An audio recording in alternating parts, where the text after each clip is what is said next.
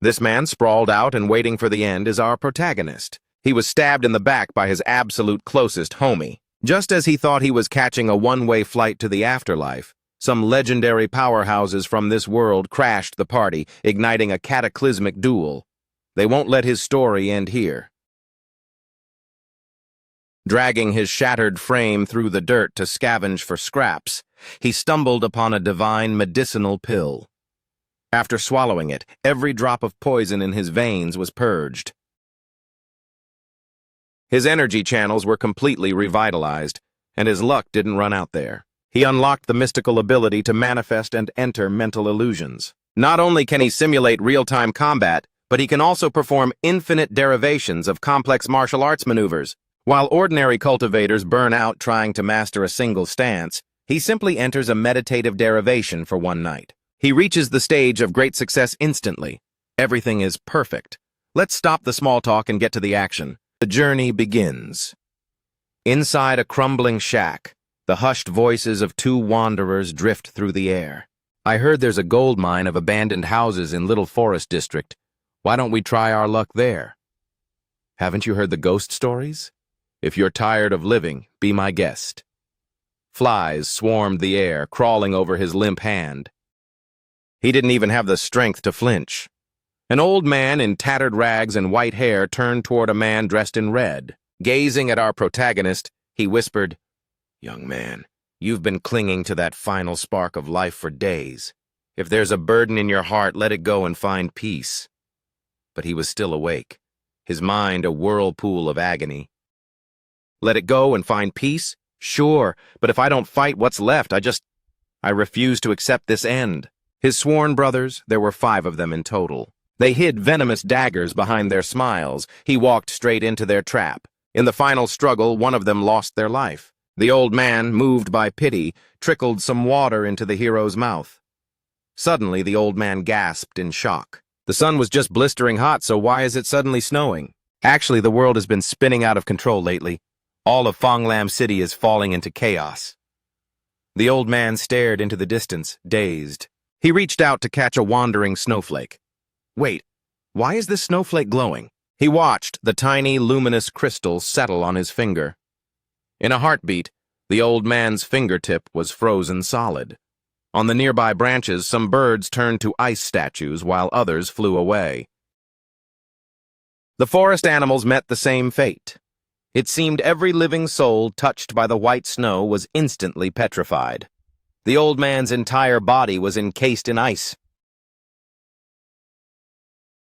All because of a single, tiny, radiant snowflake. This is far beyond the laws of nature. Heavy frozen boulders crashed to the ground with a thunderous thud.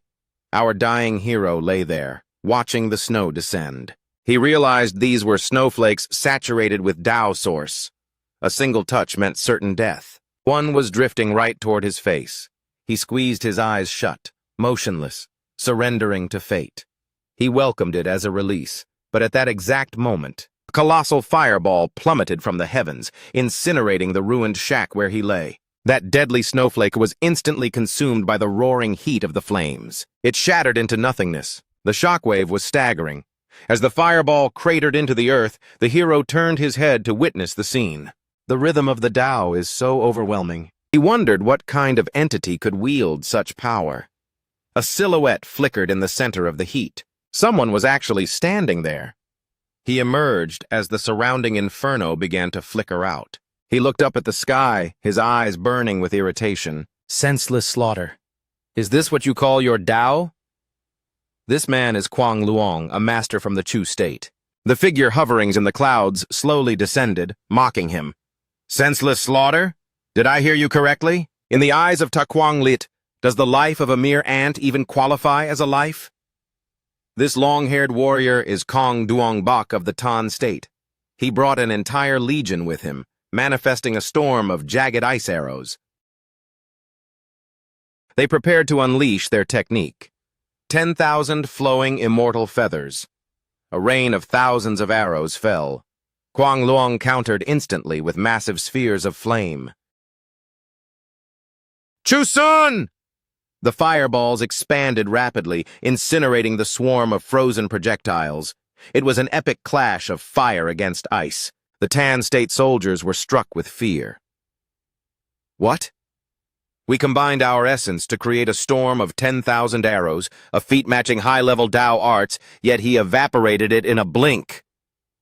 A man named Kong Duong Bak stood agape. He took a deep breath, exhaling a massive wave of sub-zero energy. One breath of frost! A single exhale froze half of the fireball solid. The massive orb cracked and shattered into fragments. Kwang Luong stood his ground and roared, "Kong Duong Bak!"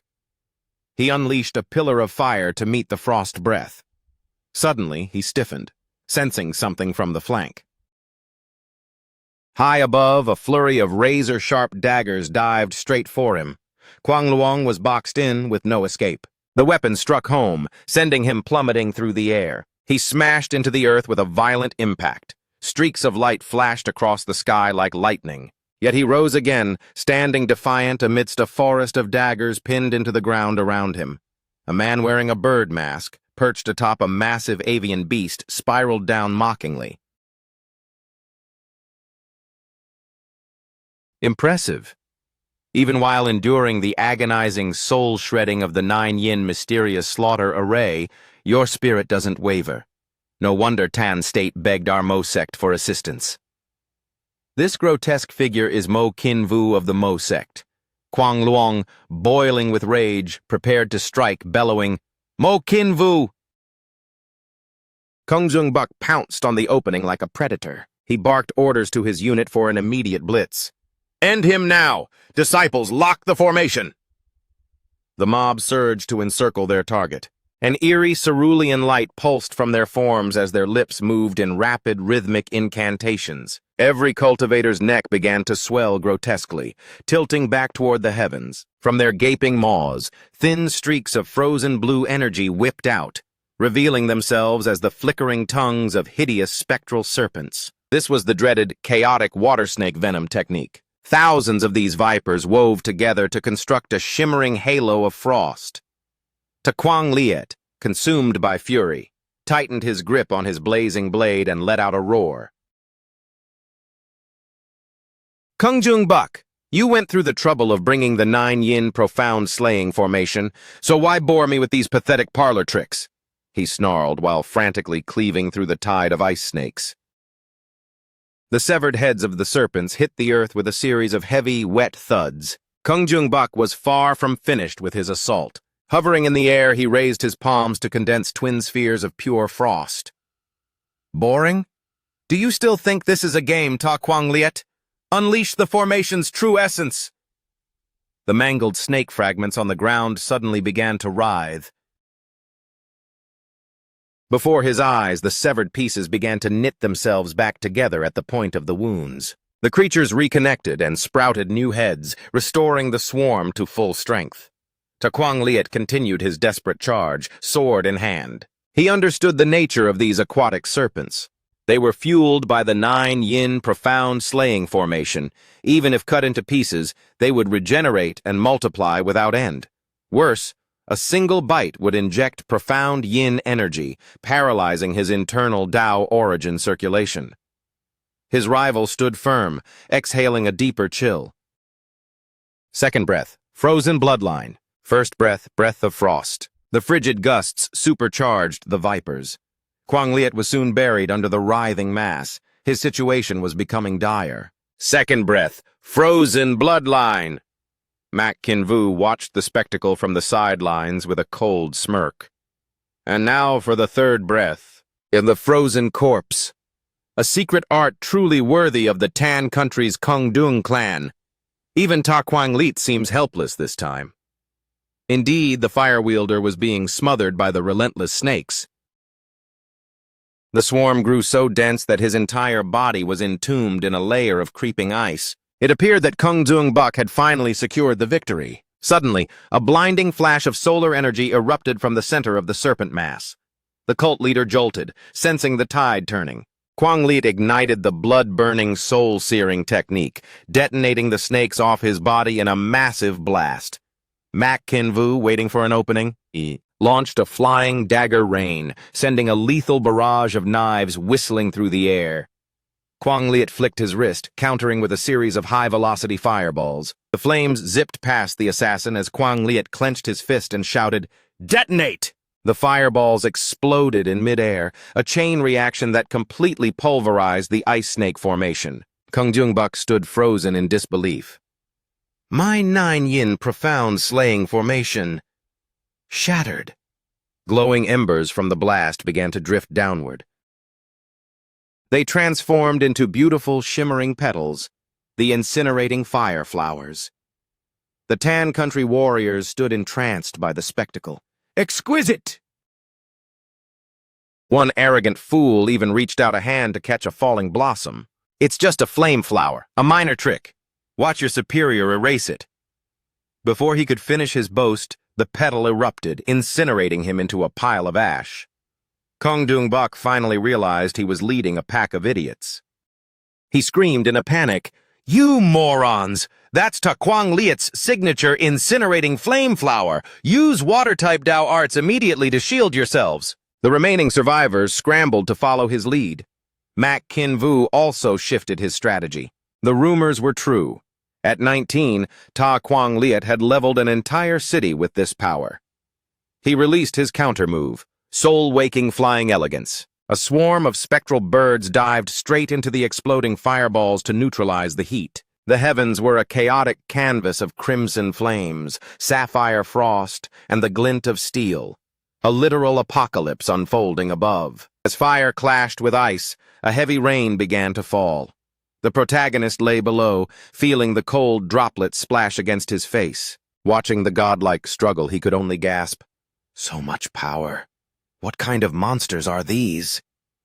But Kwang Liat was only just beginning. "Supreme flame power, ignite the heavens and boil the oceans. Great ancestor Zhurong, possess my soul. Burn." Instantly, a colossal, flaming dragon manifested, coiling around his body. The sheer heat vaporized the Tan Country rank and file. Even Mak Kin Vu barely managed to evade as a pillar of fire scorched the earth. Kung Jungbuk was slammed into the ground by the sheer pressure of the flames. He stood up trembling, his mind racing. Impossible! Where did he find the essence of Lord Zhurong? How can a mortal summon his true body? The bird-masked assassin's shield was melting like wax. Curse it! He too was knocked down to the dirt. Suddenly the earth began to quake violently beneath them. Hell itself is opening! Rifts of molten lava tore through the ground. Kwang Liat stepped out of the smoke, issuing a lethal challenge. Face me! Kung Jungbuk, stand up! Mak Kin Vu, come and meet your end! I don't care what clan genius title you hold, you are nothing before me. Empowered by Zhurong's true body and the legendary dragon, his confidence was absolute. He advanced slowly, each footstep a death knell. To him, the two elite warriors were now merely insects to be stepped on. At that moment, Kung Jungbuk regained his composure, preparing his final technique. Do not falter. Even against Zhurong's true body, my 3 breaths of profound cold can hold the line. But before he could even inhale, his final breaths sputtered out as he clawed at his throat, racked by a violent, wet cough.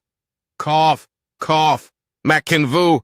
The man standing in the rear panicked, his survival instinct screaming for him to flee. Hey, Kung Jungbuk, we need to bail.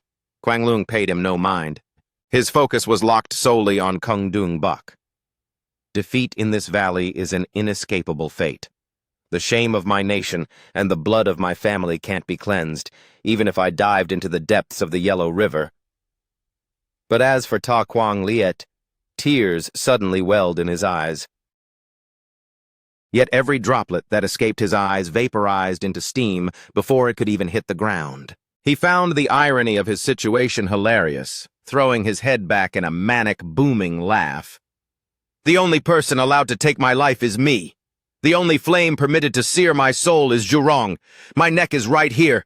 Who dares to... Before he could finish his boast, his head was clean-shaven from his shoulders. Talk big, lose your head. The head tumbled across the dirt. Kung Jungbuk hovered in the sky, paralyzed and blinking, unable to process the sheer speed of the execution. A streak of deep violet light hissed through the air like a phantom arrow. In a flash, both of them felt a sharp sting as their ears were sliced off, just as that light slammed into the earth below. The blade was sheathed with a metallic click. Kung Jung-buk's voice trembled as he recognized the newcomer. Li Nyat? It was indeed him. This is Li Nyat of the Kan State. Dressed in monochromatic robes like a wandering monk, he looked utterly exasperated. So much noise. Terror-stricken, the two survivors bowed low, stammering an explanation. Li Nyat, please. I'm merely following the orders of Prince Duan Vu. But Li Nyat wasn't in the mood for talk. Before a full sentence could be formed, Li Nyat cast a cold glance at them. Instantly, fresh slashes appeared across the faces of Mak Kin Vu and Kung Dung-buk. The speed of his strikes was beyond human comprehension. Frozen by pure dread, the two didn't dare utter another syllable and vanished into the distance at top speed. Now only Li Nyat remained, with Kwang Lung's headless torso still floating like a flickering sun in midair. Li Nyat reached into his robes and produced a command token. A demonic visage was etched into the wood. He spoke a single chilling sentence. The debt is settled. Without further ado, he crushed the token into splinters.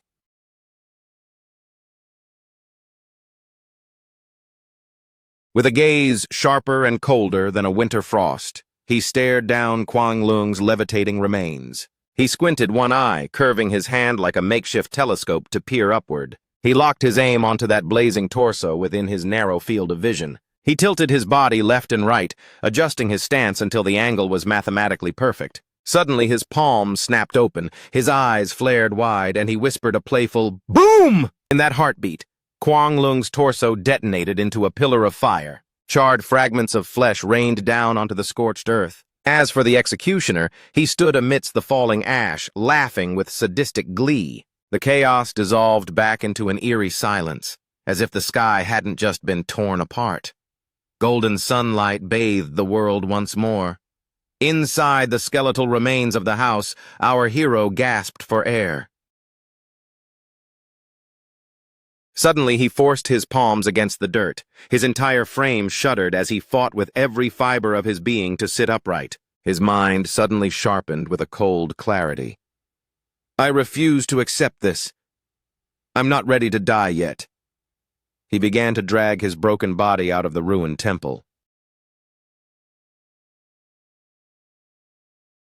Even if the odds are 1,000,000 to 1, I have to take that chance. He looked like a ghost of a man.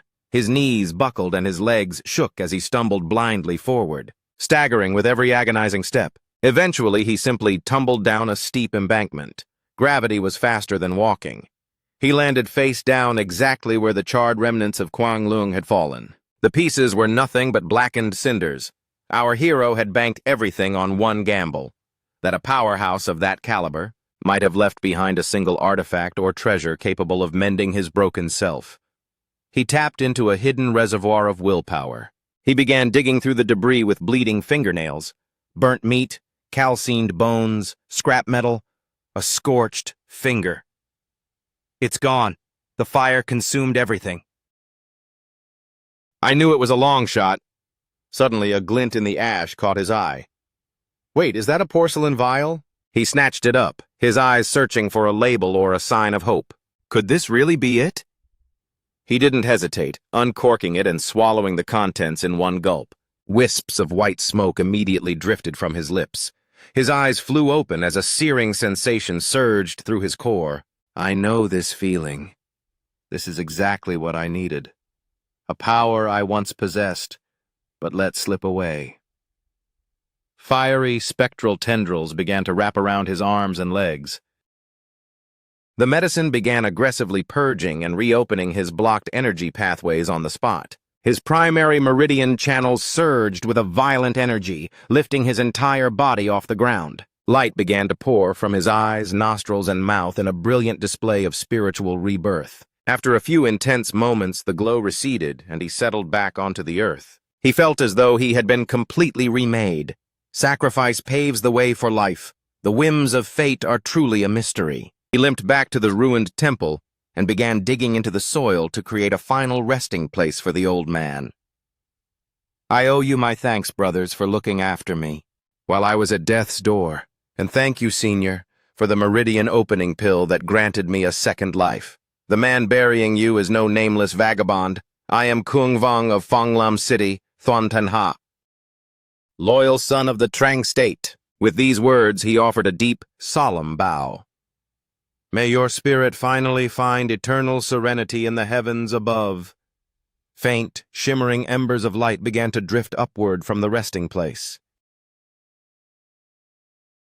Slowly, the mist coalesced into a tangible form. He gasped, his breath hitching. What is this? A shimmering golden ring descended into his palms, yet its purpose remained a complete mystery to him. The instant his fingers closed around it, a violent jolt rocked his frame, as if a bolt of raw lightning had surged through his veins. Reality warped around him. He felt plunged into the heart of a boundless, starry cosmos. Where have I been taken? He cried out in alarm. In the distance, a solitary figure stood poised within the swirling symbols of a yin-yang circle. Kung Vong dashed toward him, calling out tentatively, "Hello? Pardon me, sir." Abruptly, glowing script hovered above. Insufficient Tao origin feedback. Two ethereal structures, the Tao deduction altar and the sword duel pavilion, materialized, each revealing a single unlocked level. He recognized them instantly. Before him stood the 9th grade sword duel pavilion and the first-tier Tao deduction altar. Without warning, an invisible vortex yanked him forward with overwhelming power. Losing his footing, he yelped, "Wait! It's pulling me in!" His form blurred, merging into a flickering blue silhouette anchored to the spot. Welcome, sovereign of the Cave of True Ruins' blessed land. Kung Vong stood dazed. What kind of sorcery is this? The celestial sphere spun violently before his eyes. A pillar of sapphire light erupted from his chest as a stream of data flooded his mind. This is the Great Void Phantom Realm. Every sensation here is authentic, yet it spares the host's physical body from true harm. Beyond that, it is a perfect mirror of reality. The Tao deduction altar evolves your techniques and arts using a resource called Gong. The sword duel pavilion allows you to clash with other masters. Gong is earned primarily through the fire of combat. Triumphing over an equal foe grants Gong, while defeat drains it. Braving higher-ranked opponents yields even greater spoils. Furthermore, your blessed land generates Gong over time. Of the 72 blessed lands, East Sea Mountain sits at the bottom, yielding 100 Gong monthly. The lower 36 grant plus 10 per rank, while the upper 36 grant plus 100. Your Cave of True Ruins holds the 23rd rank. It yields 2,850 Gong per month. A chilling notification flashed. Challenge incoming in 30 days. A cold sweat broke across his brow. Failure will result in your demotion. He blinked, finding himself back within the silent walls of the ancient temple. Setting his jaw, he began his journey alone. The Great Void Phantom Realm is a labyrinth of mysteries. Though the knowledge is etched in my mind, it will take moons to master. He glanced down at the burning sigil imprinted on his palm. But there are debts to settle first. I must reach the Tao Academy before the inner court trials commence. He squeezed the ring tight, his eyes hardening. Justice will be mine. The following dawn, the streets of Fonglam City in the Trang Kingdom erupted in a deafening roar. He's alive! Kung Vong has returned from the dead! He remained a pillar of silence, walking through the gates as the townsfolk spilled out to witness the miracle. He shrugged the heavy travel pack off his shoulders and kicked it into the dust. A hulking man pushed through the throng, his face split by a massive, joyful grin. The Kung lad lives! He shoved onlookers aside like wheat. Out of my way! He lunged forward, trapping Kung Vong in a rib-cracking embrace while laughing like a maniac.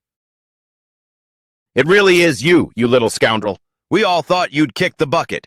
We've been grieving for nothing, damn you! This giant was the second sworn brother, Dojia Ho. Yet, amidst the joy, one man in the crowd was visibly shaking. This is a blessing. It is truly good to have our third brother back. This was the eldest brother, Lang Ha, as the crowd pressed in. Easy now, everyone! I told you lot he was too stubborn to die. He probably just went off to strike it rich and forgot his old friends. But look at those rags. I suppose the world wasn't so kind to your pockets, which is why you finally crawled back to your brothers, eh? Welcome home, my dear third brother. The source of the biting wit was the fifth sworn brother, Trio Nhu Thien.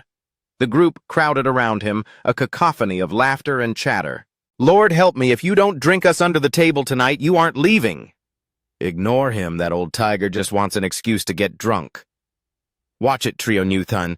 Show some respect to your elders. I'm genuinely happy he's back. Kung Vong stood at the center, a silent observer. The others continued their playful bickering. Trio Nhu Thien, we all know Do Jia Ho has a secret stash of wine jars under his cot. Enough, settle down. Third brother, what's wrong? You look like you've seen a ghost. He's right. You're staring a hole through something. What are you looking at? The entire group turned their gaze toward the object of his focus. It was the man who had been trembling. He stammered, his voice thin. Third brother. The crowd parted. This was the fourth sworn brother, Fung Bang Ku. He wore a mask of a smile. Why the long disappearance without a single word? We were worried sick about you. Kung Vong's gaze was like ice. It has been 57 days. For 57 days, your face was all I could think about. Tell me, did you honestly expect me to ever walk through these gates again? The other man feigned a look of pure shock. Third brother, you've got it all wrong. When you vanished, I was frantic. I sent search parties to every corner of the province. The boisterous Do Jia Ho, missing the tension, cut in. Hey now, you only have eyes for Bang Ku? Did you forget your second brother entirely? Seeing the sparks fly, two others pulled him back.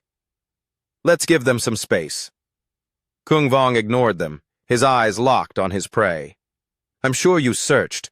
After all, if you hadn't found my body, how could you sleep at night? The crowd went quiet.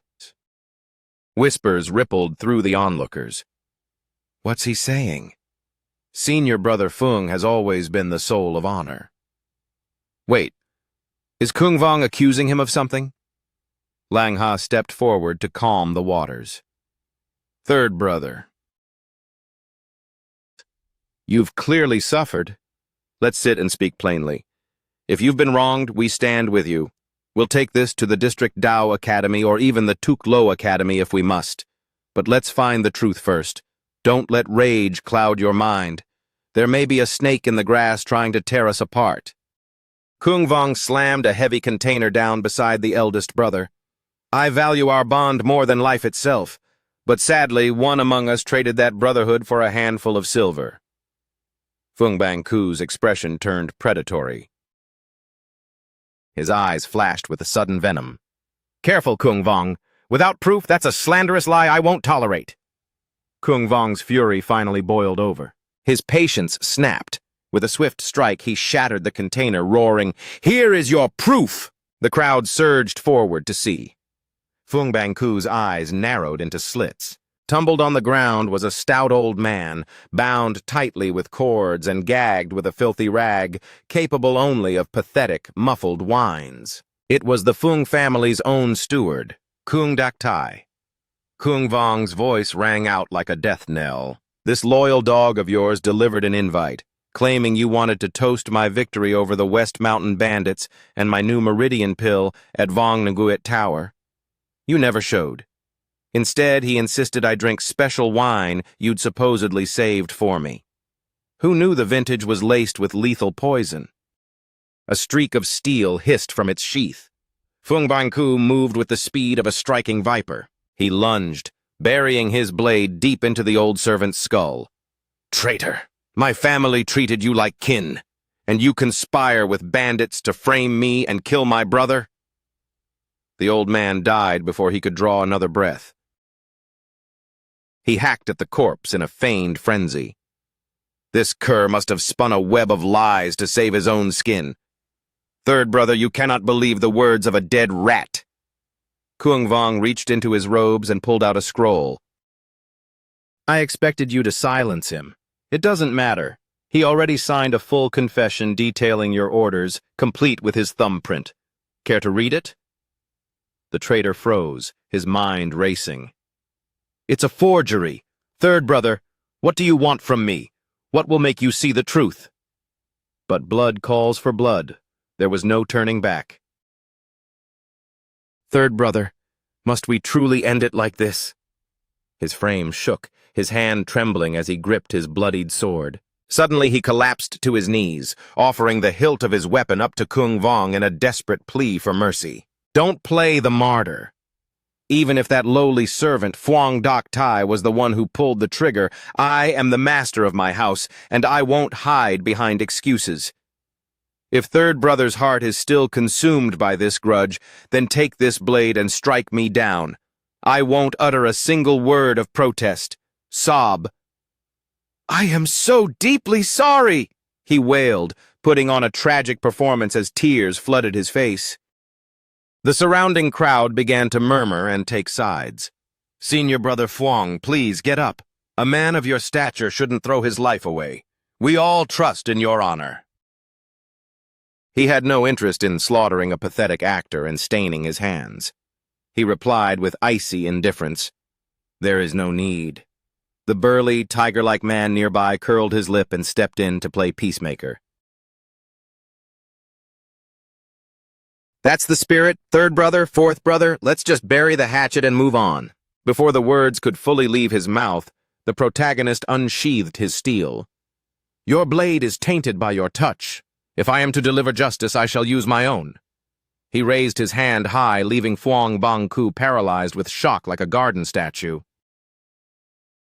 The onlookers gasped, their eyes fixed on the sudden tension. Fear gripped his heart. He talked like a hero, but the moment the blade swung toward him, he scrambled away on all fours like a terrified animal. The others winced at the sight. Good grief, third brother, are you actually going for the kill? Trio New Tang interjected. We know his heart. Unless the betrayal cut to the very bone, he would never be driven to this. The cowardly Phuong Bang Ku retreated to a safe distance. Wheezing for air, but still in one piece, he barked, Kuang Vong, do years of brotherhood mean absolutely nothing to you? The hero had no time for such hollow sentiment. White-knuckling his hilt, he snarled, Be silent. That word is a filth coming from your mouth. Didn't you just beg for death with a bowed head? Why stop the theater now? Let me be clear. If I had perished that day, the debt would be settled. But I drew breath, and now, Phuong Bang Ku, you owe me a life. And you will pay every cent of that debt. He struggled back to his feet. Turning aggressive, he snapped, Listen to me. Do you have some sort of martyr complex? I already apologized and took the blame, yet you keep pushing. He abandoned his humble act and began pointing the finger instead. You are just being stubborn and vindictive. I don't owe you a damn thing, Kuang Vong. What exactly do you think I need to pay back? His brazen lies were like nails on a chalkboard. The protagonist's temper flared. Fine. If you won't confess even at death's door, then talking is a waste of breath. He suddenly shifted his stance, held his sword in a ritual grip, and gave a formal bow. Founding Ancestor, your disciple Kuang Vong was betrayed by Phuong Bang Ku and left for dead. This scar cannot be healed. This treachery cannot be ignored. He called upon the heavens to witness the coming duel. The towering statue of the founder loomed behind him. A heavy silence fell over the square. No one dared to breathe. He was deathly serious, by the sacred laws of the Fong Lam Academy. A challenge of this nature cannot be declined. Phuong Bang Ku was cornered with no way out. He could only hiss, You've completely lost your mind. A sudden gale whipped through the courtyard, making the trees howl and sway. The crowd recoiled, shielding their eyes from the debris. What's happening?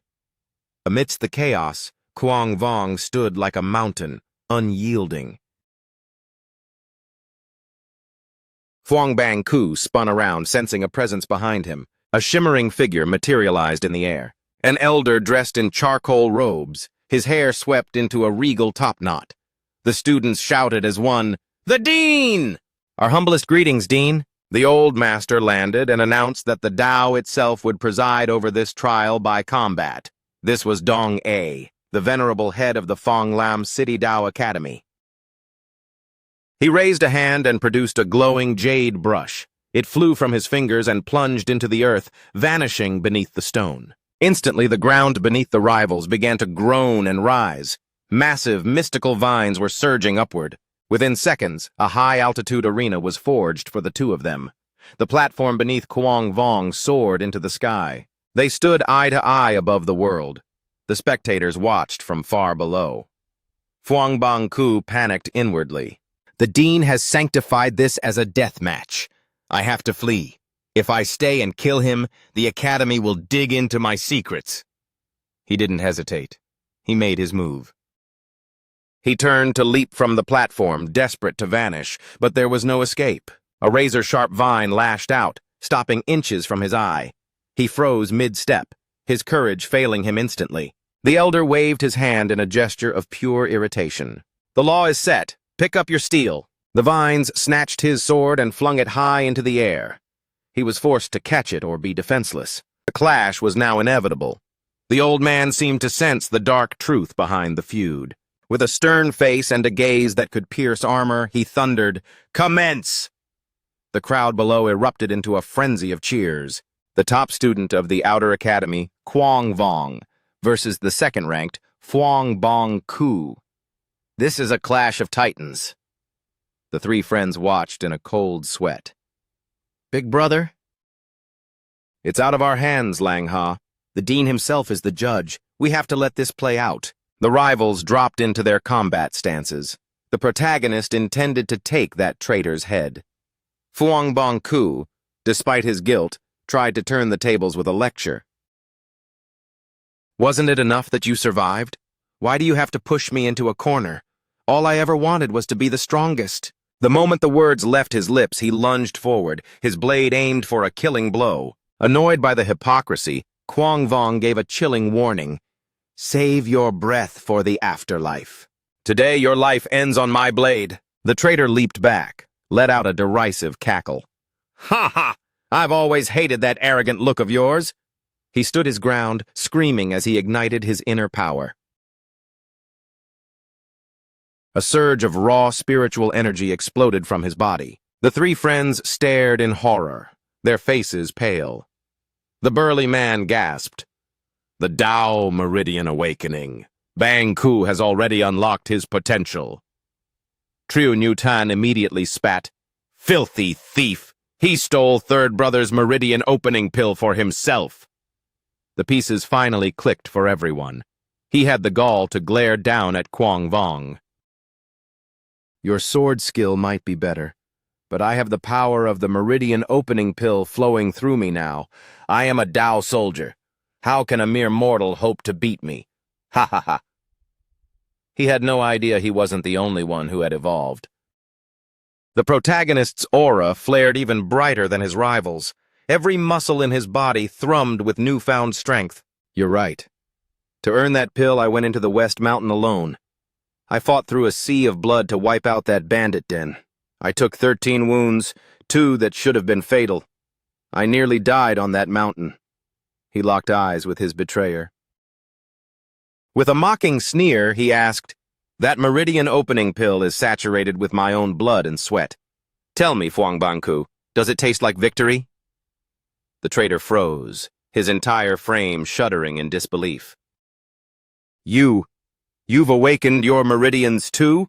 But how? I personally devoured your only pill." There was no time for his mind to bridge the gap. The two collided in a blur of violence, their blades clashing in a desperate, high-stakes struggle for dominance. Kuang Vong's strength was overwhelming. A single thunderous strike sent his opponent spiraling backward across the stone. Wallowing in resentment, the traitor thought, "Curse it all! How did he find a way to ascend?" Suddenly, His flesh was torn asunder, and a spray of crimson painted the air. All that carnage carved out by a single masterful stroke. Panic flared, but he tried to steady his racing heart. Stay sharp. He might be awakened, but I've spent the last 57 days nurturing my power while he was rotting from his wounds. He's running on fumes. If I turn this into a war of attrition, I win. Reinvigorated by his own lie, he charged. Unleashing a barrage of desperate strikes, he bellowed, "Die, damn you!" The protagonist parried every blow with effortless grace. Above them, the Dean watched the lethal dance with a detached, piercing gaze. Below the arena, the massive, tiger-like man reached his breaking point. His eyes bulged as he roared, "Third brother, don't you dare let that snake get the better of you!" Meanwhile, the sharp-eyed trio New Tan squinted, noticing something off. Third brother's internal energy flow looks unusual. On the platform, the tide shifted as Quang Vong launched his counteroffensive. The hero leaped into the sky, blade descending. The traitor smirked, thinking, "Aha, just as I thought.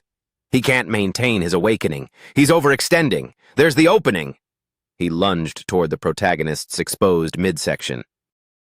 A jagged blade tore through the protagonist's side, grazing his internal organs. Blood erupted from the wound. The traitor had finally landed a devastating blow. Fuang Bang Q's face twisted into a mask of pure delight. "Why in such a rush to die, third brother?" Despite the agonizing gash, the protagonist didn't falter. "I only regret that I can't send you to hell fast enough."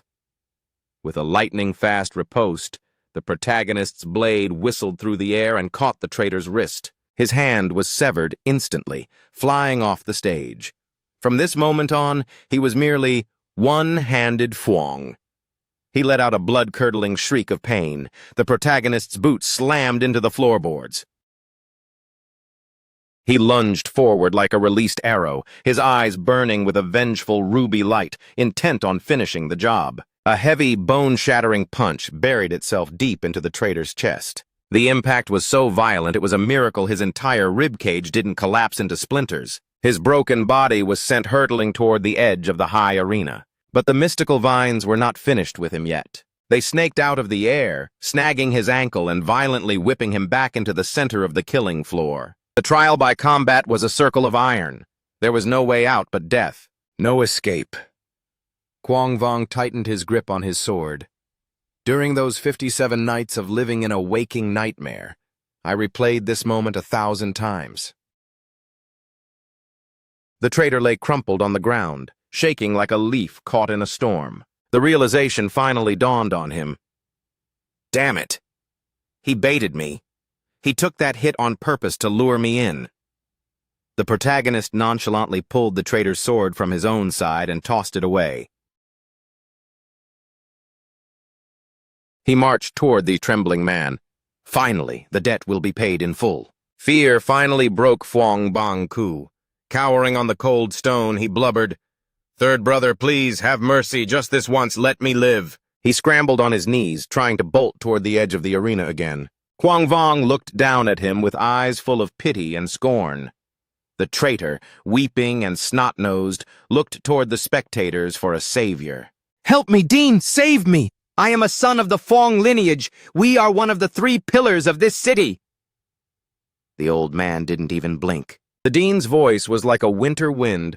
"The law is absolute. Once the Tao witness deathmatch begins, it ends only when one heart stops beating. Your life is no longer mine to grant. It belongs solely to your opponent." With a flick of his wrist, the Dean tossed the coward back into the center of the ring. He was a trapped rat. His entire body convulsed with terror. "Third brother, listen to me. I can explain everything." Surprisingly, the protagonist paused to let him speak. With tears streaming down his face, the traitor wailed his justification. "The Fuang family hasn't produced a true cultivator in 20 years. If I missed this chance, I'd be a nobody forever. I carried the weight of my father's legacy on my back. You tell me, how long was I supposed to wait? You were the only one fast enough to earn that pill. I was desperate. I had no choice. His eyes were bloodshot and bulging with frantic energy. I'm sorry, okay? Since the night I took it, I haven't had a moment's peace. The guilt has been eating me alive. But look at you, you're fine. We're brothers. Can't you just find it in your heart to forgive me? Quang Vong listened to the pathetic excuse, his heart remaining as cold as stone.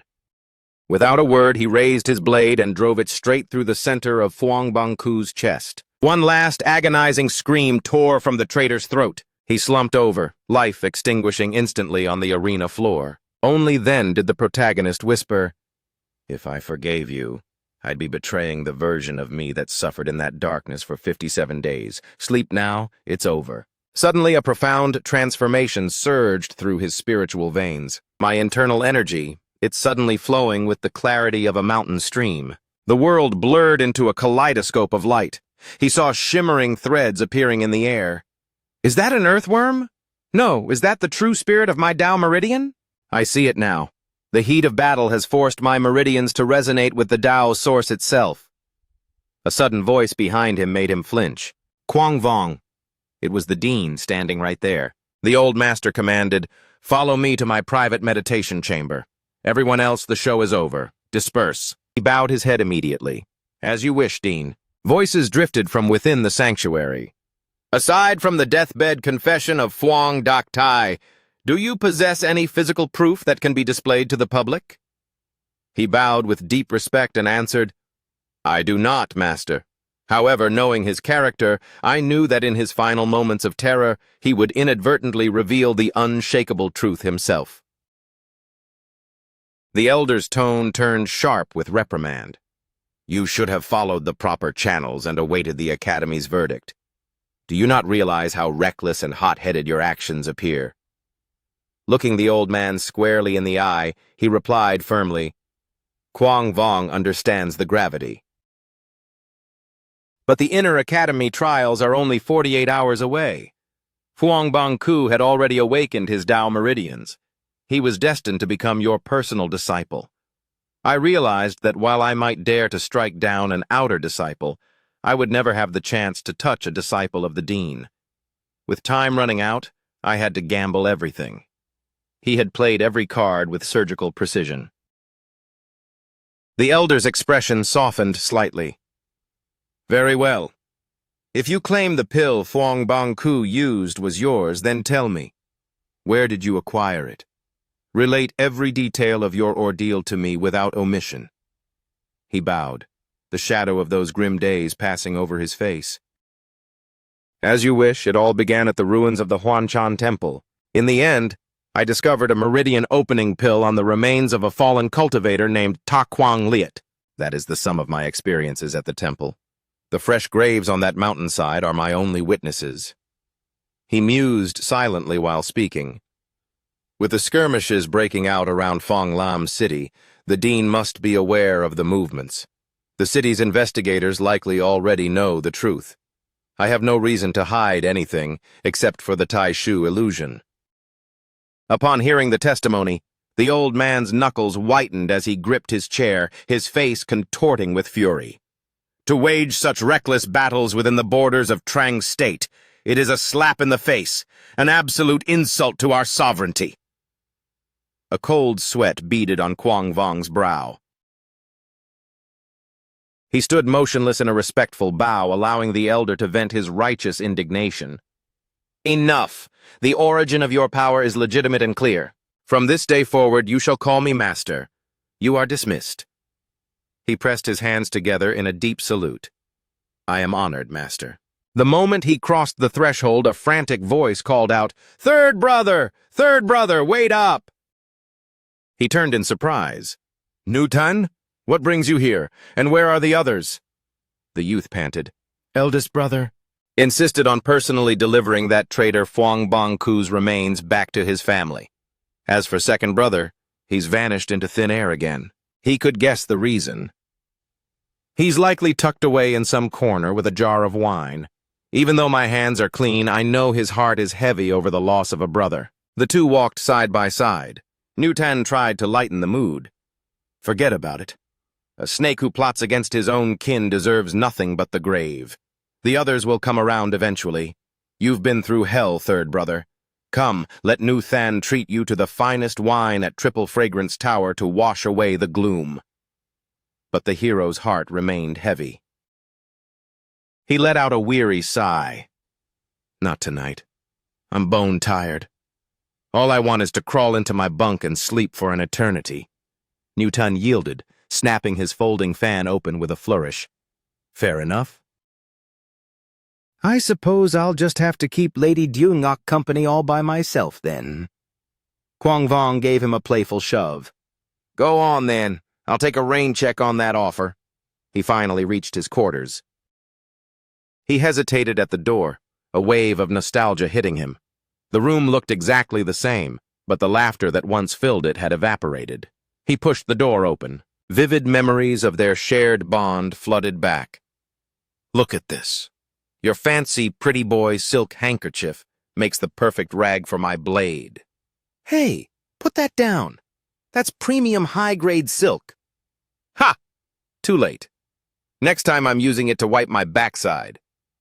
Easy now. I'll wash it for you later, eldest brother would say, ever the mediator. The tiger would rumble, Go easy on him, don't break the boy, as the two wrestled on the floor. Get off. You smell like a swamp. I just bathed 3 days ago. Stop acting like a princess. And Banku would be off in the corner, honing his swordplay, stopping only to share in the boisterous laughter. Memories like these were far too precious for simple tears. That brotherhood was shattered beyond repair. He remembered a day from his childhood, seeing an old man soaring through the clouds on a glinting sword. Young Quang Vong gasped in wonder, Look, a real immortal. The elder descended, noting, You have a gifted nature, child. Would you like to learn the path of the heavens with me? Suddenly his childhood friend shoved him aside. Me! Take me, great immortal! He looked up at the old man with wide, innocent eyes. Uncle Immortal! He is my best friend. Can we both go together? The elder's gaze was cold. No, I have room for only one disciple. Without a heartbeat of hesitation, his friend lunged forward and hurled him off the precipice. Die, then! Quang Vong plummeted, his arms flailing against the wind. No! He crashed into the freezing depths of the water below. The elder watched the fall, offering a grim lesson. His talent may be lesser than yours, but his heart is far more ruthless. Never forget, cultivation is a path of eternal struggle. He bolted upright, gasping for air. Ha! Ha! He clutched his head, his fingers tangling in his hair as he tried to ground himself. That dream again. I've slept the day away. Are the others still not back? The world outside was draped in an oppressive, pitch-black silence. He stepped out into the corridor.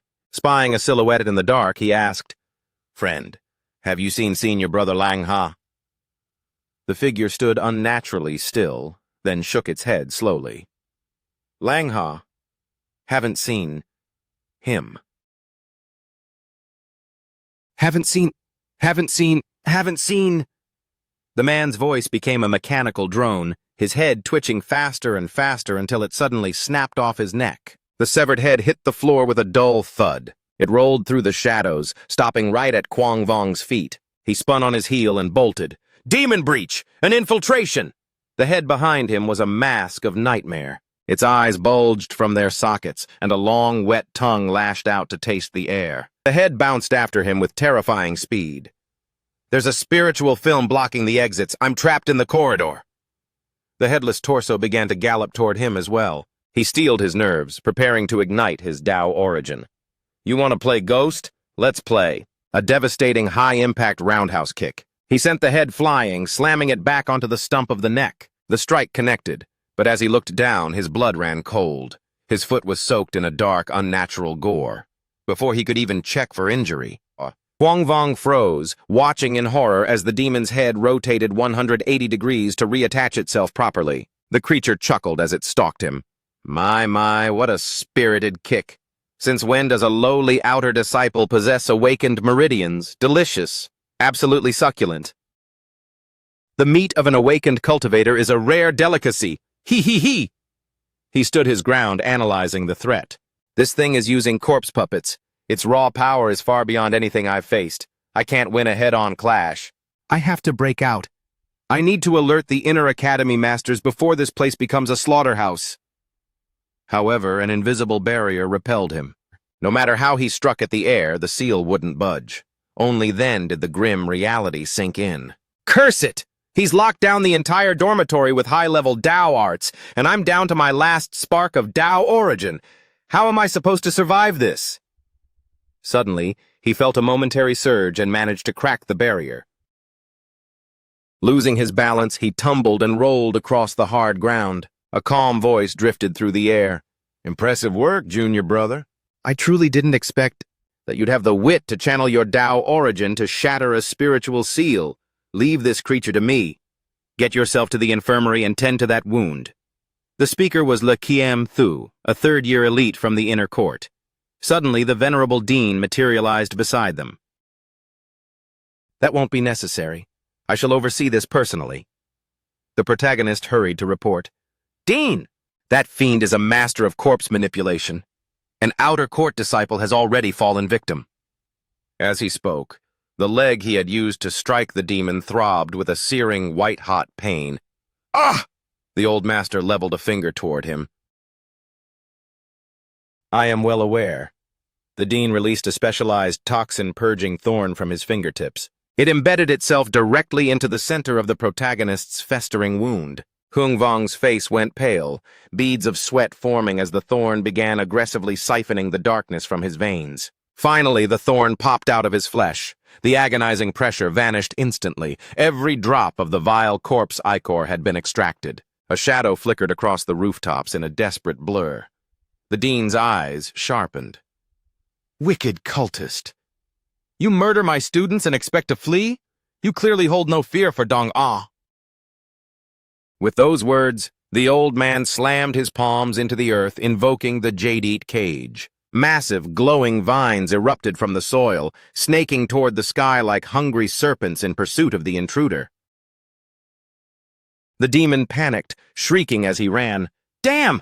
I didn't think a powerhouse like Dong-A would intervene. I've botched this. What now? Split up. Every part for itself. The severed head shrieked back, Agreed! In an instant, the head and the torso bolted in opposite directions at a frantic pace. The head glanced back at the relentless vines and thought with a shudder, Against Dong-A, we're nothing but dust.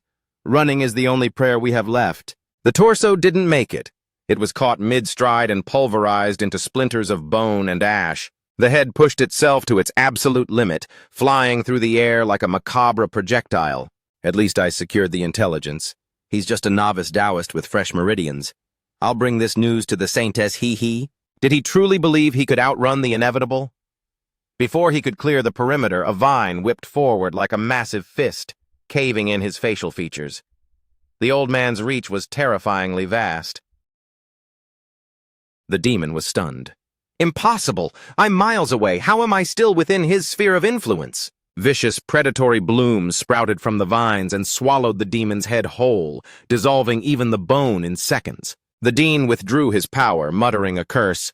Such insignificant vermin! Daring to spill blood on my grounds! He dragged the remains of both demons back. The old master leaned in, his voice cold. Who is your master? The head, clinging to its final spark of life, remained insolent. He, come closer and finish me. I'll give you my answer in the underworld.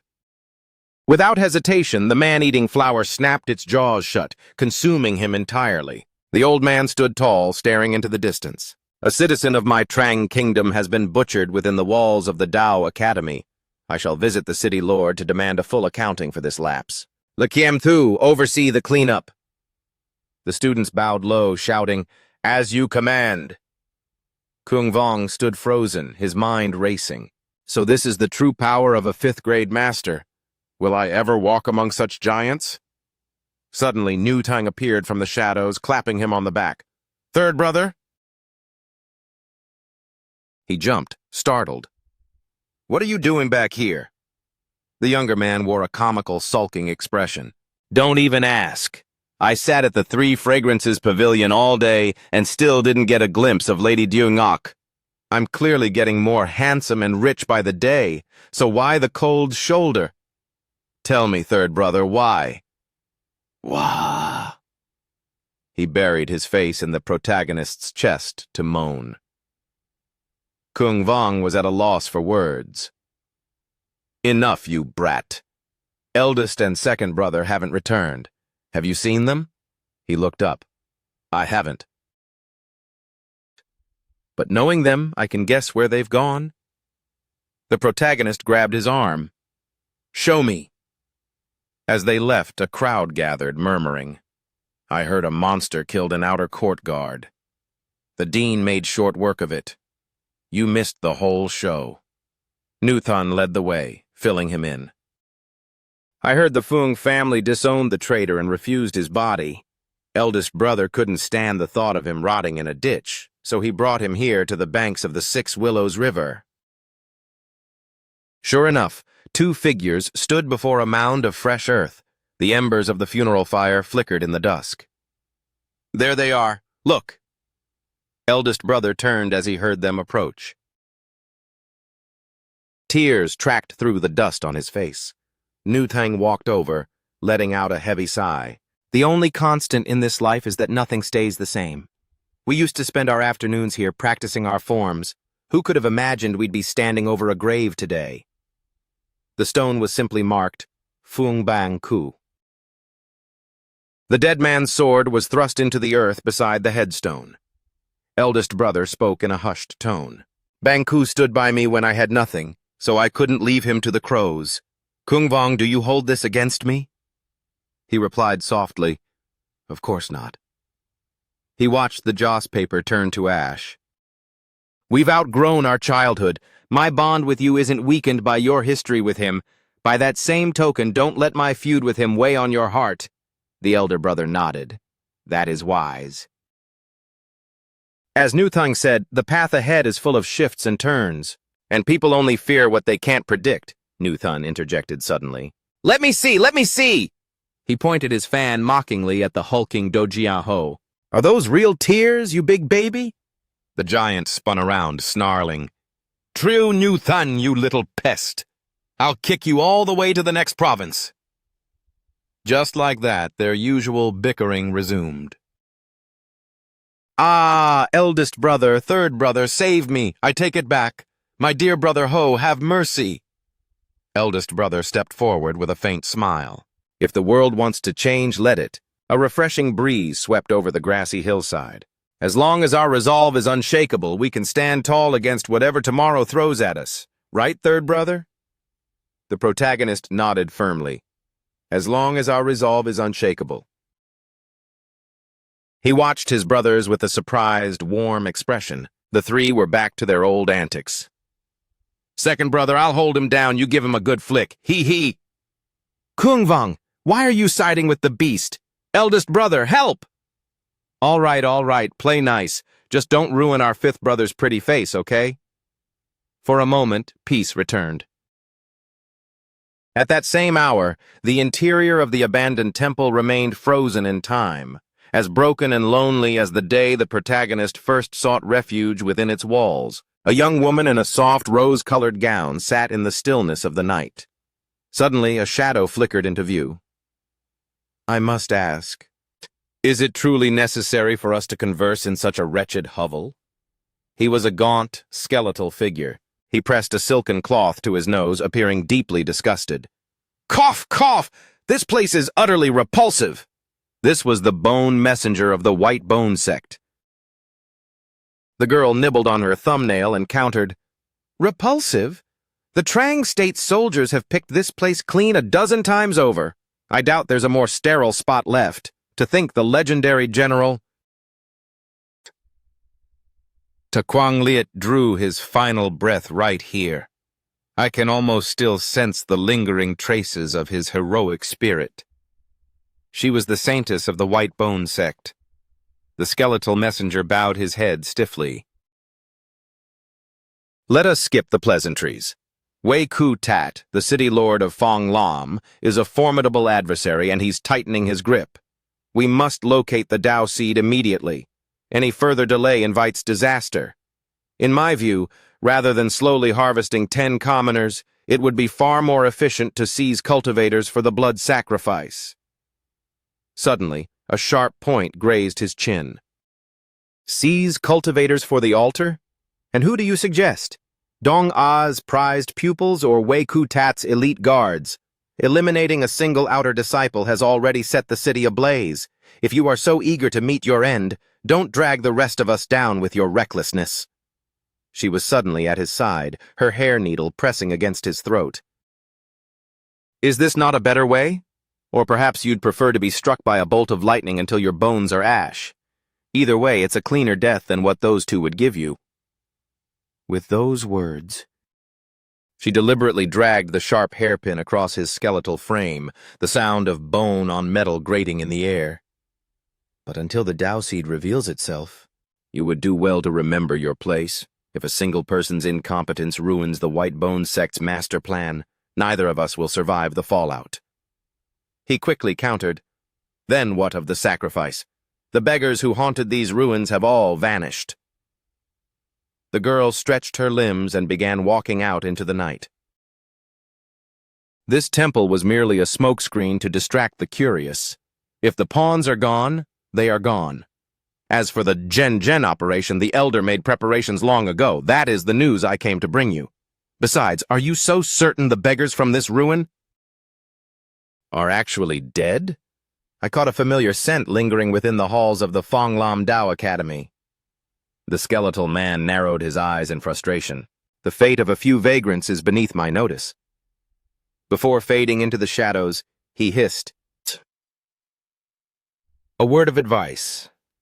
Don't let your title as the Tao seed's intended woman go to your head. Whether he even wants you once he awakens is a different story entirely.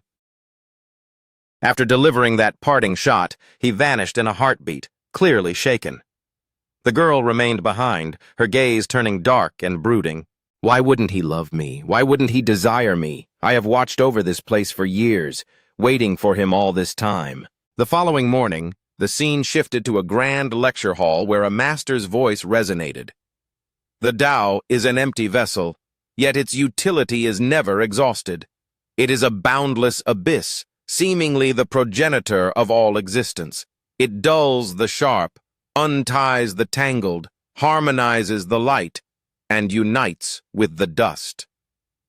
Kuang Vong and his peers sat in silent focus.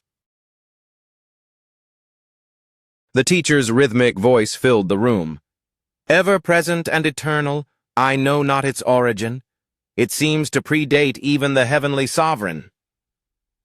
The brawny Dojia Ho was beginning to drift off.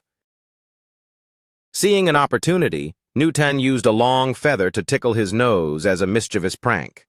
The elderly instructor sat poised at the front. You are new to the inner academy. Until your Tao meridians awaken, your training is limited to breathing techniques to refine your essence. True cultivation only begins when those meridians appear and you pulse them to extract Tao origin. Remember, the spine is the great dragon of the human form.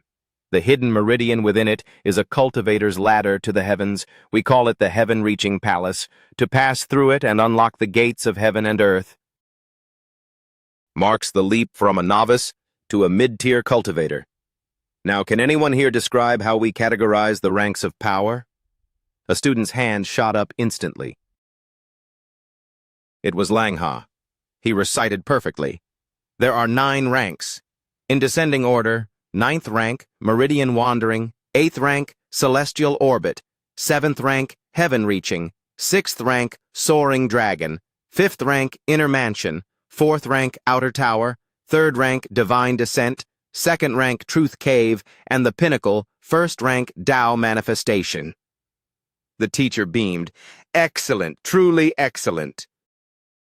Upon reaching the 9th rank, you step beyond the mundane. The threshold is the formation of a Tao source within your heaven-reaching palace. To achieve this, you must master the foundational pattern the Academy will now provide, the Return to Origin Array. When you have gathered sufficient Tao origin, you must direct that energy within your spine to align with the 81 nodes of the return to origin array. Once the circuit is complete, the Tao source is ignited, the master explained.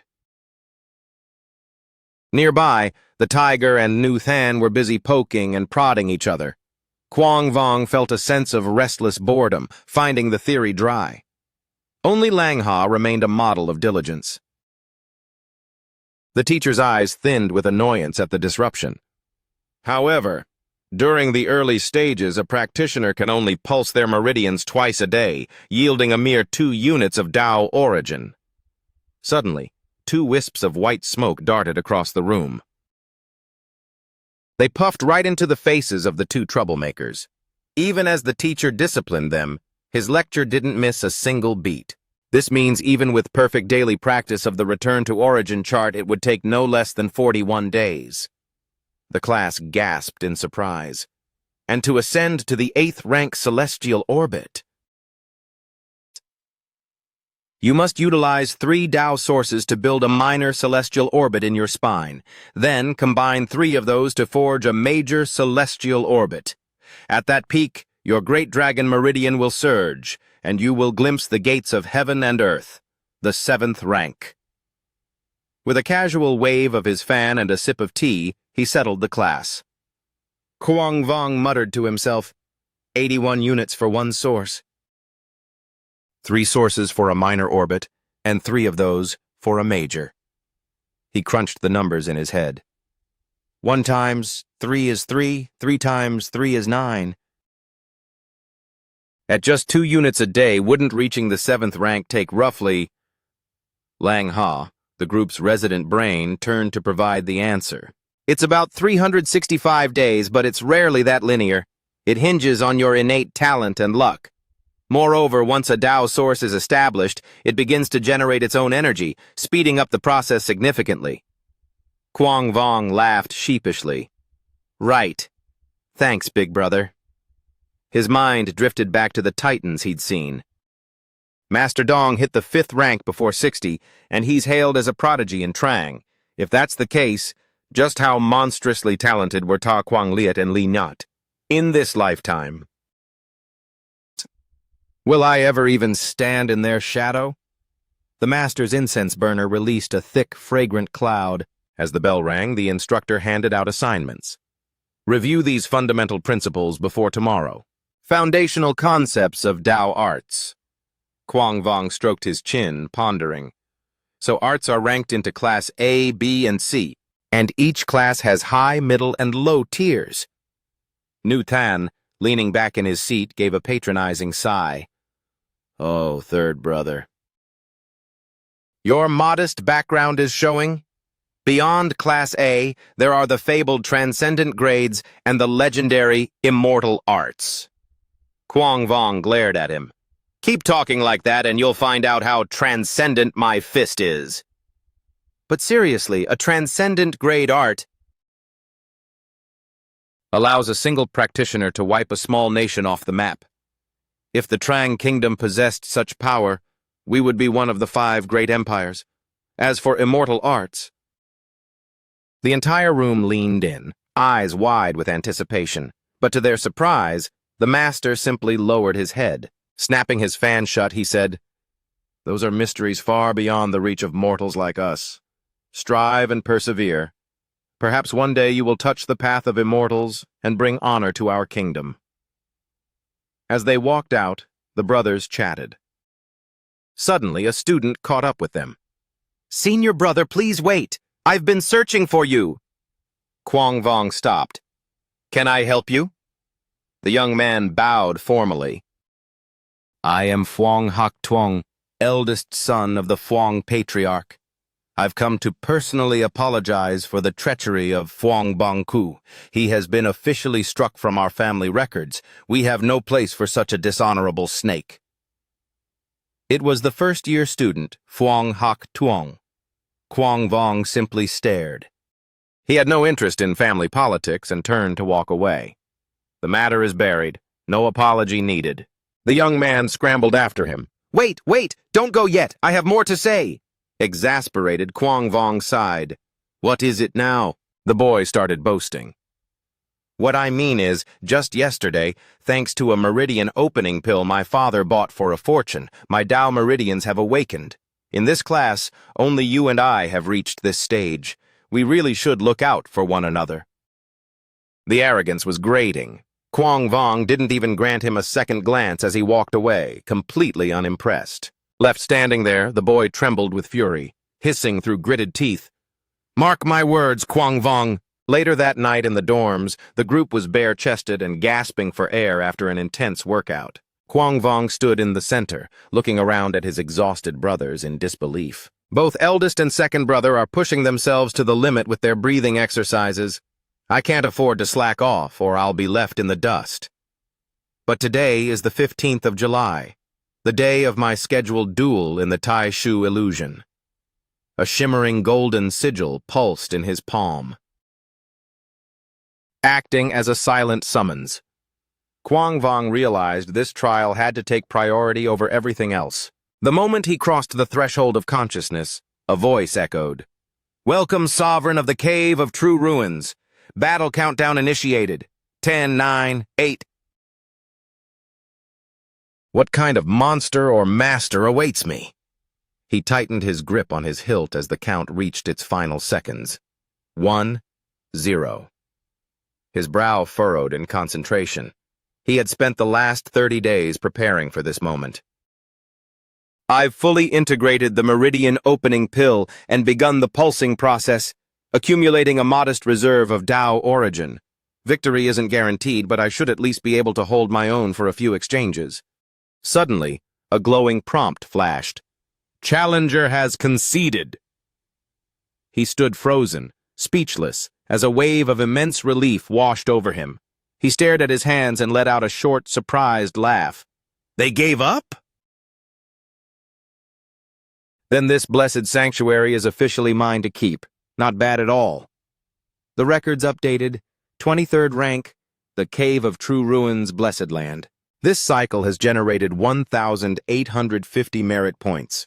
My total now stands at 3,700. That's a small fortune. Time to see what I can buy with it. Standing at the epicenter of the celestial circle, he commanded, "Invoke the Tao deduction altar." Following the mental imprint he'd received, he reached out and pressed his palm against the smooth surface of the floating table. By focusing on his known skills and the merit he wished to spend, the ancient mechanism began its work. Return to origin array 1,850 points. The altar erupted in light as it began deconstructing and refining the technique, and reweaving it into something greater. Balance, 1,850. Evolution complete. You have unlocked the celestial orbit star array. An incredibly long, intricate scroll manifested on the table. He gazed at the massive document in awe. Is it really this vast? This is the celestial orbit star array? He looked at his remaining 1,850 points. Should I hold on to these and wait for a new skill? No. In this world, being a step behind is a death sentence. I don't know if tomorrow brings a breakthrough or a catastrophe. Power is the only insurance.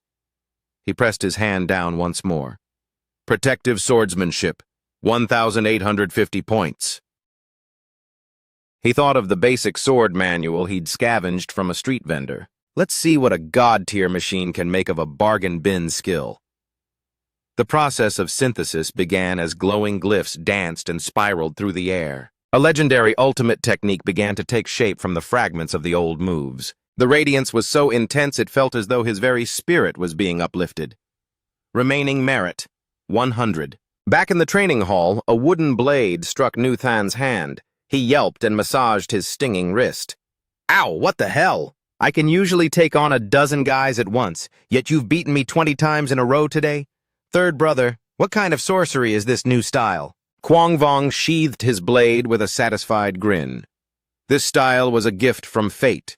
It consists of 9 training forms and 5 killing forms. I've only scratched the surface, but my vision of the blade has been transformed. However, It doesn't have a name. Nu Than, you're the poet among us. Give your brother a hand. Nu Than stroked his chin. It feels majestic and unpredictable, yet heavy with hidden power. He suggested, how about Supreme Peak Godslayer Sword? Quang Vong gave him a playful thwack on the head. Be serious for once! Rubbing his head, Nu Than straightened up. Fine, fine. 9 training forms and 5 lethal ones. 9 and 5 are the numbers of the Emperor. He winced as he felt a bump forming on his scalp. In my eyes, this is the sovereign of all sword arts. Let's call it Purple Chi rising from the east. The protagonist's eyes sparkled. The name fit perfectly. Purple Chi rising from the east. That's beautiful. Then from this day forward, this style shall be known as... He raised his sword toward the sky. Donglai swordsmanship! It sounded powerful and ancient. Suddenly, Nu Than lunged forward and hugged him. Quang Vong recoiled in surprise. What are you doing? Nu Than pouted. Third brother, I want to learn it too. You have to teach me. As they were joking around, someone approached them. Him. An elderly man carrying a formal sword case bowed to them. Master Le Kiem Thu of the Dao Academy is requesting an audience with young Master Quang Vong. This was Uncle Dang, the loyal butler of the trio household. Quang Vong followed immediately. To think senior brother Lei would come all this way just to find me. I'm honored. I wonder what Master Dong requires of me. Kiem Tu walked ahead, waving off the formality. It's just a message. I'm not from a noble line, so skip the junior brother titles and the bowing. Quang Vong wondered, could the dean have found a lead at the city lord's manor? Kiem Tu stopped outside a heavy door and announced, everyone is present. Quang Vong blinked. Wait, who else is here? To his annoyance, Phuong Hoc Tuong was waiting inside. The boy turned and sneered. So the person senior brother Lei went to fetch personally was just Quang Vong? He pointed an accusing finger. Hey, you! You've got some nerve. Not only did you make senior brother Li hunt you down, you've kept senior brother Trong waiting for ages. The other two ignored the brat and bowed. Greetings, senior brother Trong. The 5th-year inner court elite, Trong Lam Shuyen, turned around slowly. Welcome, brothers. Master Dong is currently in deep meditation. We shall wait in silence. They stood in the hall until the doors finally creaked open. The group bowed in unison. Greetings, Dean. The old master's face was grim. You are aware of the recent tragedy, an evil cultivator infiltrating our grounds and slaughtering a student. While the city lord promised a full investigation, his punishment department has turned up nothing but dead ends. We do not wait for others to clean our house. I am tasking you with finding the truth. This is an 8th-rank mission with rewards to match.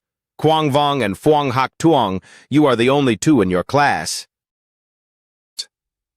who have awakened their meridians. This is the forge where you will sharpen your spirits. The students whispered in shock. 100 merit points for an 8th-rank mission? That's huge. The dean continued. Lam Shuyen and Kiem Tu, you will each lead a junior and split the investigation. The reward will be split 10% and 90%. The team that finds the primary lead takes the lion's share. That is my final word. They bowed low. We obey, Master. Trong Lam Shuyen stepped forward. I have a contact in the punishment department. 2 leads stand out. First, the culprit stayed at the Phuc Lai Inn for 3 days before the attack. Second, a family in Duangsha town was recently wiped out, leaving behind a foul stench of decay. Brothers, how should we divide the teams and the targets? Phuong Hoc Tuong immediately spoke up. I'd love to work with senior brother Li, but our families, the Phuong and Truong clans, have been allies for generations, so I must join brother Truong. Kiem Thu looked at the others. This is Lam Shuyen's intel. I'll follow his lead on the split. Quang Vong nodded. I will follow senior brother Truong's coordination as well. Lam Shuyen rubbed his chin, considering the options. Very well. Before he could finish, Hoc Tuong cut him off to taunt Quang Vong. Look at you! Just a shadow of Brother Li. Do you have no opinions of your own? His words fell on deaf ears. Lam Xuan announced, "We set out tomorrow. Kiem Thu, you take the Phuc Lai Inn. Junior Brother Quang, you're with me. We head to Duong Sa Town." He walked off immediately, leaving Hoc Tuong standing there looking like a fool. The boy reached out, stuttering, "Wait, but what about the alliance between our families?" The following morning, they reached Duong Sa Town. It was a desolate place, heavy with the weight of poverty and silence. Kung Vong was well aware that the inhabitants of Duong Sa Town survived mostly through foraging and hunting, only venturing back into town to trade on the 1st and 15th of each month. Since it wasn't a market day, the streets were deserted. Lam Xuan noted, "Impressive. It seems Junior Brother Kung has done his homework." Receiving praise before the mission truly began made him feel a flicker of pressure. Senior Brother Lam Xuan was a renowned fifth-year elite, a legend in the academy rankings. Even if the dean had paired them so the veteran could mentor the novice, the MC knew he couldn't afford a single mistake. He replied modestly, "It is merely my duty. Senior Brother Trung's praise is far too generous." They pulled up in front of a quiet residence. A man standing watch by the gate clasped his hands in a formal greeting. With eyes wide with desperation, he pleaded, "My name is Dung Don, the local constable. You two young masters are destined for great things. Please, you must bring justice to those who suffered here." He cursed with raw emotion. Dung Daingyu and his kin were the most honest folk you'd ever meet. Those cultist bastards are pure evil. They deserve to be wiped from the face of the earth. A bright yellow warding talisman was plastered over the door lock. Lam Xuan gave a curt, cold command. "Open it." The large man stammered back, "At once, sir." He threw the doors wide open. The thick, suffocating stench of decay immediately billowed out. Lam Xuan moved quickly to shield his nose with a silk handkerchief. Inside, the gruesome scene was undisturbed, with bodies already withered away to bare white bone. The man following them whispered a warning. "Exercise caution, young heroes. The air in here is heavy with a foul, malevolent energy." Without flinching, the two walked into a cramped back room where a skeletal remains lay draped across a table. The body was a mere frame of bone, yet the bowl of porridge sitting before it looked as fresh as if it had just been cooked. Kung Vong spotted the anomaly instantly. "The food remains untouched by time, yet the flesh has vanished. This reeks of the cult's corpse manipulation arts." Unsheathing his blade in a defensive grip, he asked, "Senior Brother Trung, shall I venture deeper?" "Proceed. We'll divide and conquer," Lam Xuan replied. "Shout the moment you find anything suspicious." They moved into separate chambers to search for clues. Kung Vong stepped into a child's bedroom, littered with forgotten wooden horses and toys.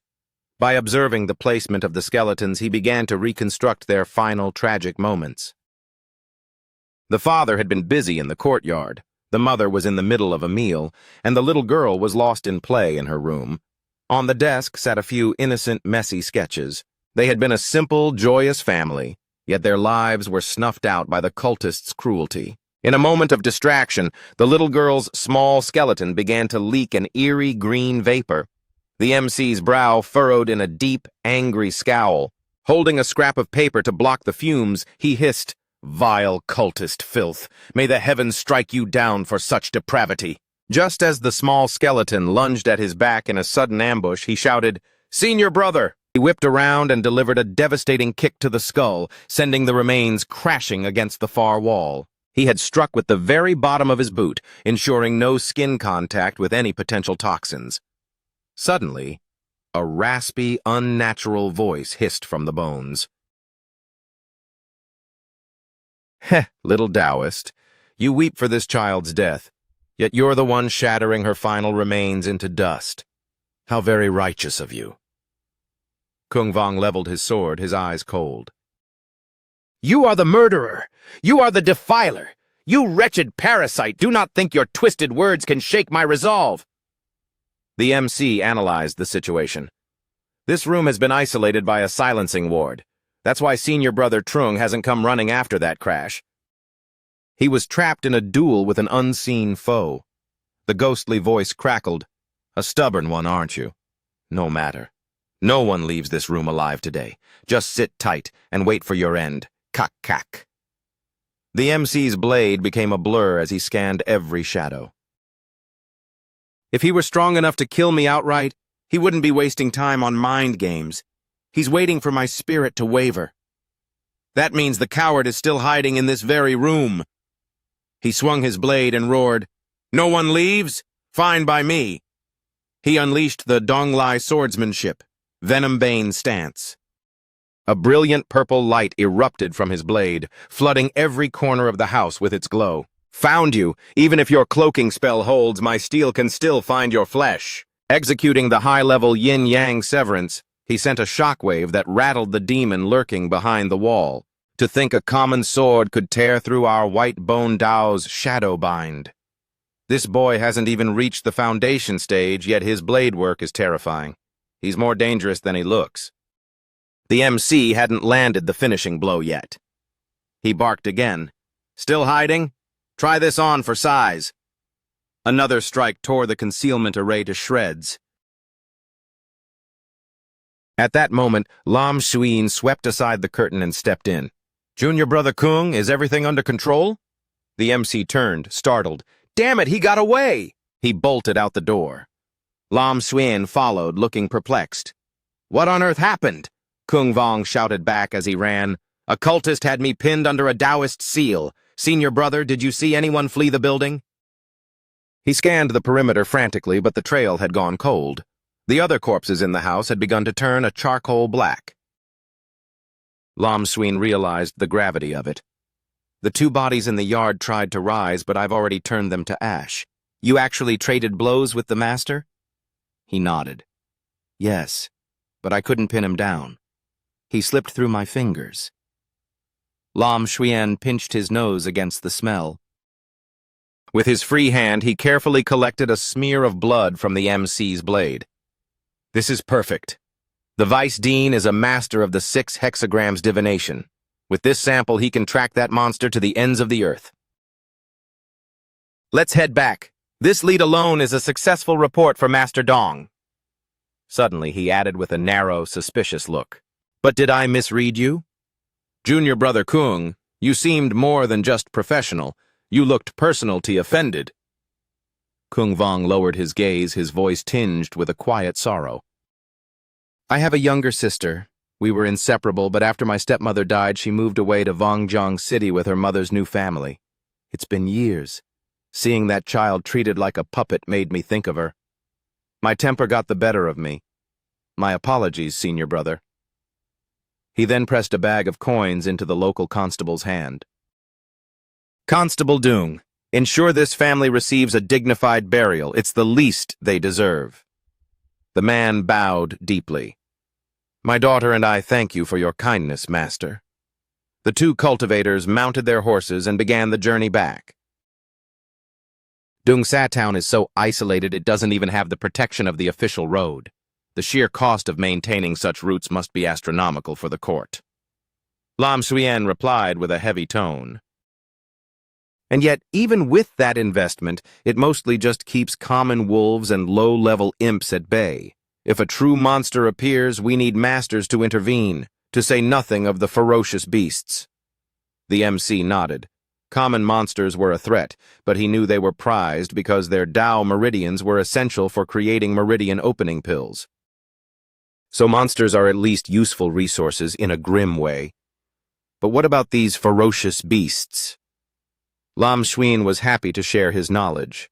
"Your thirst for knowledge is commendable, junior brother. Think of a ferocious beast as a wild animal warped by pure evil, or a monster that has been polluted until it loses its mind. Because they are tainted, every part of them, fur, bone, and meat, is toxic and worthless. Since they've lost their sanity, their Tao meridians are shattered and useless for pills. They aren't just dangerous. They are a complete loss. Dealing with them is all risk and no reward.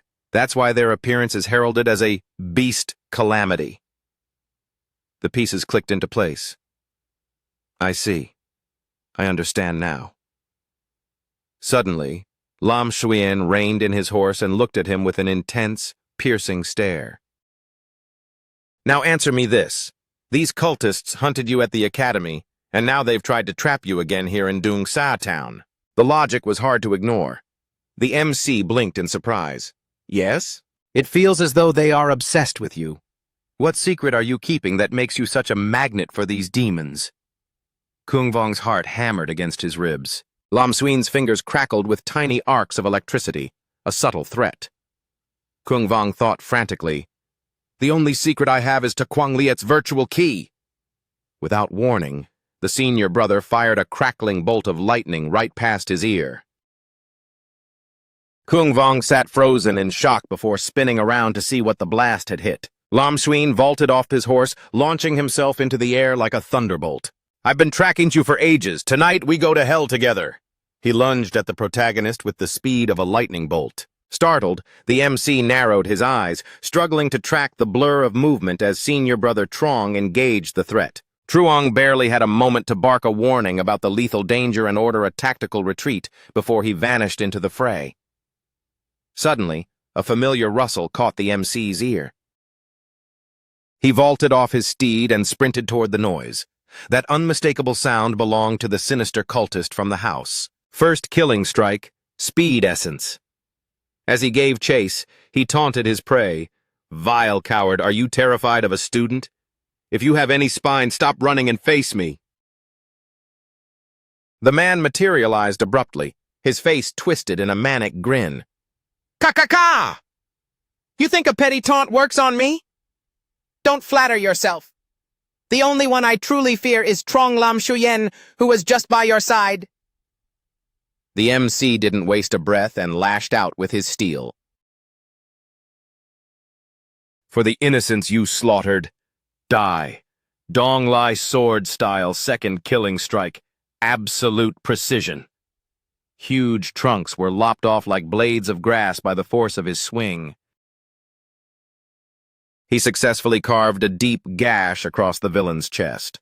Despite the wound, the man scoffed.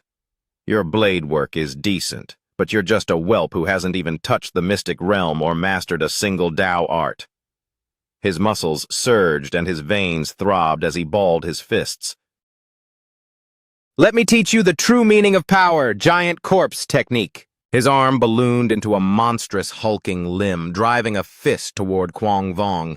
The MC narrowly dodged, snapping his sword up to deflect the crushing weight. The arm didn't just swell in size, the flesh transformed into a substance as dense as granite. Altering the very nature of matter, so this is the true essence of Dao arts. He grew wary, suspecting the cultist was holding back even more devastating techniques. "I'm down to my final cards, the purple chi rising from the East style and the meager 20 Dao origins I managed to harvest." With his gargantuan arm raised, the man wore a predatory smirk. "Ha ha! Little priest, it's far too late for prayers. Try to be a bit more clever in your next incarnation." He threw a haymaker aimed straight at the MC's head. The MC realized he couldn't play the long game or run. He had to bet everything on a lethal surprise. His very cells felt like they were screaming as he gripped his glowing violet blade. "Dong Lai sword style, third killing strike, essence of vitality." With a thunderous crack, he shattered the monster's colossal arm. The demon stared in horror at his ruined limb. "Curse you! The brat was hiding his true strength!" The hero wasn't finished. A shimmering light cascaded from the heavens as he drew a long, steady breath. A thick emerald fog began to carpet the clearing. The MC felt the atmospheric pressure rise. The man's killing intent was suffocating. A head-on clash now was suicide. The cultist's mouth unhinged, spewing plumes of toxic jade gas. Any creature that caught a whiff of the vapor would drop dead in an instant. The villain began to weave a treacherous trap. Hidden within this miasma, I am untouchable. Little Taoist, prepare for a slow, agonizing crawl toward death. But before his gloating finished, "The only one dying today is you!" A pillar of violet radiance erupted from the MC's sword, piercing the sky. The man froze in shock. Sword chi protection? Donglai sword style? Fourth killing strike? Essence of condensation. The MC's expression turned grim as he hoisted his blade. 15 years I've spent honing a sharp edge that has never been tested in blood. Today you are the sacrifice! The adrenaline of the fight surged through him, his heart hammering with the thrill of the new technique. Golden orbs of energy began to pulse toward a single point. They etched themselves as glowing runes upon the blade. Donglai sword style, fifth killing strike, essence of intent.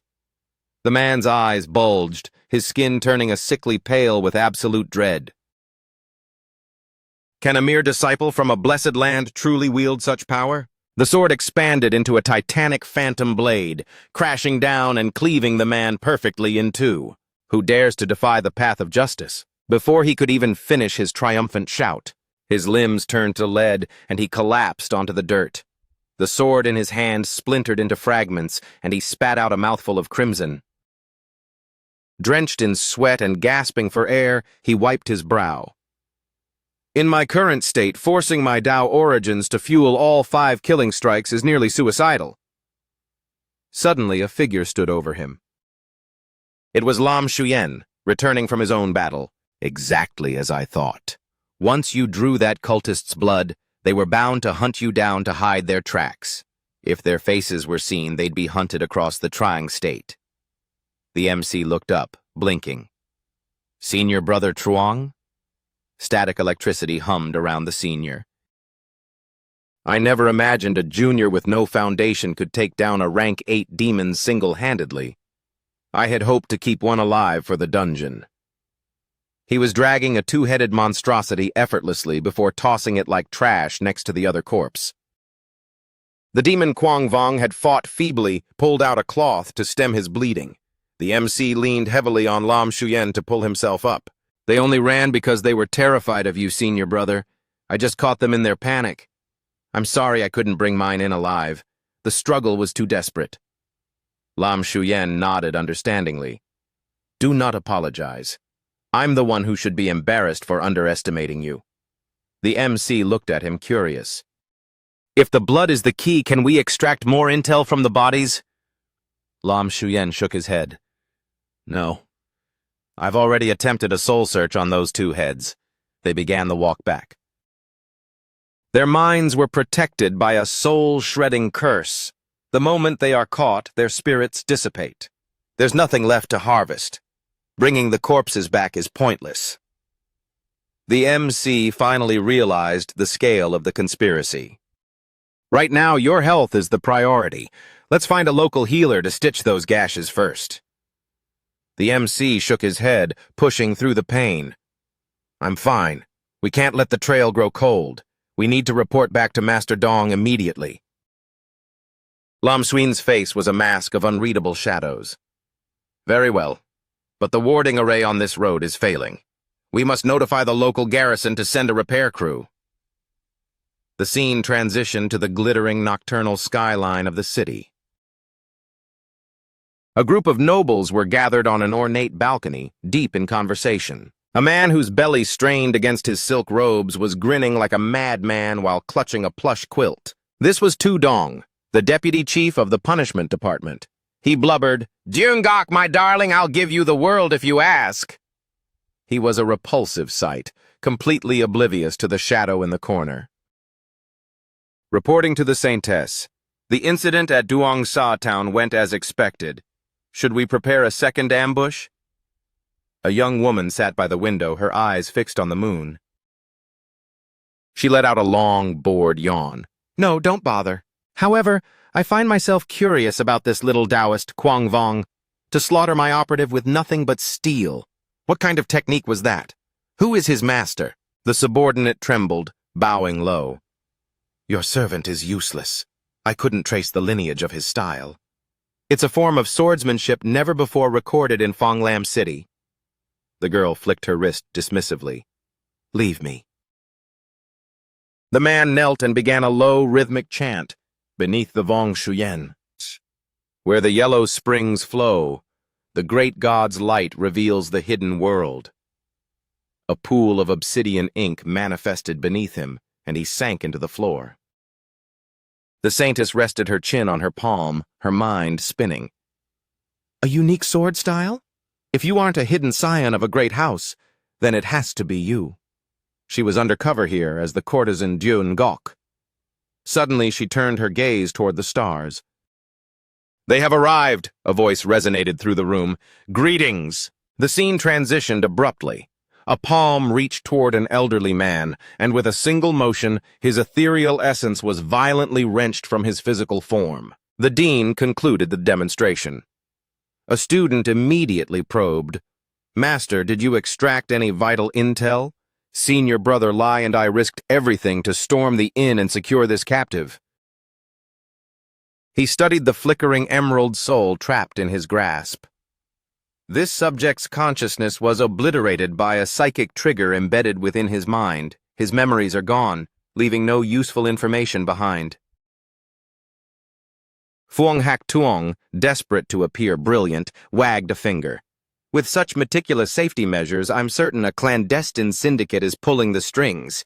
This is far deeper than it appears. Without warning, the dean snapped at him. Spare me the obvious chatter. Lam Shuyen, what is the status of your investigation? Lam Shuyen bowed with formal grace. Master, we intercepted 3 cultists in Duong Sa town. Their minds were shielded by the same memory wipe technique, so keeping them alive was pointless. I neutralized 2 while Quang Vong dispatched 1 single-handedly. Before he could finish, Hak Tuong barked in disbelief. What? Quang Vong took down a cultist on his own? The dean raised an eyebrow in surprise. Stroking his silver beard, he nodded. Quang Vong, a commendable feat. The protagonist bowed with humility. Master is far too kind. In truth, they were paralyzed by fear of senior brother Truong's presence.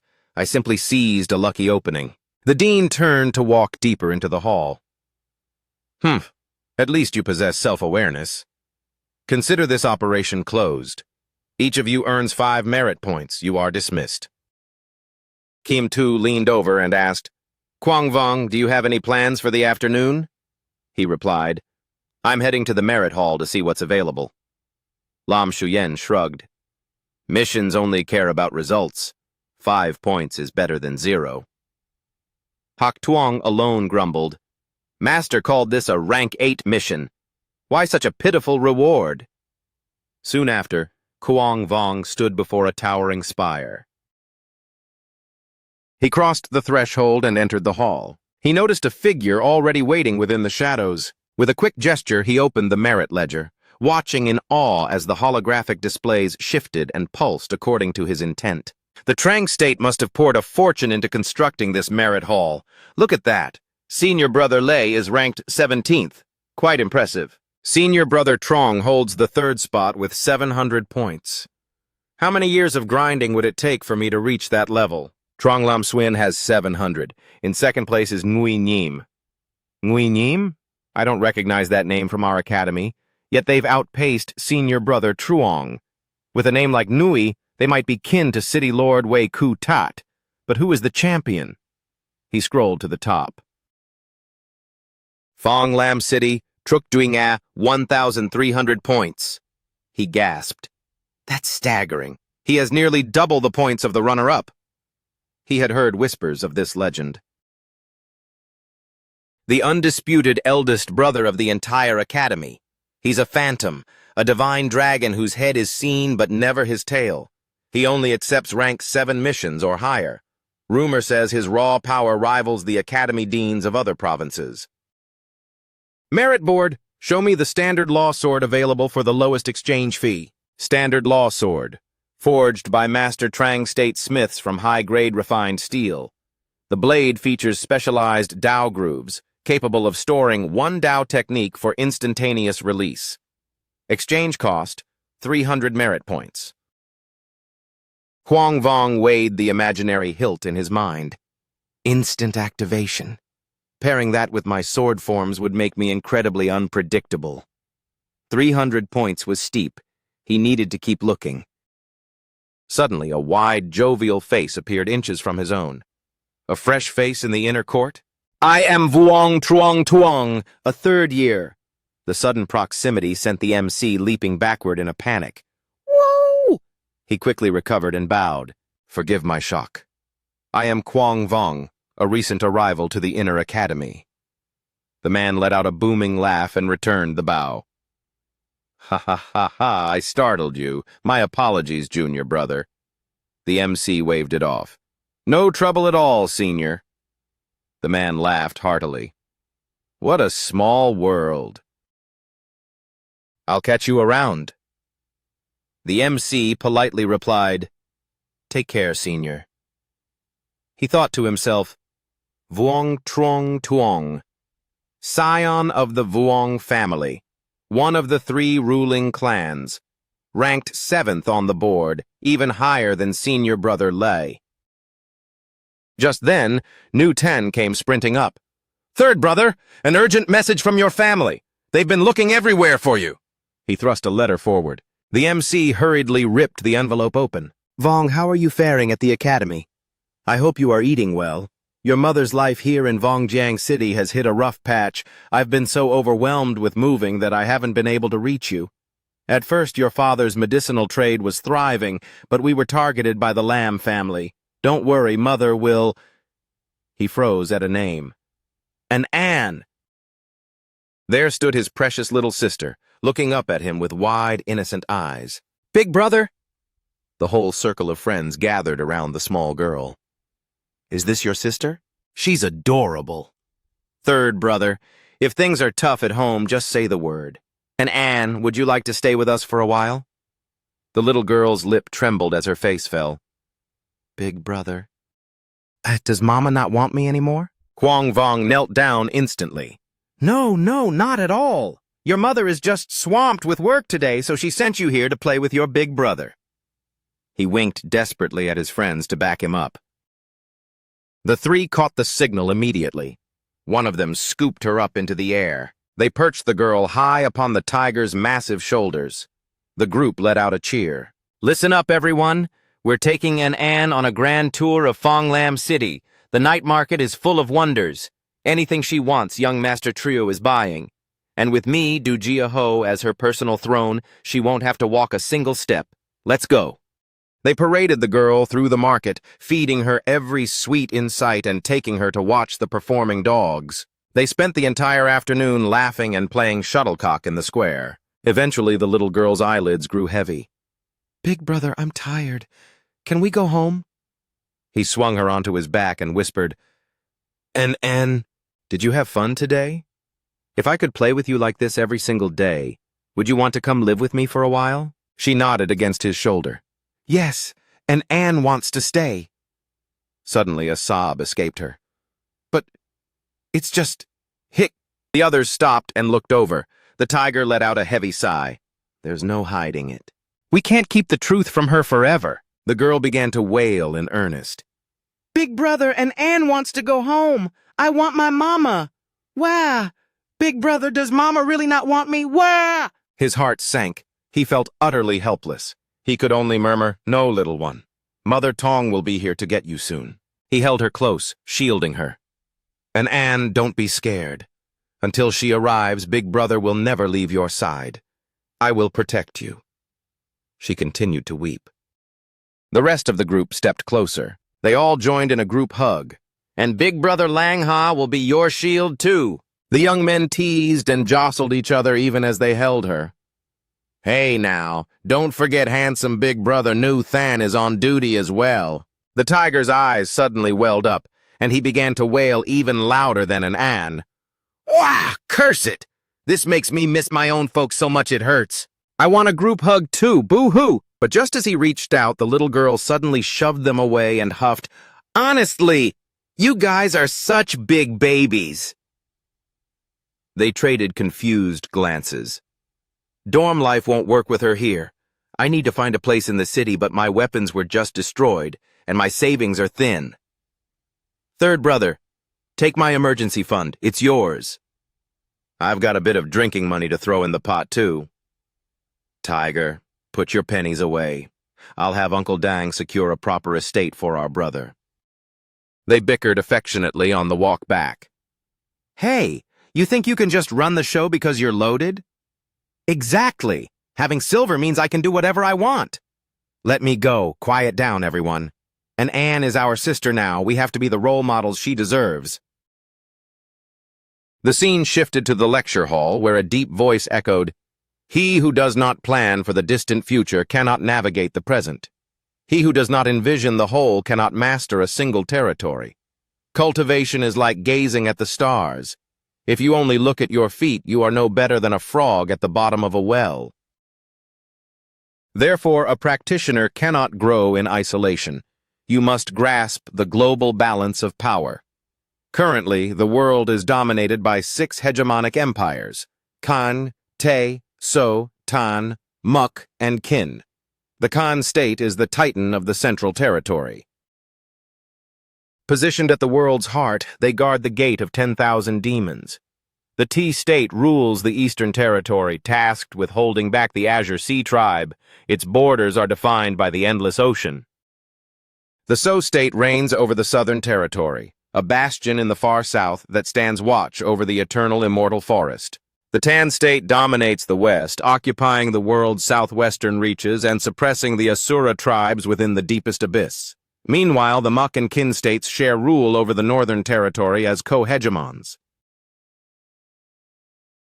These two are blood allies, serving as the first line of defense against the relentless incursions of the demon race. Our Trang state is a modest nation wedged between the borders of Than, Mok, and Ung, and nestled near the 2 Van Lak states. We survive in the narrow gaps between giants. For small nations, the art of power balancing, cooperating and competing simultaneously, is survival itself. Master this delicate dance, and you can remain undefeated, manipulating tigers to devour wolves and turning small risks into massive gains. In the back of the class, the group whispered, "Third brother, how is the new house? If Anne needs anything, just holler." Seriously, with our academy schedule, are you okay leaving her all alone? The protagonist smiled. Don't worry, brothers. New Than had Uncle Dang enroll her in a top-tier private school. If I time my training right, I can pick her up right after my lectures. New Tan smirked smugly. Any problem a bag of gold can solve isn't really a problem at all. Suddenly, the booming thunder of a war drum shook the air. The students looked toward the courtyard in alarm. What's going on? The doors were flung open as officers shouted, "Emergency mobilization! All Inner Academy disciples assemble at the Grand Hall immediately!" A stern man strode in to announce, "Dean Tong, pardon the interruption. This is a crisis. I'm commandeering your classroom for a moment." The teacher gave a respectful nod. "Think nothing of it. General Ngui, the floor is yours." The students murmured in shock. "Who is that? He's incredibly blunt with the vice dean." "Quiet. That's Ngui Ku, second on the merit board and a fierce general of the Fong Lam army. Here, power trumps seniority. Even Master Dong wouldn't brush him off." This was the deputy general of the local military. Ngui Ku sat down with commanding authority. "Trio Lang, deliver the briefing." His adjutant, Trio Lang, stepped forward. As of last week, Tiu Lam Town has been silent for 5 days. Thousands of citizens are suddenly cut off. By the city lord's decree, we are drafting 30 elite disciples to investigate. The room erupted in whispers. What? Isn't the punishment department supposed to handle this? Why are they coming for us? Exactly. Aren't the professional soldiers of the Fong Lam army supposed to be on this? The officer explained, "A heart-eating demon bear appeared near Basan City, pulling most of our investigators there. As for the army..." Nguiku cut him off sharply. "The army has other strategic duties. Simply put, for this mission, merit rewards are doubled, and I will be leading you personally." The gossip continued. A mandatory draft? Is it because Master Dong is out of town? Ngui Ku leading in person is a big deal. Plus those 3 bonus merit points, it's a gold mine. The officer added, "Volunteers first, but if we don't hit 30, I will invoke the City Lord's order for a forced draft." The brothers looked at each other. "Stop overthinking. I was going to nap, but this is too big to pass up. Eldest brother, your thoughts?" "For me, it's a rare chance to climb the ranks. I'm in." "Count me in too. The faster I get merit, the faster I get a meridian opening pill." With that, the tiger shouted out, "Register the 4 of us right now!" Nu Tan immediately whined. "Hey, who said you could volunteer my life away?" The general looked them over coldly. "Only 4 first years? You lack the brawn." He turned to his assistant. "Note them down anyway, 26 slots left." "Who's next?" another voice called out. "The state funds our cultivation. It's only right we pay our dues in blood." 3rd year Lakem Thu reporting for duty. The momentum shifted as others rose. "Well said. Count me in too." 3rd year Vuong Trong Tuong. Ngui Q gave a rare nod of approval. "Good. 24 to go." He thought to himself, with heavy hitters like Kem Thu and Truong Tuong, this expedition actually stands a chance. The crowd's enthusiasm caught fire. "Look! If Senior Brother Vuong and Senior Brother Lei are going, I'm in. I'll follow them anywhere. Sign me up." "Me too. 13 left. 10, 5, us too." "That's 30. We move out immediately." Ngui Ku walked out without a second glance. He seemed pleased. "Refreshing. You academy brats haven't let your books rot your fighting spirit after all." He led the column toward the incident site. Upon arrival, he demanded, "Status report." An officer bowed low. "General, a supernatural fog has swallowed Tu Lam Town. Several scouts went in and never came out. It's deeply unsettling, so we've held our position."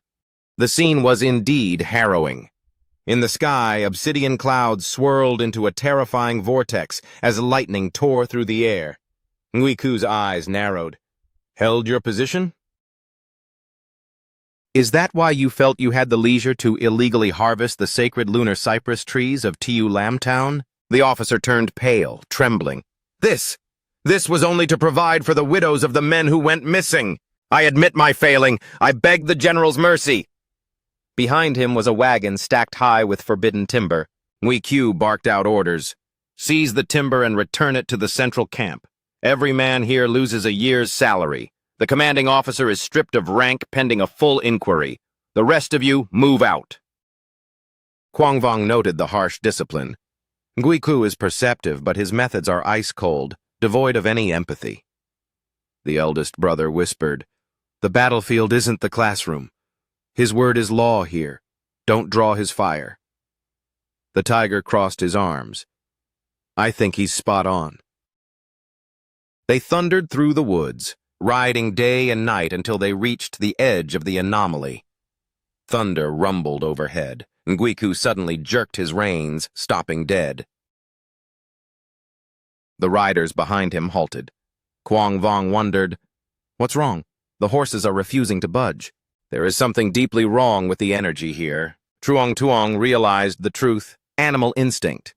They can smell something in that fog that promises certain death. In a shocking move, Ngui Ku drew his blade and decapitated his own mount with a single fluid strike. If you're too terrified to fight before the battle even begins, what use is there in keeping you alive? The tiger loved the brutal logic and laughed heartily. "Ha ha ha, now that's what I call a leader. Perfectly said." He followed suit, bringing down his own mount with a single heavy blow. "If death terrifies you, the battlefield is no place for you. My blood is already reaching a boiling point. You, Ngui, what's our strategy for this assault?" Ngui Ku vaulted down to the earth. He barked his orders. "Feet on the ground and steel in hand. Form the wind-binding array." A commander stepped to the front of the gates and roared, "Follow me! I'll be the tip of the spear!" And just like that, the entire battalion marched with unwavering resolve into the heart of Tu Lam Town. He tightened his fist. a silent signal for the column to press forward. In a synchronized flash, every blade was unsheathed. Trio Lang thrust both arms skyward, chanting to ignite a C-rank Dao art. Sunder! The MC watched in awe as the air hummed. Incredible. Their weapons have been infused with mystical sharpness. He wove a second C-rank spell. Ignition. Suddenly, the atmosphere shifted as every soldier's blade erupted into a dance of fierce flames. The general's knuckles turned white as he squeezed his fist tight once more. The final enchantment followed. Coalesce. Another C-rank art. Lao Ho's entire frame was suddenly wreathed in fire. Ha ha ha! This is exactly my style. Whatever spirits or devils are lurking, come and get some. I'm itching for a scrap. Lang Ha noticed his brother's wild energy and cautioned, "Second brother, keep your head." The unit marched in a tight, disciplined line. Stay in your 5-man squads. Move fast, and the moment trouble starts, sound the alarm. The group scanned their surroundings as they advanced. The mist was as thick as heavy wool. 3 paces in, and the world vanished. Hold on, something's not right. Look over there, is that a survivor? Through the milky haze, dark, flickering shapes danced just out of reach. It looks like we're being boxed in. Shouts echoed from other squads. Shadows over here, too! We found the townsfolk! Contact! There are silhouettes everywhere! Found them already? Why was it so easy? But Ngui Ku didn't relax. His gaze grew sharp and suspicious.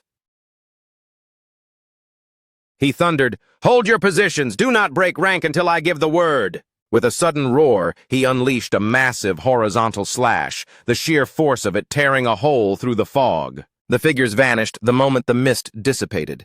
Yet wherever the vapor clung, the shadows returned, denser and more numerous than before. Anxiety rippled through the students. "General, the people here..." The general's face darkened with concern. "Curse it!" Trung Tung narrowed his eyes. "This is a catastrophe." Others were paralyzed by dread. "This can't be happening." Kung Vong's eyes went wide with pure horror. "Is there no one left alive?" It was a grim realization. The figures in the fog were nothing but walking cadavers. The truth hit them too late. Tiulum Town had become a tomb with no survivors. Ngui Ku immediately barked, "Trio Lang, now!"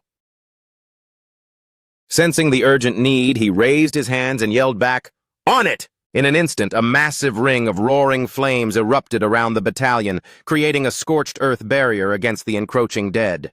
The spirits outside the flame wall will stay back for now, but any caught inside with us will be trapped and twice as vicious. Watch your backs, everyone! The monsters within the perimeter lunged at them.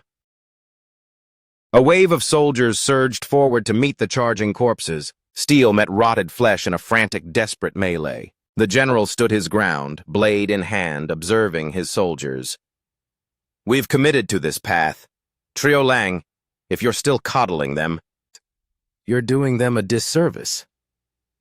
He had absolute faith that these men could purge the ghosts. Lao Ho roared with battle lust as he swung his weapon. "Damn right!" Ngui Ku stepped calmly out of the protective fire ring. Immediately, a swarm of shrieking ghosts descended, clinging to his limbs. He didn't flinch. He stood like a statue, completely unfazed by the spirits trying to drag him down. He surveyed the landscape through the gloom. This fog is a shroud. It robs us of our bearings. Even if these spirits aren't fatal, hunting the source in this mess is like searching for a needle in a vast haystack. With an annoyed grunt, he swept his arm in a wide arc, blasting the ghosts away with sheer spiritual pressure. He glanced back at the academy students and asked, "Who among you is a master of wind arts? We need to pool our power to blow this shroud away." Trung Tung stepped forward. "Allow me." The broad-shouldered man began weaving intricate hand signs, focusing his inner energy. He filled his lungs to bursting and let out a sharp cry, "Ha!" He exhaled a titanic, swirling gale that churned the air into a frenzy. The wind manifested as a majestic emerald dragon soaring into the sky and diving forward. Wherever the dragon's wings beat, the oppressive fog was swept aside like dust. The display was breathtaking as the silhouettes of the village houses finally emerged from the gloom. The massive dragon circled the entire town, purging the air. The crowd stood in awe. That's no mere breeze. That's one of the 8 sacred winds, the Minthu wind of the east. Minthu means clarity of all things. He chose perfectly for this nightmare. Trio Lang watched with a heavy heart. A high-tier Tao art of that magnitude.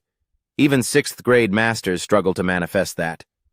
Yet Vung Trung Tung commands it before he's even breached the gates of heaven and earth. He's a monster. As General Ngui's right hand, I can't afford to be the weak link. I must ascend, and quickly. A moment later, Trung Tung let out a final breath. He wiped sweat from his brow, looking drained. I need a moment to recover.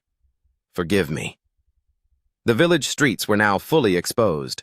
The ghosts had seemingly vanished from the surface. They had retreated into the earth, their pale heads peeking out from the soil like ghastly mushrooms. In the town center, a massive, swirling obsidian vortex remained. Ngui Ku muttered, "The abyss just keeps spitting them out." The count already dwarfs the town's original population. Why is every scrap of malevolent energy in the region converging on this one point? It's unnatural. One soldier spoke up. General Ngui, we should use this opening to pull back. Trio Lang nodded. He's right, sir. This is beyond our current strength. Trung Tung added, Even my dragon couldn't break that vortex. I believe it's time to hand this over to the city guard. Before he could finish, Ngui Ku cut him off. No, the window is closing. The Thanjiang water tribe is mobilizing. The city guard is already busy containing them. If we wait for reinforcements, there won't be anything left to save. Kung Vong asked, puzzled. The water tribe is attacking? I thought they had a lasting peace treaty with the Trang Emperor. The general turned to the group, his eyes cold. The demon bear awakens, the water tribe breaks their silence, and a town becomes a ghost hive. These aren't coincidences. There's a puppeteer pulling the strings. He lowered his voice to a growl. We find the truth today. If we don't, today it's one town. Tomorrow it's the whole province. The innocent will pay the price. If you want to run, go. Save your own skins. But if you have a spine, follow me into the fray. If I don't halt, then none of you should even dream of stopping. With that roar, he blurred forward like a gale. The battalion's morale was instantly reignited by his fire. With a collective battle cry, they surged forward, channeling their fighting spirit to cleave through the encroaching swarm of spirits. Who said anything about retreating? Academy disciples don't have run in their vocabulary. The formation pressed deeper, inching toward the epicenter of the chaos. Ngui Ku came to a standstill. The heart of the plague is right here. The MC stared breathless. The scale of this barrier is staggering. But wait. Why does this feel exactly like that foul Taoist seal that imprisoned me in that room? The general unsheathed his blade and struck the barrier to test its strength. His features twisted into a mask of sudden fury and disbelief. The steel in his hand had snapped like a dry twig. Panic rippled through the ranks. If memory serves, that general's blade was a legendary masterpiece worth 5,000 merit points. If even he can't make a dent, our standard-issue swords are useless. Ngui Ku pressed his palm against the barrier and addressed the crowd. Does anyone have a trick up their sleeve to bypass this? Speak up. Any idea is worth a shot. A man stepped forward and, without a single word of explanation, began to urinate directly onto the pulsating black mass. Better let a professional handle this, General. Brute force won't break a ceiling ward like this one. Ngui Ku turned, eyebrow raised. Is that so? By all means, enlighten us. This place is drowning in yin energy, the man explained. Only a virgin's urine can purge such deep-seated evil and bind restless ghosts. To this day, my primal yang remains untainted, so I'm happy to do my duty. As for you, General, young, powerful, and surely a magnet for women, I'd wager your pure youth days are a distant memory. Heh. This eccentric character was Huang A. Tram, a third year. The onlookers were at a loss for words. How can one man be so unashamedly pathetic? Humph, that's my drinking buddy for you, always reliable in the weirdest ways. Nu Than, looking nauseated, gave him a swift punch. Stop acting like it's a badge of honor. The general mused, could such a crude method actually work? But the man was still posturing. Don't rush me, there's still a few drops left. Let me get my post-relief shiver in first. But when he finished, the barrier remained as solid as ever. He yelled at the black wall in frustration. No change? Hey, any other virgins in the crowd? Get up here and contribute. The tiger and Nu Than joined in to mock him. It's not a matter of volume, it's a matter of potency. Or maybe virgin's blood is the secret. Let's try again. Nui Ku, losing his patience, turned away. Enough of this circus! Quit the antics. Does anyone have a legitimate way to dismantle this array? The man dejectedly zipped up, muttering, Impossible. My essence is as pure as it gets. Maybe I've been working solo too much and drained my yang energy? Trong Tuong stepped forward, hands clasped respectfully. Earlier, when the mist cleared, I mapped the layout. The town's grove seems to be arranged in a 9 palaces array. Ngui Q looked surprised. A 9 palaces array? What's the solution? The numbers must be partitioned to manifest the yang. Yin flows into yang, beginning at Z. Yin originates from Wu. It is the celestial Tai Yi descending into the 9 palaces. Trong Tuong was now dead serious. Dismantling a 9 palaces array is straightforward in theory. Extinguish the 8 peripheral array eyes and the central palace will implode. Whoever designed this is a genius. They used the fog to mask the eyes and ghosts to power them. These eyes are likely spirits devouring one another. If the balance shifts, they'll evolve into vengeful or malice ghosts. Their power will be utterly unpredictable.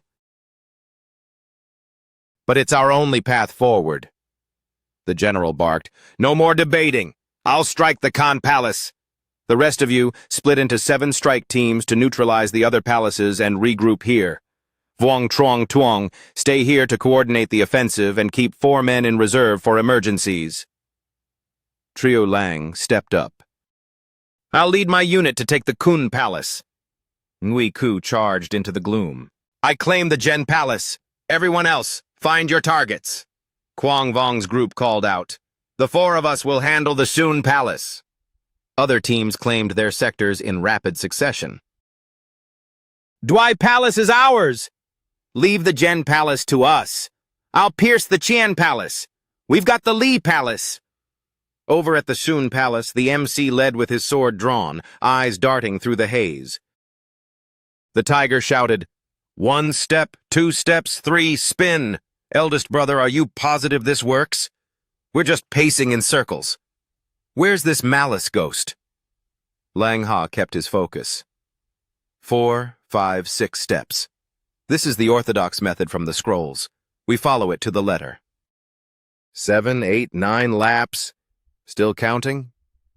The 10th lap is the threshold. Lang Ha looked strained, his energy flagging. Suddenly, a metallic tang of fresh blood pierced the heavy fog ahead. They had reached the 10th round. The tiger grinned. Finally! The malice ghost is out to play? I'm going to cave its chest in. Before the words left his mouth, a withered black hand shot out of the mist to seize them. The group recoiled in shock. Quang Vong's blade sang as he countered instantly. The force of the impact skidded him back, but he dug his heels into the dirt, maintaining his stance. He made a quick tactical call. Nu Than, how many forms of the purple chi rising from the east killing strikes have you perfected? He answered, I've mastered the first 3 basic iterations. The MC nodded. Good. You and I take the vanguard. Eldest brother, second brother, clear the small fry around us. They moved as one. Suddenly, a towering skeletal nightmare loomed over them. It was a gargantuan bone beast, an absolute titan of rot and malice. Quang Vong lunged. Newton moved in perfect sync, flanking him. "I've got your back!" The beast's eye sockets flared with baleful light as it locked onto them. The duo spun through the air, checking their blind spots. The MC vaulted upward and roared. Purple chi rising from the east, sword arts. First killing strike. Essence of absolute precision. He unleashed a torrential rain of slashes, striking the monster hundreds of times in a frantic, relentless blur. As he finished his sequence, Newton used the momentum to dive in. First form complete. Transitioning to the second killing strike. Essence of absolute precision. However, his strike lacked the necessary weight. The Titan lashed out with obsidian claws, nearly skewering him. Despite the counter-attack, the monster was visibly trembling, its structural integrity failing. It gathered its remaining strength to lunge at Newton. At the decisive moment, Newton felt his grip vanish. His blade had been knocked away into the fog. Just in time, the MC swept in behind him like a shadow. Purple chi rising from the east. Third killing strike. Essence of eternal flow. The strike buried itself deep into the monster's eye. It let out a guttural shriek of agony and rage. The MC gritted his teeth. This thing is made of iron. He pulled his sword back, only to see the tip had been scorched and blackened by the creature's foul blood. The beast, blinded but berserk, swung back at him with lethal force. On the periphery, the eldest brother saw the opening and called out to Newton. He flicked his wrist, sending his own sword spinning through the air. Catch! Newton snatched the hilt midair and dove back into the fray. Second killing strike. Absolute precision. He lunged with lethal focus, driving the point of his blade directly into the behemoth's spine from the rear. The impact was devastating. The behemoth's tongue lolled out as it emitted a bone-chilling shriek while Newton buried the steel deep into its vertebrae. His palms were slick with sweat, his fingers trembling as he whispered a desperate prayer. Please, this sword has to hold together. Suddenly, the sensation shifted from a clean strike to a sickening resistance, as if he had pierced thick, pulsating rubber. His heart sank. This is bad. Just how much unholy strength does this resentful wraith possess? In his moment of hesitation, the creature's massive limbs whipped backward, snatching him up. The MC's voice tore through the air. Newton! With a brutal efficiency, the monster backhanded Newton with one limb while the other coiled around the MC. In a flash, both were rendered utterly defenseless. They were hurled through the air like rag dolls, crashing into the distance. The situation had turned catastrophically bleak. From across the clearing, the eldest brother watched in agony, shouting, "Third brother! Fifth brother! Hold on!" Newton lay broken, his weapon shattered into fragments as he coughed up a spray of crimson. A scavenging spirit sensed his weakness and lunged for the kill. At the last possible second, a streak of light cut through the gloom, as radiant and sudden as a lightning bolt. Newton squeezed his eyes shut, braced for the end, but when the killing blow never fell, he looked up in a daze. It was Lao Ho, standing like a fortress between him and certain death. The ghost's claws sank into Lao Ho instead, but he didn't flinch. Damn it! I am sick to death of being pushed around by these freaks! The eldest brother's face lit up with a grim smile. Second brother! Kung Vong felt a surge of hope. You're here! Newton cheered weakly. Lao Ho! The man's body began to radiate a fierce volcanic heat, his muscles swelling with raw fury. I might not have unlocked my spiritual pulses yet, and I couldn't tell a sword from a toothpick, but when it comes to raw guts, I've got enough for all of us. In that moment, he seemed to embody the spirit of a predatory jungle cat, wild and untamed. With a thunderous punch, he sent the spirit spiraling into the misty void. Kung Vong used the flat of his blade to heave himself upright. Second brother, that was legendary. That's the only way to truly shatter its field of vision. Following that strike, Lao Ho was a living furnace, waves of intense heat and steam rising from his straining muscles. Newton couldn't help but worry, teasing him through the pain. Lao Ho, you're incinerating your very life force. Don't you care about your future cultivation? Lao Ho grunted, shoving him back toward the safety of the eldest brother. Stop whining about me and get clear. I can't believe you're cracking jokes while we're neck-deep in ghosts.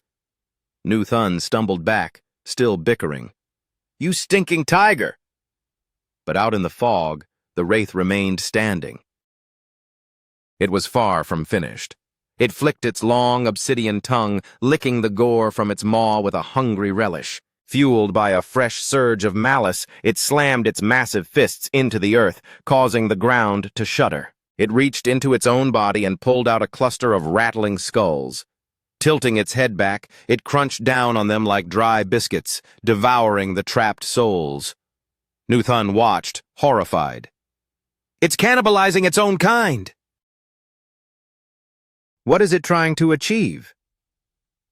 The eldest brother explained grimly, resentful wraiths are forged like venomous goo insects. They grow by consuming other spirits. It's feeding on the dead to mend its wounds and evolve into something even more monstrous. True to his word, the creature's power spiked. Clusters of new, lidless eyes sprouted across its distorted visage. Kung Vong's jaw set in a hard line. All that effort just for it to power up again. Damn it! Blinding it won't be enough now. We have to take it down the hard way. The empowered wraith let out a soul-piercing howl. Grah! Undeterred, Lao Ho charged headlong into the fray. Shut up! You're all bark. I'll give you a reason to scream for real. His eyes burned a deep crimson as he cocked a massive fist. I'll pin it down. The rest is on you. Kung Vong, find the gap and make it count. He rained down a barrage of relentless blows. The wraith raised its gnarled arms to intercept the strikes. The MC saw his window and vaulted forward. First killing strike and second killing strike. He carved a deep arc into the creature's reaching limb. The wraith roared, and a golden shockwave rippled out from its body. The blast slammed into Lao Ho, sending him reeling. This time, Lao Ho's iron resolve couldn't keep him upright, and he tumbled across the dirt. The MC's voice cracked with concern. Second brother! Consumed by a cold rage, the MC landed a searing slash across the monster's hide. However, a hand tipped with razor-sharp black talons lunged for his throat. Lao Ho surged forward just in time, intercepting the arm with a vice-like grip. This is a war zone! Focus on your own fight! The MC nodded fiercely, shouting back, Got it! Second brother, hold him steady! Lao Ho gritted his teeth, his muscles groaning as he twisted the monster's limb with every ounce of his strength. This was the opening.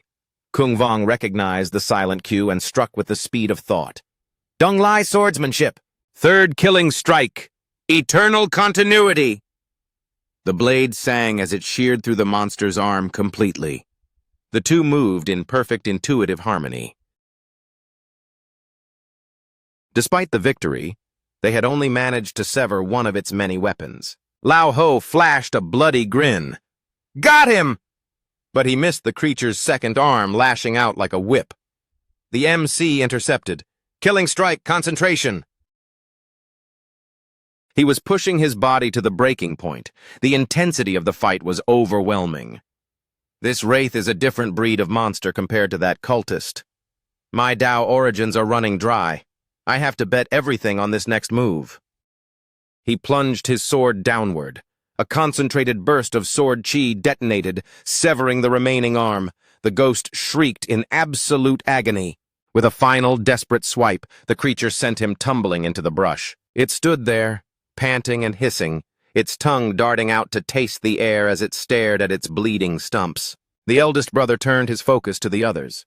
Nu Thun, go, back them up.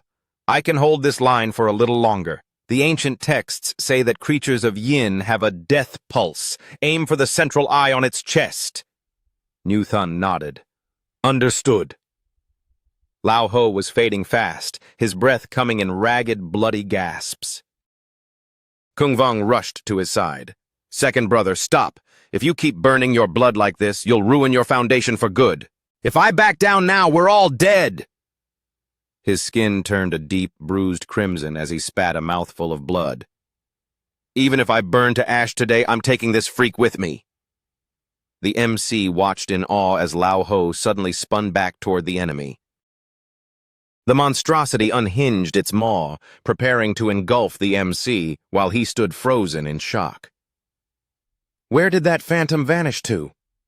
Fortunately, Tiger reacted in a heartbeat, diving forward to pry the demon's jaws apart while shoving the MC to safety. Straining against this crushing bite with raw strength, he bellowed, "To hell with you! You won't lay a finger on my brother!" The tiger was radiating heat like a furnace from the sheer pressure. "Quang Vong, strike now! Finish it!"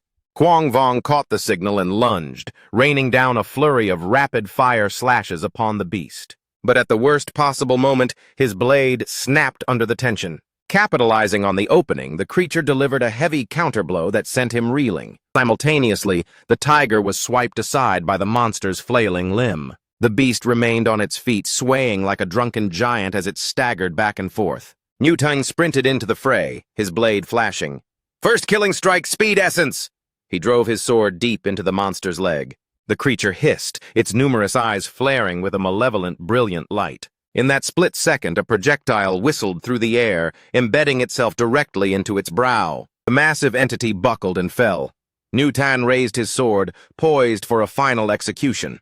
"Don't get in my way!" the youth shouted, even as the demon's claw lunged toward his chest. Once again, the tiger threw himself into the line of fire to shield his companion. The tiger looked as if he were being possessed by the spirit of a literal predator. "I'm the second brother here. I'm seeing you boys through to the end." He scrambled behind the beast, locking its massive arm in a vice-like grip. He forced the creature's own talons into its gaping maw. "I've got it neutralized! Do it!" He roared with every last bit of breath. "Quang Vong!" The MC charged instantly, blade at the ready. "On it!" He plunged the shard of his blade directly into the singular pulsing eye situated on the beast's chest. Surely this killing blow would put the nightmare to rest. A thick plume of emerald miasma erupted from the ruptured eye. The creature let out a soul-shredding shriek of agony. The MC gripped his hilt tight, his face pale with confusion. Why? Why isn't it dying? It's becoming even more violent." Newton, who was pinning the monster's lower limbs to the dirt, yelled out, "Eldest brother, we need a plan. My strength is failing." The tiger was still clinging desperately to the creature's neck, refusing to let go. The eldest brother surveyed the battlefield, his mind racing through ancient texts. Yin energy converging, killing intent peaking, the poles of reality shifting, the threshold of life and death. "I've got it." He ignored the spectral wraiths clawing at his own robes. He lunged toward the ghost's true vulnerability. It wasn't the chest eye at all. He snatched the wooden hairpin from his top knot. "The weak point is the square coin-shaped mark on its forehead." With a defiant cry, he attacked, his footwork so powerful that the earth beneath him fractured. He propelled himself high into the air with a single leap. The other three watched in stunned silence as he soared. His target was the very crown of the monster's skull. He drove the hairpin straight into the center of the golden coin mark. A blinding radiance erupted from the puncture as a spectral string of coins cascaded to the ground. The effect was instantaneous. The monster froze as if turned to stone. Its thrashing ceased at once. The tiger exhaled in relief. It actually worked! The four youths were unaware of an old man observing the struggle from the shadows, hands tucked behind his back. "Uncle Dang just couldn't resist meddling again, could he?" the old man muttered with a faint hum. With a flick of his sleeve, he dissolved into the mist. The battle was won. Silence returned to the town as the monster lay dormant. Yet the air felt heavy. Did no one notice the mark on the ghost's head beginning to bulge? Though it appeared dead, the corpse was inflating rapidly like a pressurized vessel. The eldest brother's eyes went wide with dread. "The seal is broken! The concentrated killing intent inside is destabilizing!" Before they could dive for cover, the demon's remains detonated with the force of a black powder keg. When the dust finally settled, silence reigned. "Is everyone still in one piece?" The tiger grunted, "Still kicking." Quang Vong hauled himself up. "New Tang and I are all right." New Ten, leaning heavily on the MC, protested, "Speak for yourself! I'm a wreck! You're carrying me back!" The four gathered around the site of the blast. A jagged crater marked the spot. Look, a jade green stone was left in the ashes. The anchor of the array has been dislodged. Unbeknownst to them, their triumph was being watched through a shimmering magical conduit. The screen was the silver mirror of a small cosmetic compact. A mysterious figure was monitoring their every move. She snapped the lid shut with an audible click and sighed. Decent swordplay, I suppose, but it seems they've hit their limit. This was the white-boned saintess. Yawning with boredom, she whispered, "The hour has arrived. First-class Tao art, separation of yin and yang." She stood tall, her silhouette beginning to twist and distort in a grotesque, supernatural fashion. "I summon the three great elders!" The seal shattered as the coffin lid was blown apart. A gnarled, skeletal leg was the first thing to kick its way out into the light. The bony specter rose, fixing its hollow gaze on the woman. Two flanking rows of hooded acolytes began a low, rhythmic drone. Beneath the Vongshuyen, in the heart of the Yellow Springs, the Ancient Ones reclaim the throne, casting their light upon the world of men. This skeletal figure was none other than the third elder of the infamous White Bone sect, Tong Ki Chin. The eerie chant swelled. Beneath the Vongshuyen, in the heart of the Yellow Springs, the Ancient Ones reclaim the throne, casting their light upon the world of men. He stood tall, skeletal arms beseeching the heavens as he shrieked, "Behold the sacrifice!" He raised a jagged ritual dagger and plunged it ruthlessly into the throats of the surrounding black-robed cultists. Crimson fountains erupted into the air as their heads were violently severed from their shoulders. The heads tumbled into a widening pool of gore. The white-boned saintess stood nearby, elegantly masking a smirk behind her hand. "Elder, your dedication is noted."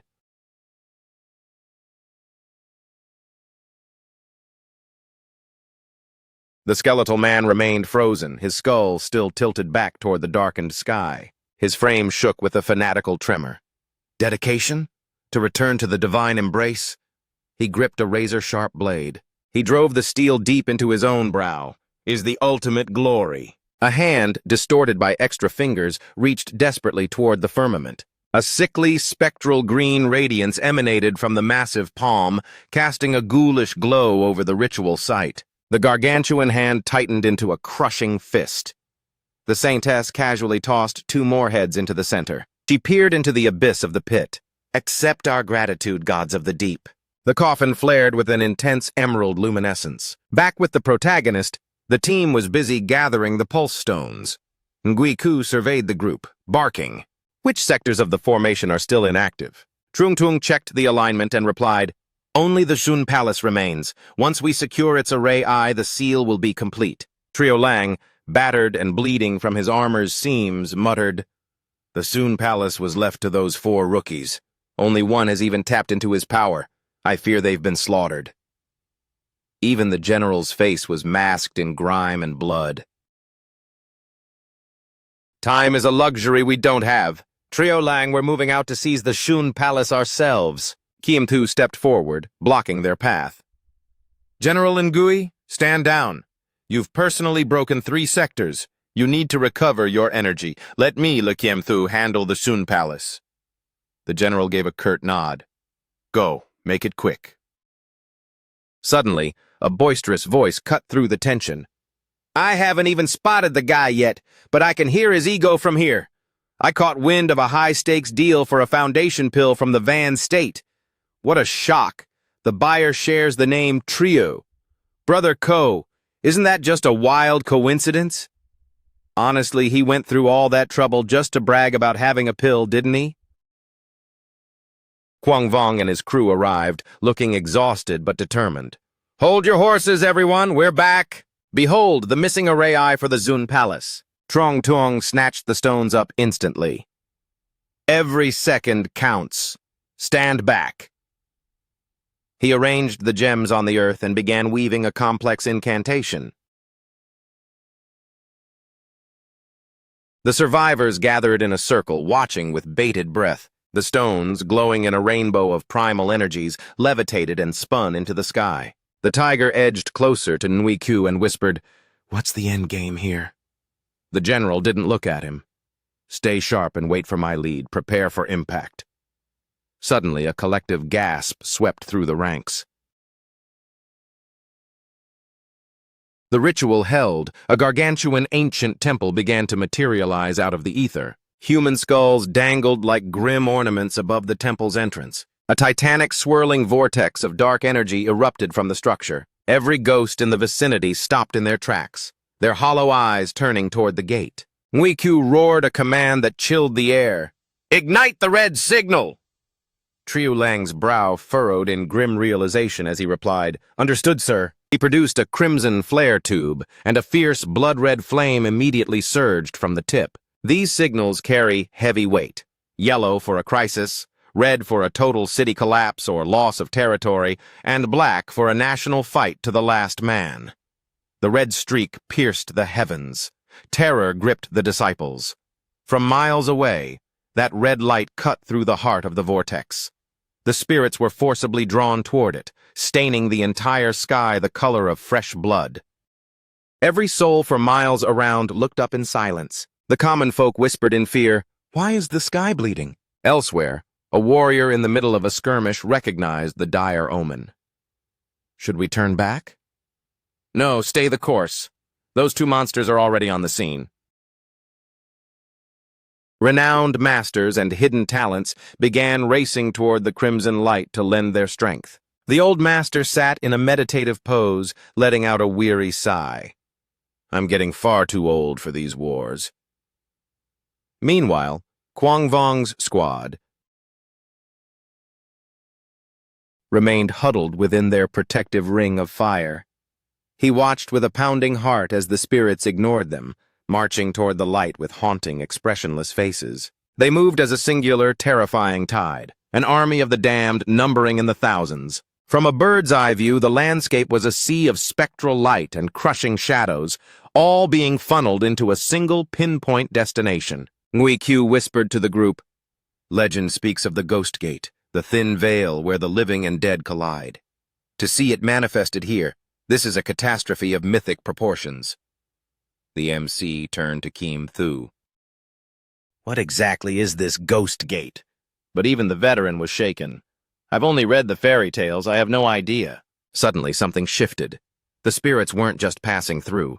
As they were drawn upward, they began to dissolve into nothingness. Some were torn apart and converted into pure golden energy. This was the legendary Nine Heavens astral wind, the force that shreds the spirit. Even the protective flames surrounding the disciples began to flicker and stretch, pulled toward the insatiable hunger of the gate. In that instant, a figure of immense power manifested. Nguiku stiffened, sensing the arrival of his superior. Trungtung stood frozen by the sheer scale of the phenomenon and gasped, "The heavens and the abyss have merged into one. This nine heavenly astral wind is utterly ruthless." A gargantuan rift in the fabric of the sky began vacuuming everything from the earth into its dark maw. Before the newcomer could even be seen, his voice boomed with a venomous snarl. "You wretched cowards!" Lao Ho shuddered in awe. Who is that?" Two silhouettes emerged from the swirling chaos. One was a titan, the commander of the Fonglum City Guard, Ho Mok. Perched upon the giant's massive shoulder was a diminutive, bald elder, the city lord of Fonglum, Nui Ku Tat. He barked with irritation. "To slaughter the innocent of Tu Lum town as fuel, drain the lingering spirits of the Fonglum region to forge a ghost gate facade, and then simply vanish under my nose?" The Titan grumbled. "Pity we didn't even get close enough to catch their scent." Ngui Ku Tat tapped his staff against Homok's collarbone, a silent signal. The giant immediately lowered the old man to the scorched earth. Approaching the group, he mused, "Logically, they should have stayed to hold the gate, allowing the illusion to feast on more souls for maximum impact. Their swift retreat suggests discipline. Those who ignore small prizes usually hunt for a much larger kill." Ngui Ku dropped to one knee, saluting. "City Lord, I have a report." Upon shattering the central seal of Tu Lum Town, The spectral ghost gate manifested before our eyes. The small elder, pulsing with terrifying energy, delivered a lightning-fast slap across his face, drawing a spray of blood, and hissed, "Incompetent!" Though Nguiku's physique was several times larger, the sheer force of the blow sent him hurtling backward. Useless in peace, a failure in crisis. The disciples stood paralyzed by dread, forced to witness the brutal reprimand in absolute silence. I did a favor for Dong Duinga by authorizing the Academy's involvement, yet you've turned this into a disaster. Have you anything to say for yourself? Lao Ho's temper flared, his jaw tightening as he moved to intervene. This is madness! We bled for this! The eldest brother clamped a firm hand on his shoulder. Second brother, stand down! Nguiku resumed his kneeling position. He stated with hollow resolve, My performance was beneath my station. I submit to any disciplinary action. The elder glared at him, the silence stretching into an agonizing tension.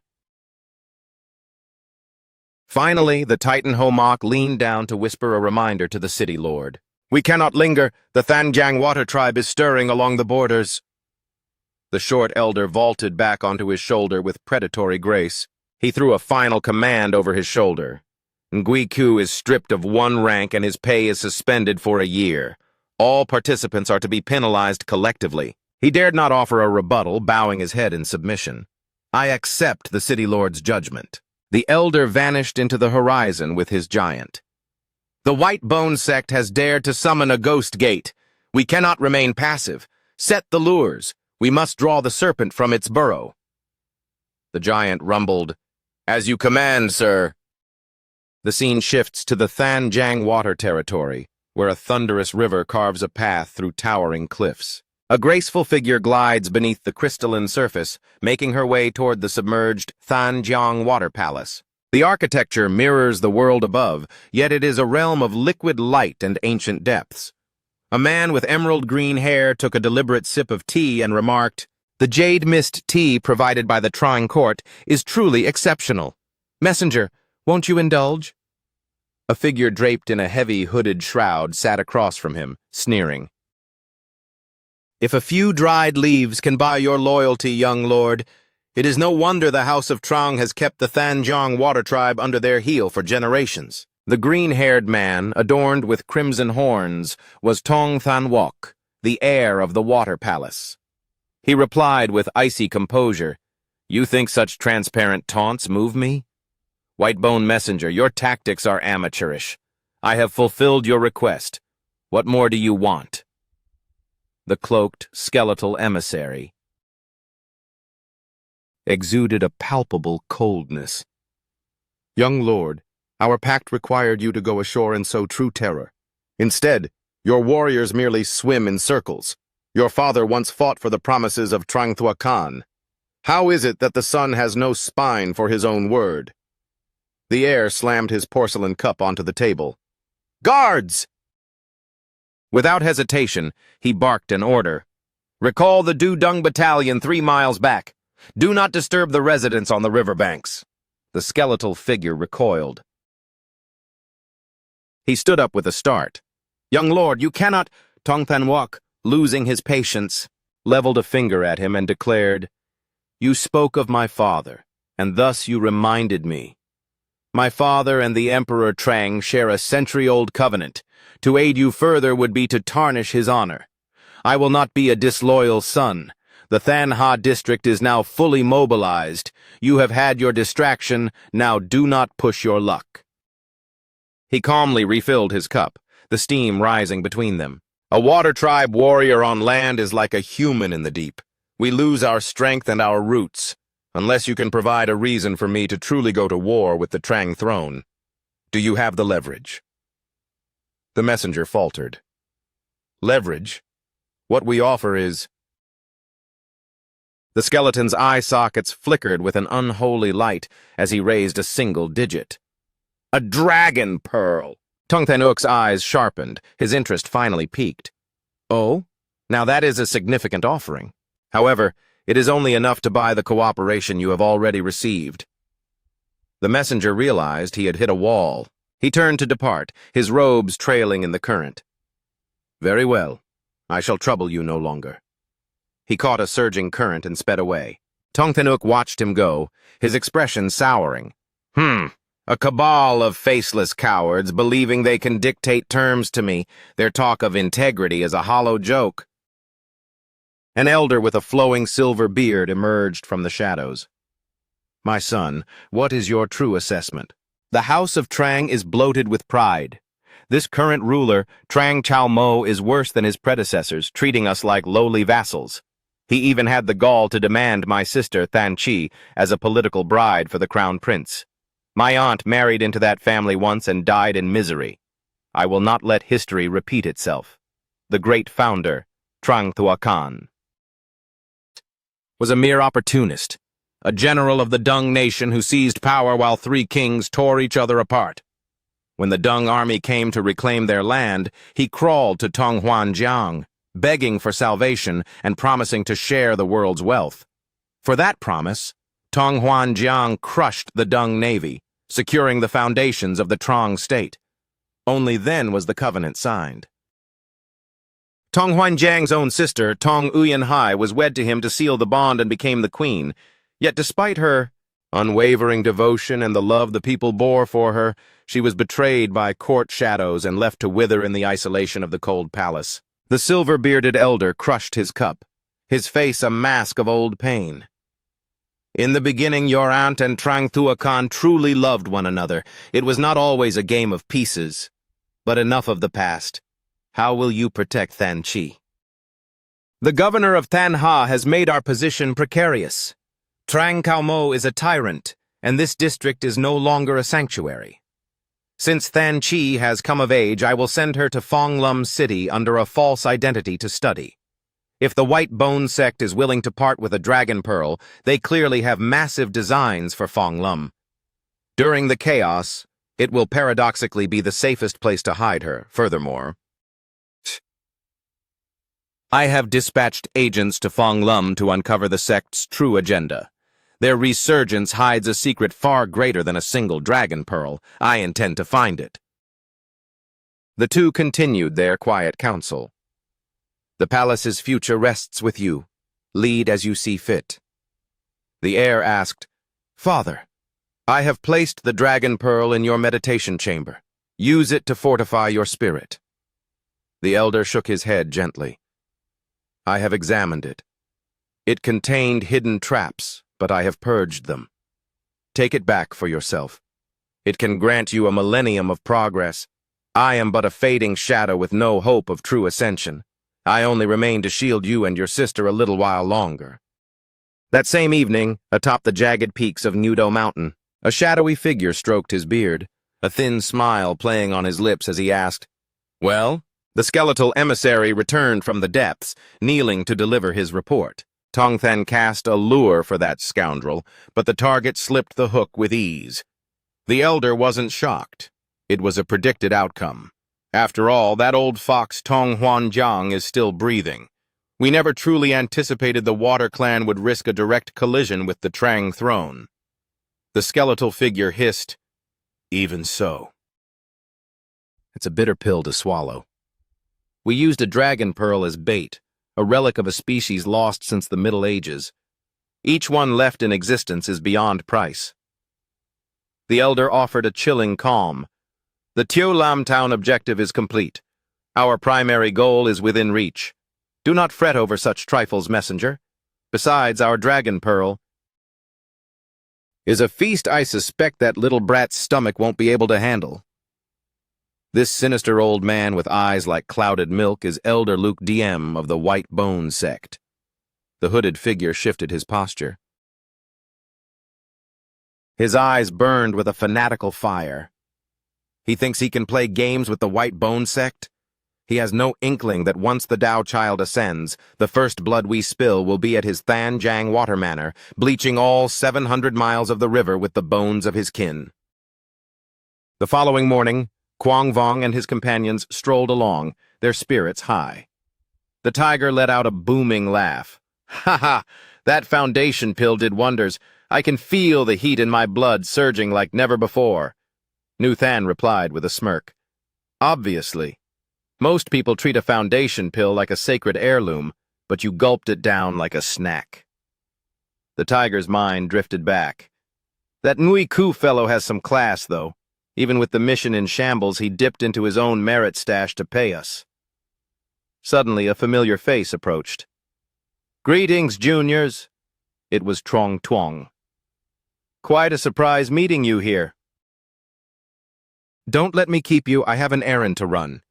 The trio offered a respectful bow. Good day, Senior Brother Vuong. Watching him depart, they whispered amongst themselves, what brings him to this quarter so often? This is the second time I've spotted him around here.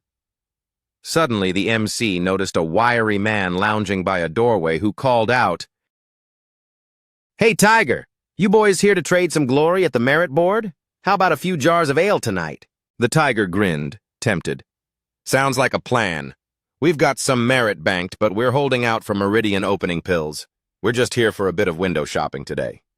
The wiry man gave an idle shrug. For first-timers, the Academy subsidizes the first Meridian opening pill at 100 merit points, but after that, the price skyrockets to 1,500. Just a moment ago, Vuong Trong Tuong cashed in every mission he had for a single pill. A truly lavish spend. Huang Vong's brow furrowed. Senior Brother Vuong bought a Meridian opening pill? His power is already legendary. Why would he sacrifice so much for a basic pill? The man leaned in, clearly enjoying the role of the neighborhood informant. There's a bit of family drama you're missing. While Trong Tuong is hailed as the pride of the Vuong family, he's actually the younger brother. He lowered his voice as they watched Trong Tuong vanish into the distance. Meanwhile, Trong Tuong reached his destination.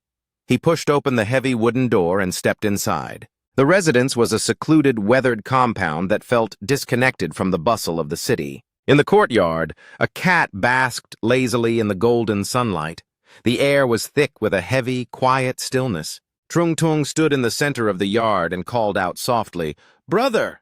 From the shadows of the house, a man emerged carrying a simple tray of food. Dinner is served. He was tall, his complexion pale and almost translucent. He took a seat at a weathered table under the open sky. Little Quat, come here. The cat didn't hesitate, leaping onto the table to claim its share. The animal ate with focus, and the pale man began his own meal in silence. It was as if Trong Tuong were invisible. He tried again, his voice steady. Brother. Only then did the man's eyes drift toward him. Ah, Trong Tuong. When did you slip in? I didn't set a place for you. This was the firstborn of the Vuong lineage, Vuong Trong Cat. Trung Tung didn't move. No matter, I'm not here to steal your rice. I came because I needed to talk. The elder brother offered a cold, disinterested, oh. Trong Tuong pressed on with care. Brother, I was part of the investigation into the silence from Tu Lam town. It was a massacre. The residents were all... Before the sentence could land, Trong Cat snapped his chopsticks down with a sharp clack. Trong Tuong ignored the rebuff. In the end, the city lord intervened, and the Ghost Gate illusion shattered. I'm worried about where this darkness will manifest next. Trong Cat looked away. That is a task for the border guard. If Nui Ku Tat fails, the governor steps in. If the academy is stumped, the prefecture or the national capital will act. It's none of your concern. He pulled his coat tighter, his expression hardening. I realize you mean well. You visit to fill my head with stories of the world so I don't rot in this yard. But I am a hollow man who couldn't even breach his own meridians. The Tao arts and mystic arrays you describe are just noise to me. Trong Tuong reached out, trying to bridge the gap.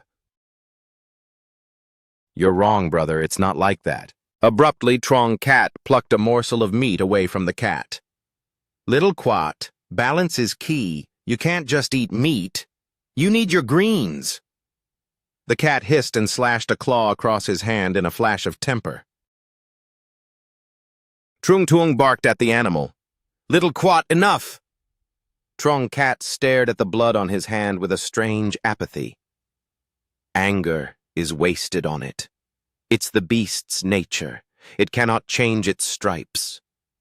Just as I cannot change mine. If the meridians are closed, they stay closed. You are the light of the Vuong name. I am its shadow. I accepted this long ago. Don't squander your time on me. Trong Tung stood firm, reaching into his robe to produce the glowing pill. I refuse to accept that. Brother, look. Trong Cat's eyes widened slightly. You spent your entire merit hoard on a meridian opening pill for me? Trong Tuong offered a warm, hopeful smile. Hey, of course I did. I won't turn my back on you, so don't you dare turn your back on yourself. The elder brother let out a heavy sigh and reached for the gift. Very well, I won't play the martyr today. But then, in a shocking display of spite, he grabbed the pill and tossed it to the cat. Here, little quat, eat up. Maybe it'll sharpen your wits so you'll be kinder to me tomorrow. Trong Tung's face flushed with fury. He lunged to snatch the pill back, shouting, "Stop! That cost me 1,500 merit points!" Trong Cat remained unfazed. He stood up slowly and retreated toward the house. Go home. If the old man hears you're still pouring resources into a bottomless pit like me, he'll be back here with another lecture. The scene shifted to the training grounds. Phuong Hoc Tuong held a blade wreathed in roaring fire. The flames surged as he offered a cocky grin. Mid-tier Dao Art, fixed rank, flame blade, master, your assessment? The venerable instructor, Tiu Tianmin, known to the students as Iron Face Tiu, stroked his beard as he scrutinized the weapon. This is a sophisticated evolution of the attached flame technique. Your raw output is a bit thin, but the structure is sound. Well done. Phuong Hoc Tuong's ego inflated visibly. You flatter me, master. I'm actually disappointed. It took me 53 days after my meridian breakthrough to solidify my foundation. I feel I've lagged behind. The teacher shook his head. Modesty is unnecessary. The record for the return to origin chart is 41 days. Even I required 50 days in my youth.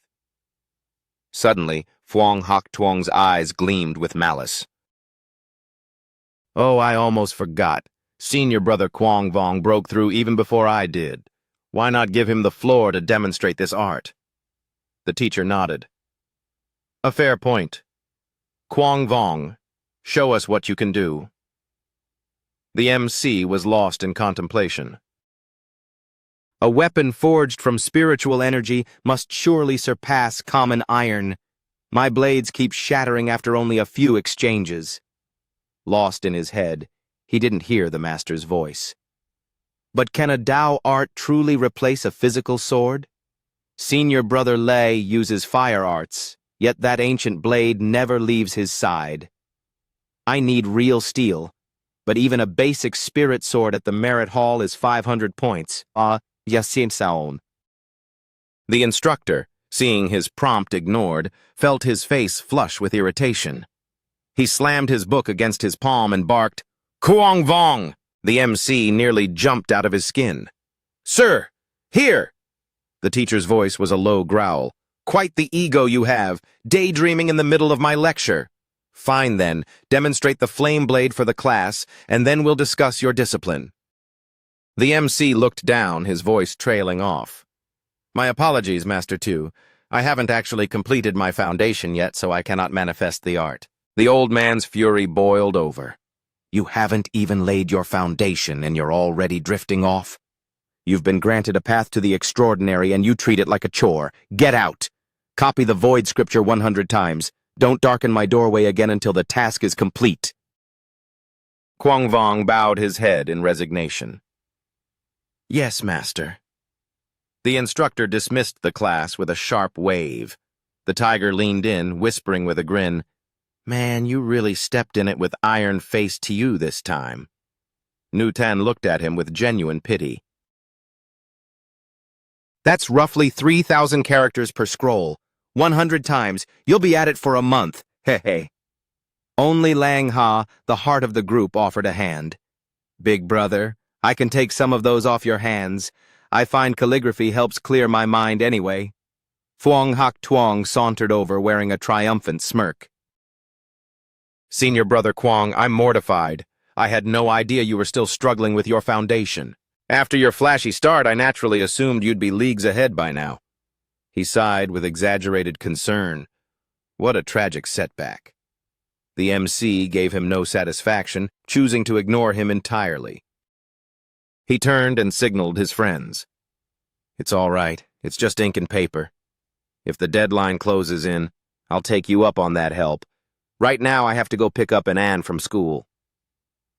At the local mutton shop, a steaming platter of succulent meat and 2 bowls of simple congee were served. Kuang Vong nudged the plate toward his little sister, Ann, to encourage her. Your brother didn't break his promise, did he? I said if you hit the books, I'd bring you for thai ki mutton. The girl's eyes sparkled as she began feasting. Kuang Vong sat back, a warm smile on his face as he watched her. Easy now, don't choke. If you keep up your studies and stay in your teacher's good graces, I'll make this a daily treat. The little girl paused, looking at him with curious, wide eyes. For real?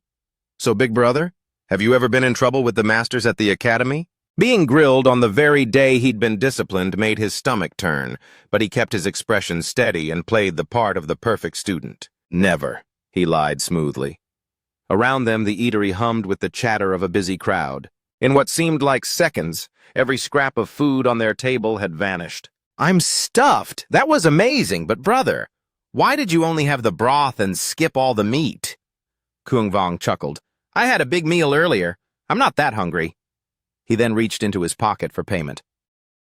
He raised a hand to signal the bill, but Ann beat him to it, spinning around and chirping, Another round of mutton, please. The waiter hurried to comply. The MC was stunned. Ann. I know you love the food, but your brother's coin purse is nearly empty. The innocent child giggled. Don't worry, I'm full. That plate is for you, brother. She then set a delicate hair accessory on the table. I've been tutoring the new students with their lessons lately, and I earned this pearl charm. It's worth a few meals, isn't it? He examined the piece and stiffened. A pearl? No, this is far too valuable. And Anne, you have to give this back tomorrow. She shook her head. No way. My friend said her family owns half the province and they have baskets of these. Later that evening, he gently pulled a quilt over his sleeping sister. Even in her dreams, she was still savoring the dinner. So tasty. The meat is so tasty. He stepped out into the night air, his mind shifting to business.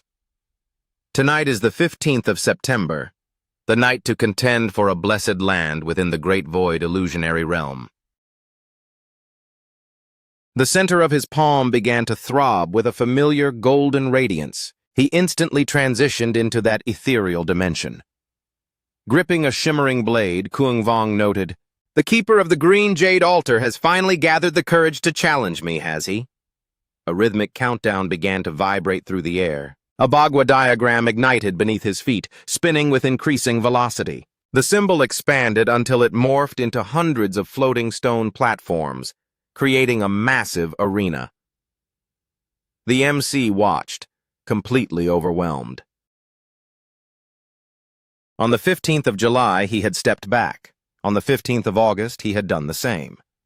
Suddenly, a massive boulder nearby disintegrated into dust. Kuang Vong shielded his eyes with his sleeve as the stone detonated in a shower of sparks. The fragments pulled back together, forming a perfect Bagua-shaped dueling stage. His adversary materialized across the platform. Ever since you crushed me, I have lived for nothing but this rematch for 6 long months. The timer ticked down. The MC listened, piecing it together. He realized, 6 months of prep? That means for 3 months before I even arrived, he was already backing down.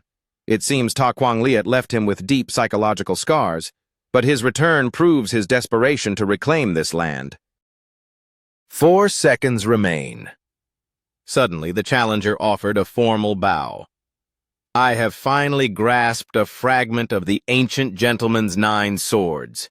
I ask you to judge it. With 3 seconds left, Kuang Vong felt a jolt of alarm. Gentleman's 9 swords. That's legendary. Is he a high-level Confucianist? The bell rang, and the battle erupted. The opponent surged skyward. The heavens move with vigor, Kung Vong thought. The Tao energy used here is just a projection anyway.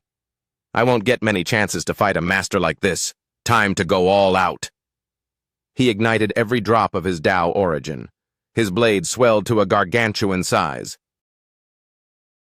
He dove at his opponent. Sword of the Eastern Purple Chi. 5th killing style. Concentration of intent. The two powers collided, and his sword shattered like glass against an iron wall. The opponent's momentum was an unstoppable tide. He followed up with, "The gentleman strengthens himself ceaselessly." The MC felt the phantom blade pierce his chest as his form began to dissolve. The chilling realization hit him. He wasn't even close to this man's level. It was over. A total, swift defeat. The challenger seemed equally stunned, staring at his hands. I won? Are the gentleman's 9 swords truly this invincible? A system voice boomed. Behold the new sovereign of the Dongzhen Ruins' blessed land, he roared with joy. Yes! Meanwhile, Kung Vong snapped awake in his room. He gasped, clutching his chest where the blade had struck. His body was fine, but the memory of the pain was vivid. He stared out at the moon, dazed. I've been demoted back to the green jade altar. I expected a loss, but not such a slaughter. The power gap is a canyon. I can't put off laying my foundation any longer. He immediately crossed his legs. Deep within the palace of heaven. He returned to his inner spiritual realm. Ahead of him loomed a titanic tower. He began the climb up an infinite staircase. Unlike the illusionary realm, the palace of heaven is a private sanctum for every seeker, reached through deep meditation. It holds 3 essentials. 1. Tao origin reserves. 2. Foundation-laying formations. And 3. True spirits of the Tao pulse. Suddenly, a small spirit worm nearby watched him with wide-eyed surprise. Kung Vong remained unfazed. He surveyed the inner sky. The circumference of stars formation is vastly superior to the origin return array, but the reason I've stalled until now is simply a matter of time. The standard Trang country formation has 81 nodes. This circumference version has 365. It's a nightmare to construct, and even with 0 mistakes, it would take half a year to reach 9th grade. Then the higher grades take even longer. Every delay compounds the issue. He frowned at the math. Suddenly, his eyes blazed with renewed purpose. No, tonight's loss was my wake-up call. A short ladder is easy, but it won't reach the clouds. The ladder to heaven is a grueling climb, but only those who endure it can stand on the peaks of Langtiu. His spirit felt light. He finally accepted that true power requires a struggle. The scene shifts to the exterior of a lively tavern the next morning. A group was busy raising a toast. Only Lao Ho and Kung Vong sat without any companions by their side. Newtang declared loudly, "The sages teach that we cultivate to live better, not to hide. Therefore, enjoying a fine tavern is a spiritual exercise. Today, we get the best room and the best entertainment, all on Master Trio's tab." The old man with them chuckled. "Master Trio is a man of culture. Look at the quality of these cups." He he he. A drunken Newthang then asked, "Where's our eldest brother?" "We were supposed to celebrate our victory over the Wraith together. Why is this other fellow tagging along instead?" The MC answered, "Eldest brother is helping me pick up an An from her school." Newthun nodded, satisfied. The MC, notably, remained perfectly sober. Until a practitioner opens the gates of heaven and earth to reach 6th grade, preserving the primal yang of the body is crucial. All right, time for real business. Ladies, please give us the room for a moment. The ladies excused themselves and filed out instantly. That fellow, now completely plastered, began rambling incoherently. "What if I end up like the vice dean, rotting at grade 7? Does that mean I'll still be a virgin at 80? I'm ready. I'm so ready. Ladies, come back." Lao Ho, losing his patience, shoved the drunkard's head onto the table. "You've had way too much. Go to sleep. You can have your harem in your dreams. He actually passed out on the spot. The MC immediately pivoted to business. Look, I've got 40 merit points I want to distribute to you guys. Whoever is closest to the goal can take them to claim a meridian opening pill first. Nuthun shot the idea down immediately. Count me out. He gave a dismissive wave of his fan. Once you open those pulses, you have to circulate energy every single day. It's a total drag. Lao Ho interjected. Hand them to the eldest brother. I'll chip mine in for him too. I have to move on. The MC looked up, startled. Move on? Second brother, where are you going? He answered with a heavy gravity. I'm enlisting. I've put in for a transfer to the military reserves. With that, he drained a full cup of wine in one gulp. A shadow of sadness crossed Nuthun's face. We bled and sweated to climb from the outer academy to the inner circle. Second brother, you really need to weigh this carefully. Lao Ho's expression remained rock solid as he wiped the wine from his chin. Truth is, after our last mission, Nguyen mentioned some openings in the Nine River Black Armored Cavalry. He asked if I wanted to go the military route. I've chewed on it for days and made my choice. I leave tomorrow. Nguyen says I'm built for the path of the soldier, and my gut tells me he's right. The others realized there was no swaying him. It makes sense. Lao Ho, your vitality and chi are immense. You're the perfect specimen for a soldier's path. But the Trang country is a Dao First Nation. True masters of the soldier's path are a rare breed. In this land, even the top military commander, Grand General Huang Fu Duan Min, is essentially a Dao powerhouse. Even Nguyen himself sticks to Dao arts. Second brother, choosing this road means you'll be starving for specialized cultivation resources for a long time. Lao Ho had already made peace with that. I wrestled with that too. But then I realized, just because there's no textbook path doesn't mean I can't use my own blood and chi to force those pulses open. The traditional soldier's path is for warriors who shun pills, choosing to shatter their Dao pulses through sheer physical will and internal pressure. You have to understand, most people hit their limit just circulating energy twice a day, to cultivate enough raw blood energy to literally detonate the palace of heaven and force a Dao pulse to manifest. It's suicide. But that's exactly why the hardliners of the soldier's path worship it. If you survive, the payoff is astronomical. A soldier who breaks through this way is worth 10 ordinary men. Lao Ho was done explaining. He hoisted the entire wine jar to seal the pact. Decision made. No more sipping from cups. To my future, let's empty the jars. Kung Vong had one last concern.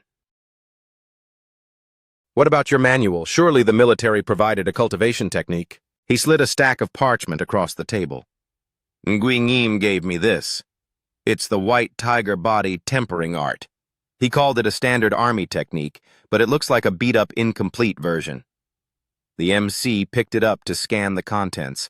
The moment his fingers touched the pages, he doubled over, clutching his midsection with a groan. Ah, my stomach. It's killing me. Nuthun jumped up. Third brother, what's wrong? The MC snatched the manual and stood up. I'm fine. Just need the latrine urgently. Don't wait up. The second the door clicked shut, his pain vanished.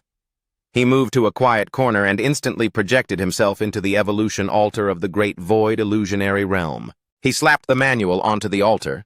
The pages tore free, hovering in a swirling, glowing vortex of light. Merits remaining, 3,590. Merits remaining, 2,180. Merits remaining, 1,247. Merits remaining, 190. As the altar reconstructed and perfected the techniques, his merit balance plummeted. Finally, the process concluded, presenting him with the 4 spirits body tempering art. Kung Vong leafed through the new transcription. 4 spirits body tempering art? Perfecting this cost 3,400 merits, nearly double the price of my purple chi sword style. It makes sense. This is a foundational soldier's technique, a true supernatural method. Compared to that bargain bin manual I found on the street, this has a much higher ceiling. Suddenly, the golden brand on his palm pulsed rhythmically. The MC faded from the realm and snapped back into the physical world. He resolved to finish the full transcription tonight. I'll hand this to Lao Ho tomorrow as his farewell gift. He pushed open the door and stepped out into the hallway. He stopped dead. A stunning woman was standing right there, looking just as surprised as he was. They stood in a brief, silent stalemate at the threshold. Recognition flickered in the girl's eyes. "It's you." But he gave her no opening, brushing past her without a second glance. "Ah, pardon me, just passing through." He hurried away, his heart racing as he chided himself. Alcohol is a dangerous distraction. I actually risked entering the illusionary realm in a den of vice where every kind of person mingles. The perfume of this place almost made me lose my focus. Behind him, her eyes lingered on his back for a long time.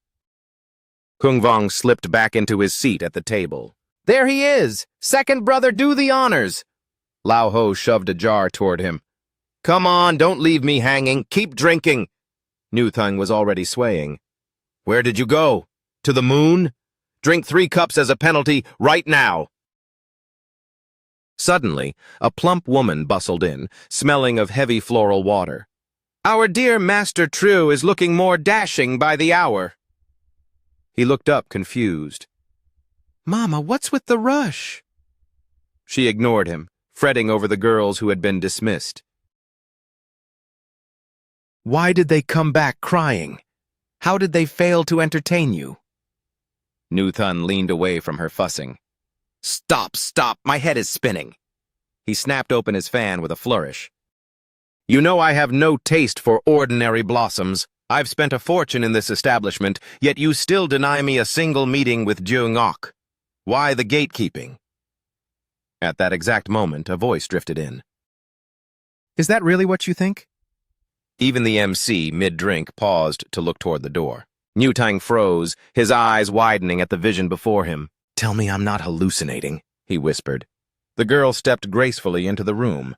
"It wasn't Mama keeping us apart, Master Trieu. It was me. I simply didn't wish to see you." Nu Thun beamed, his eyes practically turning into hearts. "Aha! Every copper I spent was worth it just for this." "So you really aren't a ghost? I figured a woman who avoided me this long had to be hiding something, but you're breathtaking." The girl lowered her gaze, playing the part of the wounded beauty. "Truly, Master Trieu is handsome and generous beyond measure. What woman wouldn't be tempted?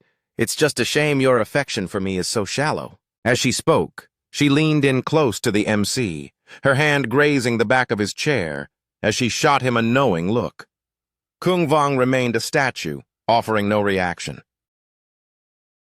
Just then, the drunkard at the table snorted awake with a greasy, lecherous grin. "Hey!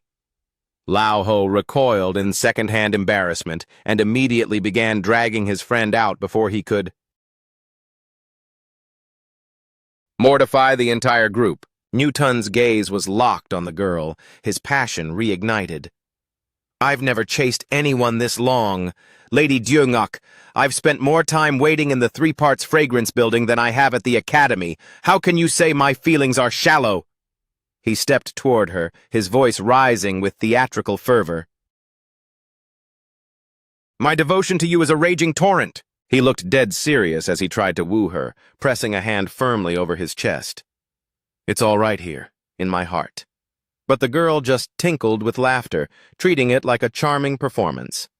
"Ha, Master Trieu really does have a heart like a noble dragon and a tongue made of pure honey, doesn't he? But Jeong-ok sees right through your act. You're simply bored to tears."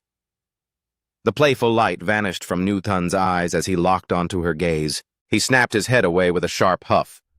"Actually, I've lost interest. I find smart women utterly exhausting." Suddenly, Kung Vong stood up and signaled to his companions. "Let's move, everyone. Time to head back. I still need to get dinner ready for Ann." The other student cried out in a panic. "Third brother, let's just get some takeout instead. Please, for the love of God, do not cook." Was the MC's culinary skill really so disastrous that even Lao Ho had to intervene? "Listen to him, third brother. Even my stomach can't handle your masterpieces. And Ann is just a kid. Show her some mercy." The MC's temper flared as he barked, "Quit your whining! Are you coming or staying?" The entire group scrambled to follow him.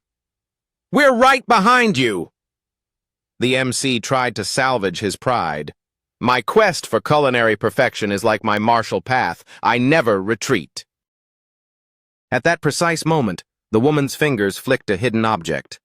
A pearl shimmering with a pale pink light hissed through the air toward the MC's back. That object was a white bone seed, and it sank silently into his flesh, disappearing beneath the skin. She had timed it perfectly. "I'll keep a close watch on you. If you truly are the Taoist child, that seed will take root and bloom. If not, you're just another pile of fertilizer for the white bone Tao." The scene shifts to the outskirts of Fanglum City. A farewell wine cup shattered against the ground. Lao Ho raised a hand and gave a hearty laugh as he bid them goodbye.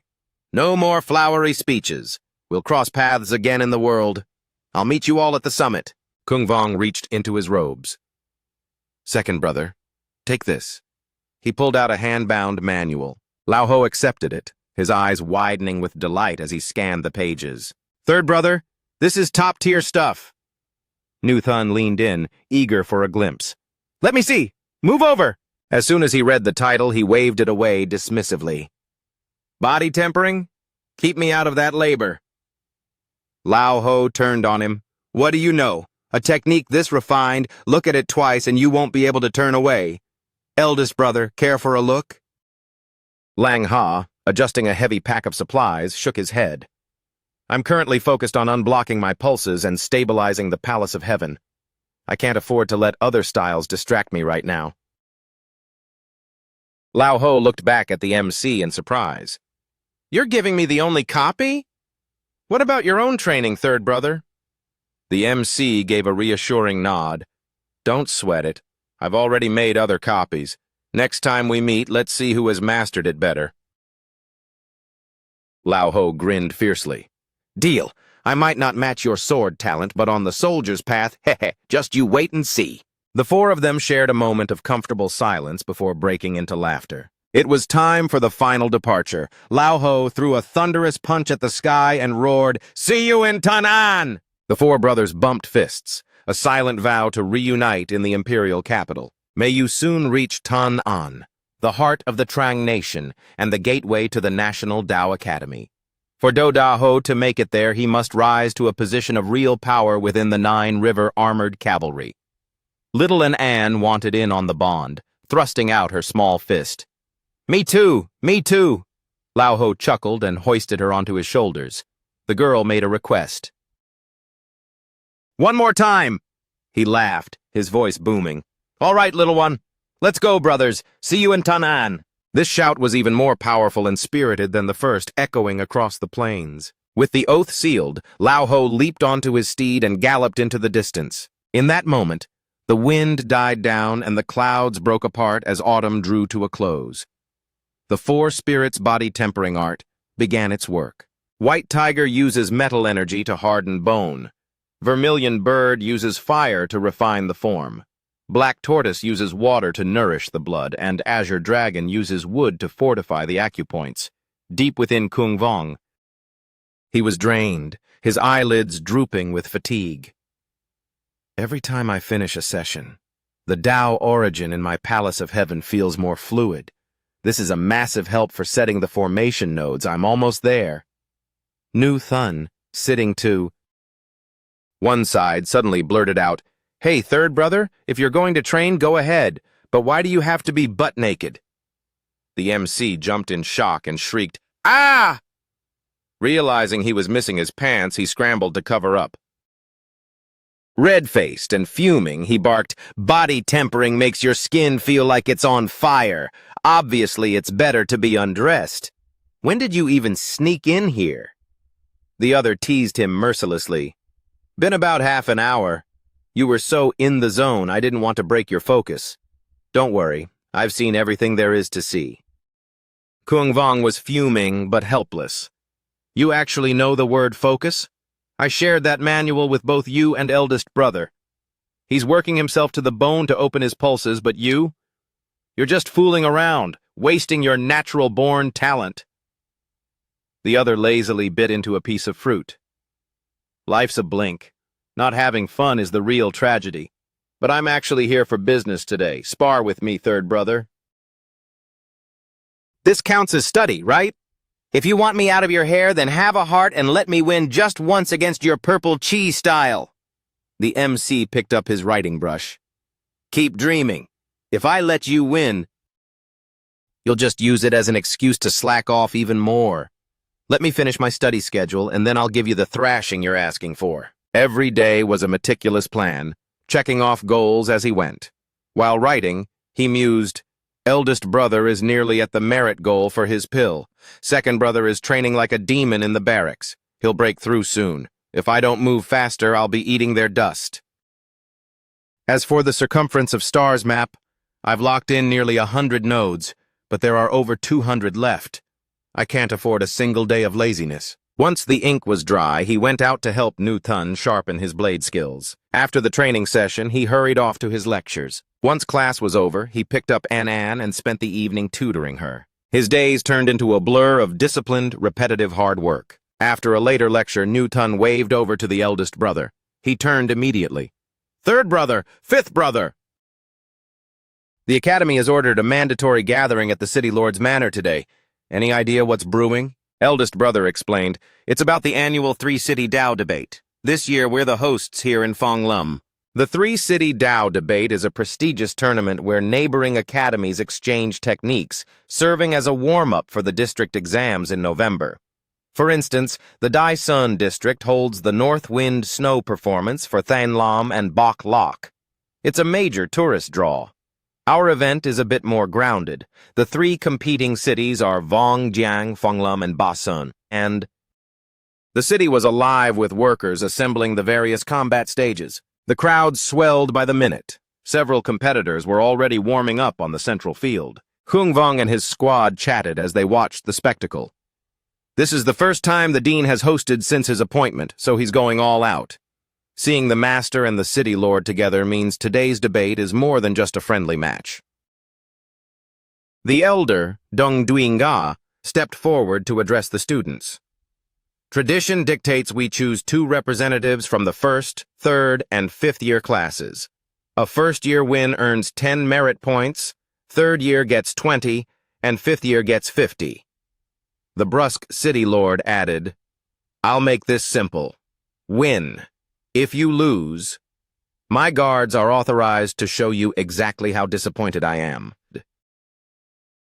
The MC was hooked. A victory meant 10 merit points and the chance to test his mettle against the best students from the other cities. It was an opportunity he couldn't pass up. But the wiry student nearby started pouring cold water on them. Don't bother. First year is a lie. They always pick the senior disciples who've been training just under the 12-month mark. Eldest brother asked, has senior brother Huang competed in this before? He smirks with practiced arrogance, gesturing to himself. Naturally. Back when I first entered the inner academy, I was among the elite 3, standing tall alongside legends like Le Kiem Thu and Vung Trung Tung. Folks used to call me a San the Fire Prodigy. Hard to believe looking at me now, isn't it? It really is, Nu Thun scoffs instantly. Ha ha, a fire prodigy? Then why do you look like a discarded ember today? The MC remains silent, unable to find a trace of that former glory either. He lets out a heavy, defeated sigh. Sigh. I fell into the trap of wine and fleeting pleasures, letting my training rot. That's how the others left me in the dust. Lang Ha seizes the moment to caution the group. Juniors, let his regret be your armor. Suddenly, a passerby collides with the wiry senior. He whirls around, teeth bared. Hey, are you blind or just looking for trouble? The man who bumped him turns around and presses a finger to his lips, urging him to keep his voice down. The senior's tone shifts instantly to a respectful whisper. Oh, senior brother Trung. You're the master's favorite. Shouldn't you be leading the pack up front? Why are you hiding back here with us? Trung Lam Sween dabs at his sleeve with a silk cloth and mutters, Stay quiet. I'm trying to stay off the dean's radar. If I'm picked for this... Before he can vanish, the dean's voice booms across the courtyard. I have decided. Trung Lam Sween shall lead our delegation for this year's three-city Dao debate. Stuck in the open with no escape, Trung clutches his forehead and groans. The weight of the world just landed on my shoulders. What a disaster. Dong Dui Nga's eyes narrow as he overhears. Humph. You find my command burdensome, do you? If you have a grievance with my choice, speak up and let us all hear it. Paralyzed by fear, he waves his hands in frantic denial. No, sir. The honor is immense and my confidence is absolute. Lam Sween will give every drop of his blood for our victory. The wiry senior elbows him playfully. Ha ha ha. Well said, senior brother Trung. Even the dean knows you're our top dog. Trung whispers back through gritted teeth. Give it a rest. If Trukbi or Ngui Ku were available, do you think I'd be the one doing the heavy lifting? Kung Vong is intrigued and asks, Ngui Ku is serving in the military, which makes sense. But why is senior brother Truk out of the running? Lam Sween leans in, his voice low. He's accepted a lethal hunt. He's tracking one of the 9 great human devils, the heart-devouring fiend. The blood drains from the faces of all 4 disciples at the mention of that name. The 9 great human devils are a gallery of nightmares.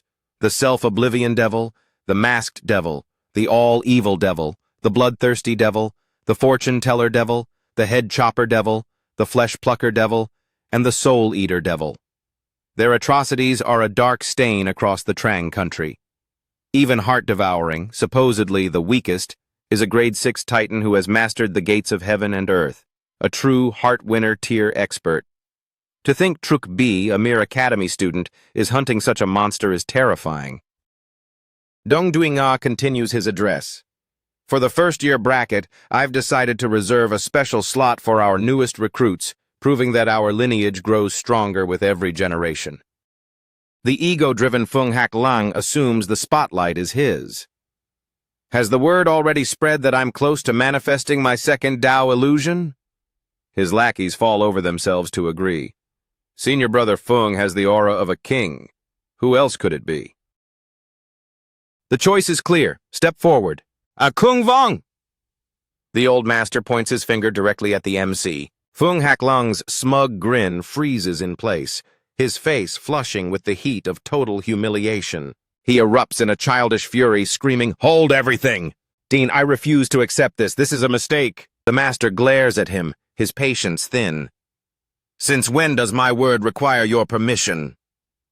Fung marches toward the stage, though his knees knock together with terror. Suddenly, the city lord, Ku Tat, lets out a dry laugh. Ha ha, ding-dong, peace! Let me act as the mediator. It's quite the spectacle to see a student challenge your authority so boldly. The city lord steps forward with a predator's smirk. You want a fair shake? It's simple. Duel for the spot. The winner represents the city. The loser stays home. Dong Dui Nga nods curtly and calls for his pupil. Kung Vong, take the stage. The MC climbs up, his expression calm. By your command, master. One question. Am I permitted to shed the opponent's blood? Fung Hak Tung taps his temple mockingly. Are you delusional? A boy who hasn't even stabilized his foundation thinks he can scratch me? Dong Dui Nga sets the rules. No permanent crippling and absolutely no killing. Ku Tat's voice cuts through the tension. Begin. The instant the signal drops, Fung Hak Tung lunges. Don't worry, little brother. I'll try not to break too many of your bones. He ignites his flame blade art, but before the heat can even reach the MC, Kung Vong's wrist flickers in a blur, sending Fung face-planting into the dirt. Lang Ha watches with wide eyes. Third brother's raw power has skyrocketed. Nuthang nods in agreement. That physical tempering he's been doing is clearly paying massive dividends. Fung Hak Tung lies unconscious. The MC stands over him, stating simply, one move was all it took. A roar of approval erupts from the students below. Kung Vong is the real deal! Suddenly, the fallen student gasps back to consciousness, his face contorted in rage. What? He scrambles to his feet. I wasn't ready. That didn't count. Kung Vong, face me for real. Eldest brother bellows from the sidelines. Have you no shame? You were out cold. He could have ended your life 10 times over. The wiry senior joins in. You're acting like a sore loser. New Thun cheers. Don't let him talk his way out of it, third brother. Flatten him again. A rhythmic chant starts among the crowd. Step down, Fung Hak Lang. Step down, Fung Hak Lang. Still, he refuses to budge, frantically waving his arms. No, you don't understand. Listen to me. Dong Duy-nga has seen enough. Enough! Leave the stage before you humiliate this academy further.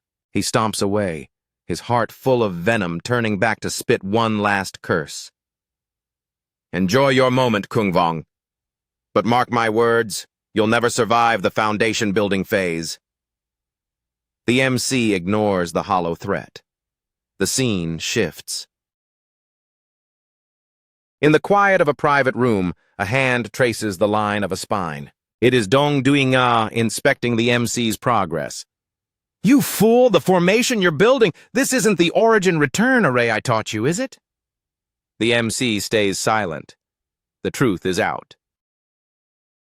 The master slams his palm onto the table, the wood groaning under the force. There are countless arrays more flashy than the origin-return, but our Ingokkin mountain sect uses it for a reason. It is the bedrock of safety and stability. How could you gamble with your foundation without consulting me? Kung Vong bows deeply, his voice humble. I have no excuse, master. I was wrong. The dean's anger softens into a sigh. With your innate talent, had you used the standard diagram, you'd have completed your minor cycle and reached the grade 8 circumference by now. The MC keeps his head lowered. I am prepared for any punishment, master. If I must shatter what I've built and begin anew, I will do so. The foundation is already cast in stone, the old man says, his voice weary. To tear it down now would be suicide. What is done is done. Dong Duy-nga produces a shimmering green jade pendant. This slip contains a restricted technique to refine your control over Dao origin. It will help you bridge the gap and finish your foundation faster. Take it. The MC hesitates, overwhelmed. Master, this is too much. I cannot take one of your most prized treasures after failing you. The elder looked upon the artifact with a distant gaze. This was once a token from a dear old friend, but they have long since returned to the earth. To me, it is nothing but a relic of the past. With a firm grip, he pressed the glowing object into the MC's palm. There is no need for hesitation. You and your peers are the foundation upon which the future of the Trang state will be built. Stored within this jade is the Void Source Secret, a technique of profound depth. The moment his fingers brushed the jade, the MC felt a surge of energy like a lightning strike. Brilliant golden veins pulsed vividly across his skin. The sheer potency of this power was undeniable. He dropped to one knee, bowing with joined hands. This disciple offers his deepest gratitude to the great teacher.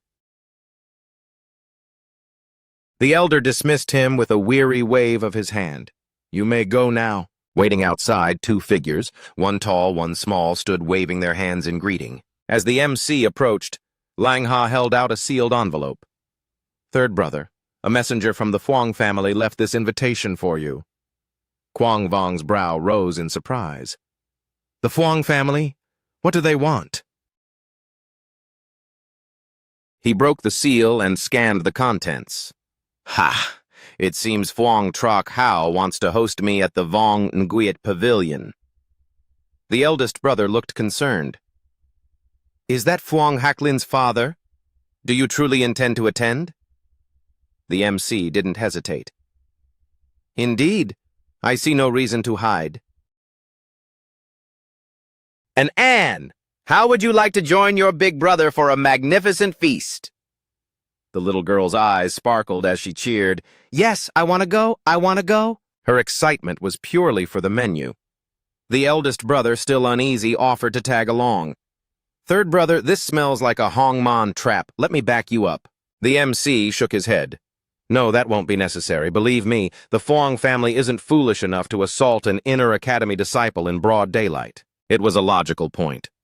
That evening, only he and An arrived at the designated meeting place. A polite attendant led the way. "Right this way, honored guest. Master Fuang is expecting you in this private suite." The moment the door opened, the MC's expression darkened.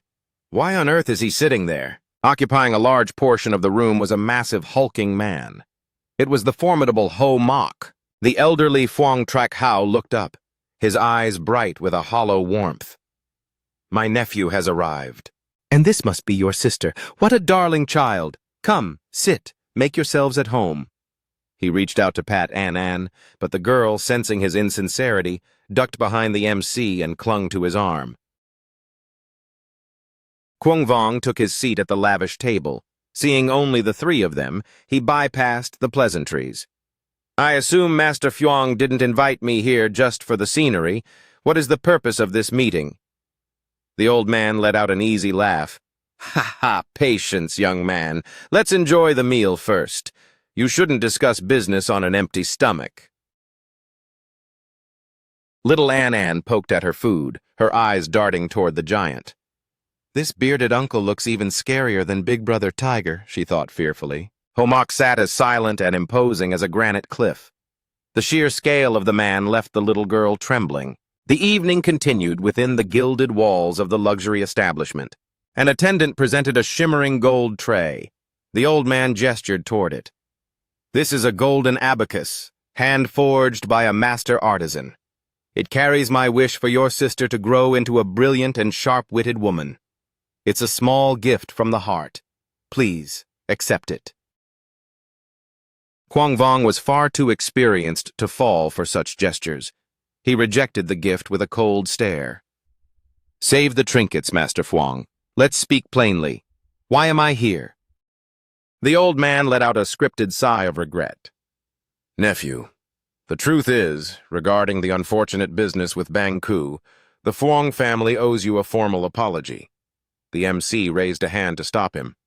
"That is buried in the past. There is no need to dig it up." The old man dropped the facade of kindness. He gripped his wine cup, his voice turning sharp. "Fine, since you prefer the direct approach. With Bang Ku gone, Hak Lin is the only heir left with any promise. But since his defeat at your hands, his spirit is broken. He spends his nights in a bottle, and I fear he's heading for a total collapse." The MC continued to eat calmly, posing a quiet question that made the old man's face flush with suppressed rage before he made his outrageous request. "I want you to go to Hak Lin, apologize, and claim that you used underhanded tricks to win the match. Only a lie can restore his shattered ego." The demand was absurd. The MC set his chopsticks down with a sharp clatter.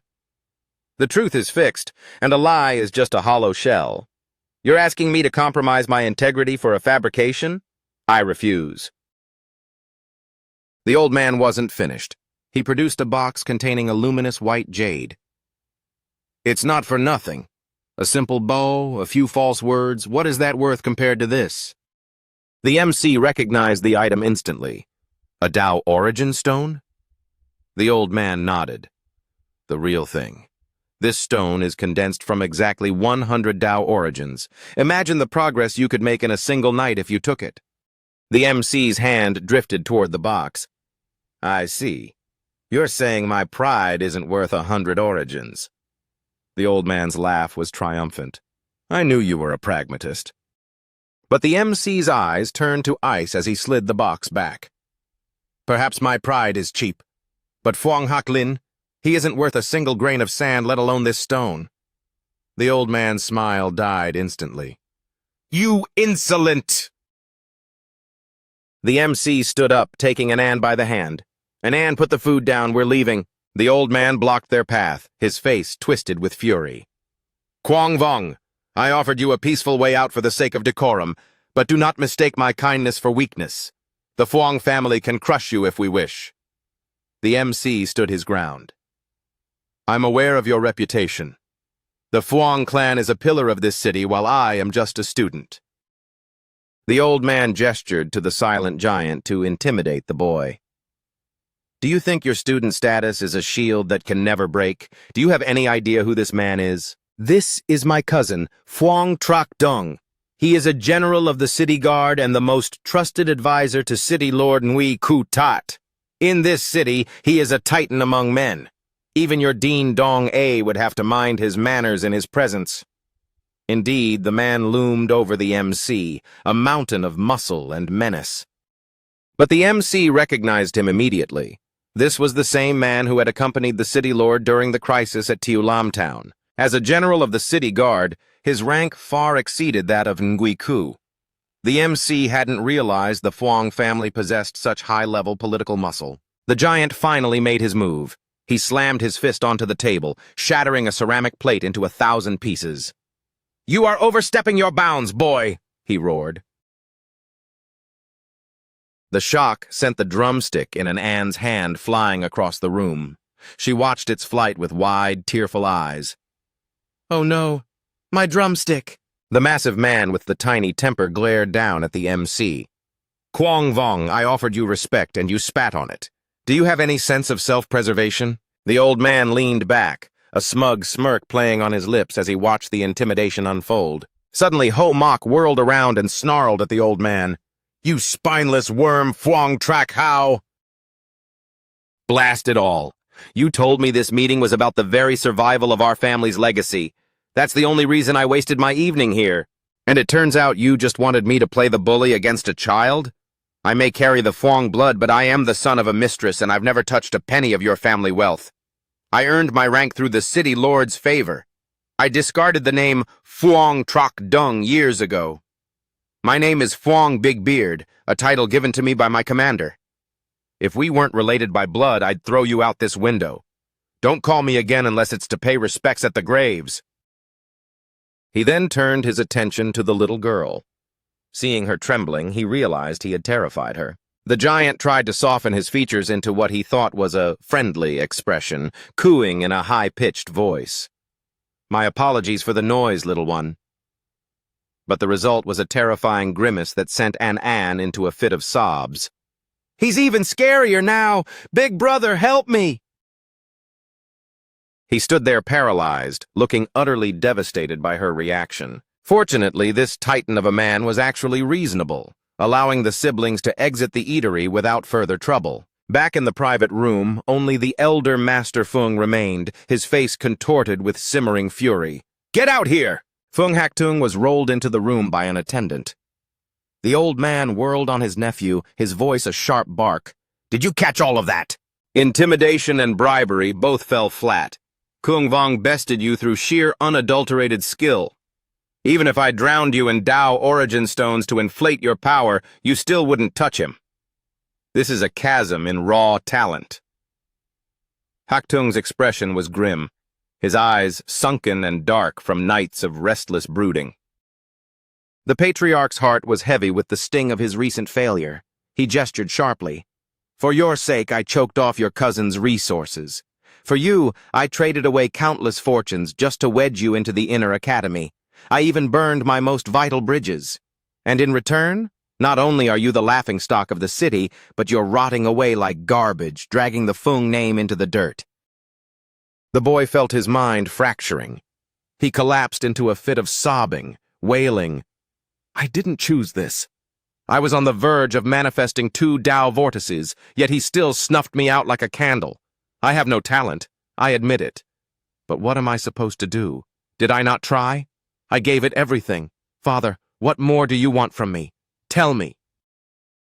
The old man's hand hung in the air, trembling, unable to deliver the blow. He reached out helplessly, cupping his son's face while scolding him. "Then go out there and prove your worth to the world one more time.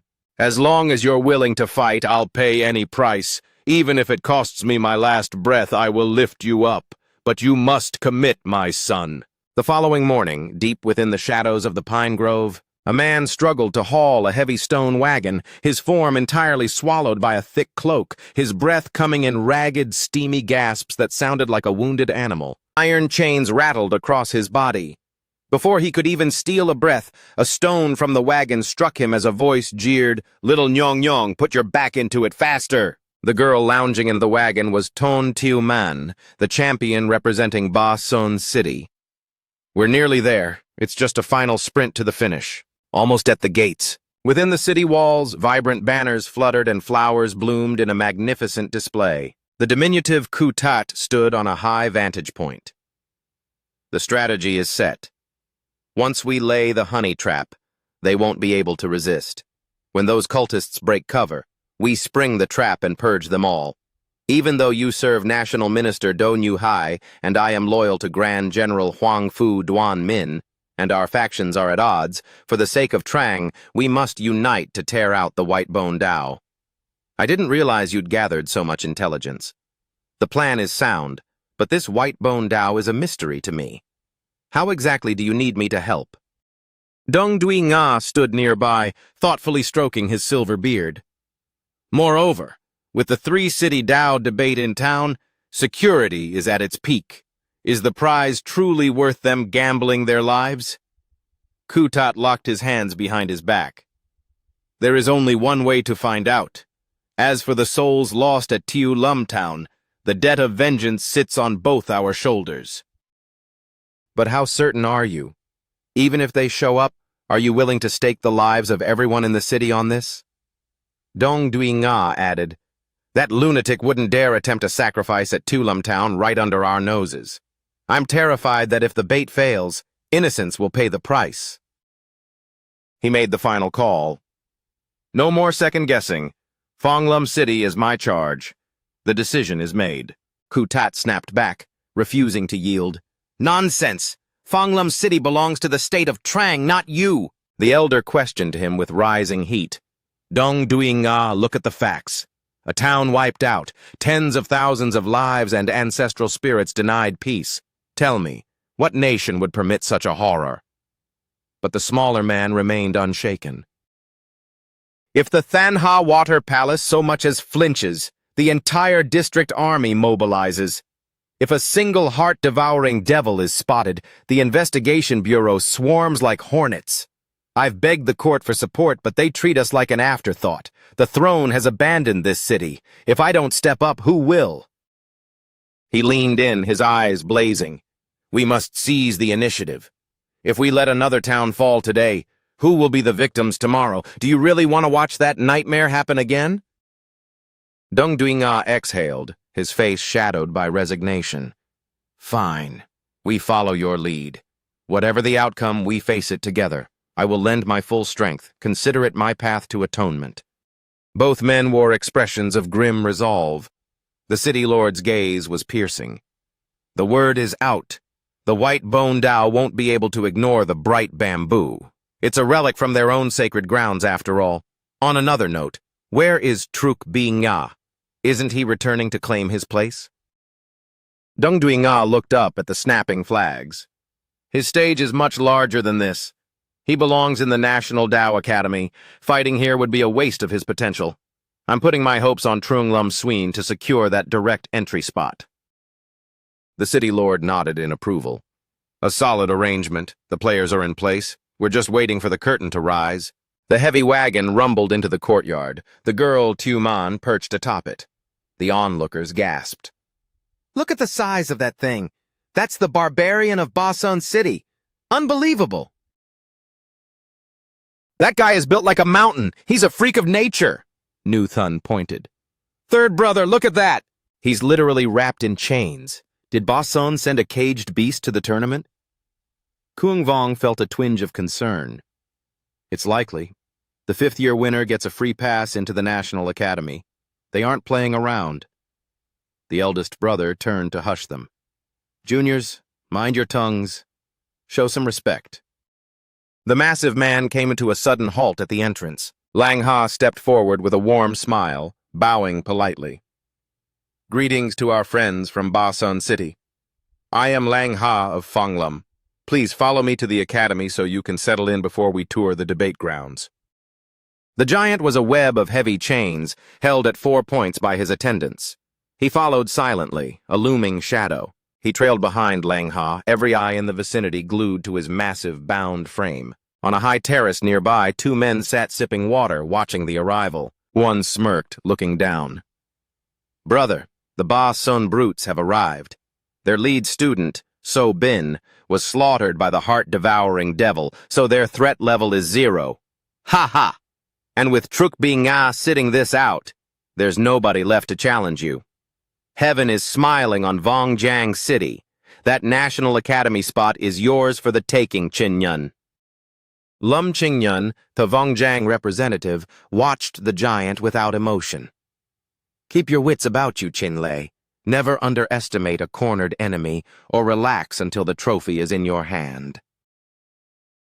Langha led the group to a guest residence and gestured toward the door. This courtyard is reserved for you. Please, make yourselves comfortable. Just then, the wiry student sprinted up, gasping for air. Kung Vong! Kung Vong! It's your sister! Something's gone wrong! Kung Vong felt a jolt of pure dread. His mind immediately jumped to that vengeful old man, Fung Trek Ho. What happened to Anan? A sheaf of papers was thrust into his hands. It was the girl's schoolmaster, fuming about the siblings' lack of discipline and the chaos they caused. Take a look at your sister's handiwork! During the examinations, Kung Anan was caught helping others cheat. As a penalty, I ordered her to copy the 1,000-character classic. And look at this. There are nearly 10 different styles of handwriting here. She used sugar-coated haws to bribe her classmates into doing her work for her. The MC looked down at his sister. She just stuck out her tongue, completely unrepentant. The old man continued his tirade. Take her home and teach her some manners. If this happens again, she's expelled. I won't have her back in my classroom. The MC bowed frantically. I am so sorry. I promise to be much stricter with her from now on. As the two were heading for the exit, a sharp voice rang out. Hold it right there! A young girl, draped in expensive jewelry and sitting like royalty, glared at the MC. Are you the one who forbidden An from playing with me? Kung Vong approached, confused. Little one, I only told her not to cheat with you. I never said you couldn't be friends. The girl shouted back, It wasn't cheating, it was sharing, like when I gave her that pearl bracelet. You forced her to return my gift, spit on our bond of friendship. Do you want me to give you a piece of my mind? The little girl looked as aggressive as a baby alligator. The MC had no desire to bicker with a child and offered a simple warning. Little sister, if you keep this up, I'll have to let your teacher know. The little girl lost her temper and leaped from her seat, pointing both hands toward the heavens and shrieking, Evil dragon roar! Ah, how dare you! How? An stood her ground with a deep scowl before finally speaking. Thanchi, if you lay a finger on my big brother, I'm never playing with you again. The other girl immediately softened her stance and pleaded, Wait, don't. I won't touch him, I swear, we're still best friends, right? And Anne turned and walked away. Of course. See you later, Thanchi. The little girl beamed with a bright smile and waved a frantic goodbye to Anne. At that moment, Thanchi's grandfather arrived to collect her. He appeared incredibly frail. Oh dear, facing another parent. An old tortoise like me likely won't survive to see your graduation day. And Anne grinned as she eavesdropped. Kung Vong threatened her instantly. You still have the nerve to be nosy? Just wait until I finish my duel tomorrow, then I'll deal with you properly. The scene shifted to a different locale. In a chamber where heavy iron links lay strewn across the floor, someone retrieved a crimson pouch from a ceramic jar. It was Tioman. She gazed at the hulking man who was shivering uncontrollably. I gave you my word. As long as you secure the championship for Bason City, I will unlock these chains and grant you your freedom. But until the tournament is over, don't you dare stray even a single step from my side. Tonight, you sleep on the floor right here in my room. The man's eyes flared a vivid crimson as he bellowed, I refuse! But before he could utter another protest, a heavy fist collided with his jaw. I said you will! Her lone punch sent him stumbling backward, coughing up blood. This giant with the face of a toddler began to sob. Wah! I don't want to be trapped in here with you. Hick, hick. I want to go home to mother. She tried to quiet him. This was Ton Tiu-nyun, Tioman's younger brother. She looked at her sibling, who was massive in size but tiny in spirit, and said, Ton Tiu-nyun, you're 13 years old. You're a man now, yet you cry for mother every day. Aren't you ashamed? If we win this, we're doing it for her. He continued his loud wailing. I don't care, I want my mother, hick, hick, hick. I don't want to be around a monster-strength girl like you. Mother, sister is being a bully. Hick, hick. The girl snapped, grabbing his collar and barking, Ton Tiu Nyun, what did you just call your own sister? He froze, looking absolutely petrified and on the verge of a breakdown. A monster-strength girl, was it? She snarled, winding up another blow. She rained punches upon her brother's gargantuan frame while he scrambled away in tears, crying, "Ah, I'm sorry, I was wrong."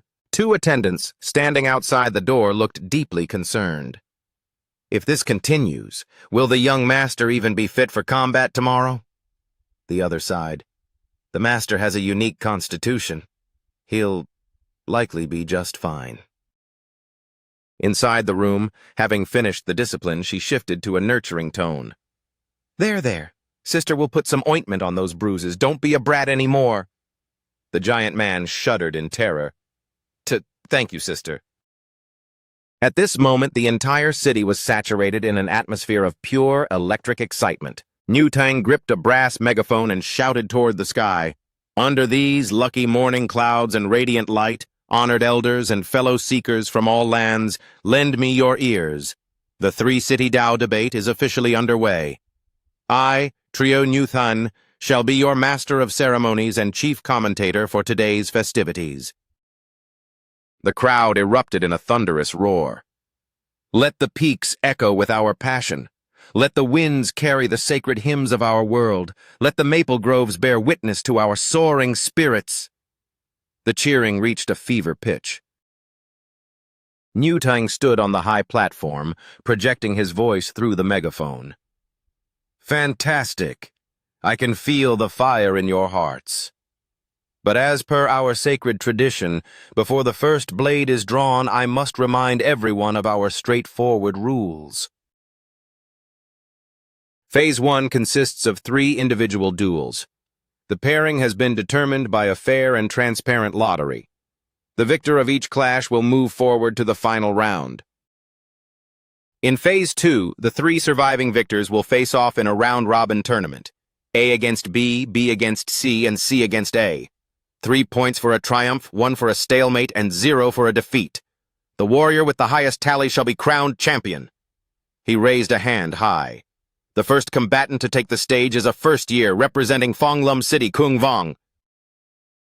The MC stepped out into the spotlight following the grand introduction. Niu Tang bellowed out a sponsored promotional message. A squad of muscular men unfurled scrolls of elegant calligraphy to support the MC. Kung Vong unstoppable. Kung Vong absolute victory. It was an incredibly flamboyant display. The spectators below joined the chorus, screaming, Big Brother, win it all! Kung Vong, victory! Is this duel really going to be this legendary? Lum Chin Yun watched with an envious scowl and huffed. Humph, a bunch of arrogant posers, he grumbled. The MC stood on the platform with a throbbing headache, feeling intensely self-conscious. Did that guy really use the sponsorship money just to pull this stunt? Niu Tang was still booming. And now Kung Vong's unfortunate rival from Ba Sun City, Dung Hung Dung. This challenger looked quite formidable with his bulging muscles. He stepped forward. Greetings. I look forward to learning from our exchange. Victory is declared when an opponent yields, loses consciousness, or is forced out of the boundaries of the ring.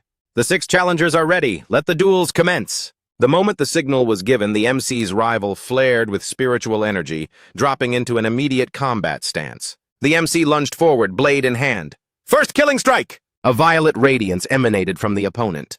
The MC's razor-sharp sword tip stopped abruptly, inches from the man's face. Something was wrong. From the wooden boards of the stage, thousands of jagged, lethal stone spikes erupted upward. The onlookers below gasped, instantly recognizing the potent earth spike technique. The arena was suddenly transformed into a dense forest of jagged stone pillars he had called forth. Kung Vong went into a state of high alert. I could have ended him with that strike, but my legs would have been skewered by the spikes rising a breath later. In these opening rounds, it's foolish to trade a serious wound for a quick win. He must have gambled on that. Even with my steel at his throat, he never broke his hand seals. What an iron will. This man is a dangerous adversary. The rival lunged again, moving with the speed of a fired bolt. His expression was stone cold. "My turn to attack!" He swung his limbs with crushing force, shattering the stone pillars and launching the razor-sharp fragments toward the MC. The MC showed no fear, maintaining his forward momentum. He wove through the hail of stone shards like a streak of lightning. While twisting to evade the debris, the MC analyzed. Cultivators from Bason are truly masters of earth-based magic and body hardening. They are powerful, yet they lack agility. As long as I keep my pace high... Kung Vong suddenly recoiled in shock. The man had closed the distance in an instant. His hands had morphed into massive rocky boulders, swinging a devastating blow. The MC scrambled to parry the crushing strike with his blade. He was hurled backward. The speed was staggering. How was he moving that fast? Capitalizing on his loss of equilibrium, the rival lunged forward without a moment's hesitation. With both hands clasped, he delivered a crushing, double-fisted overhead smash. Kung Vong analyzed the movements with razor focus, realizing the man used the Earth Spike's kinetic energy to catapult himself and mask his natural sluggishness. A brilliant tactic, but a Mo family practitioner's internal energy pool is shallow. He cannot sustain these heavy techniques for long.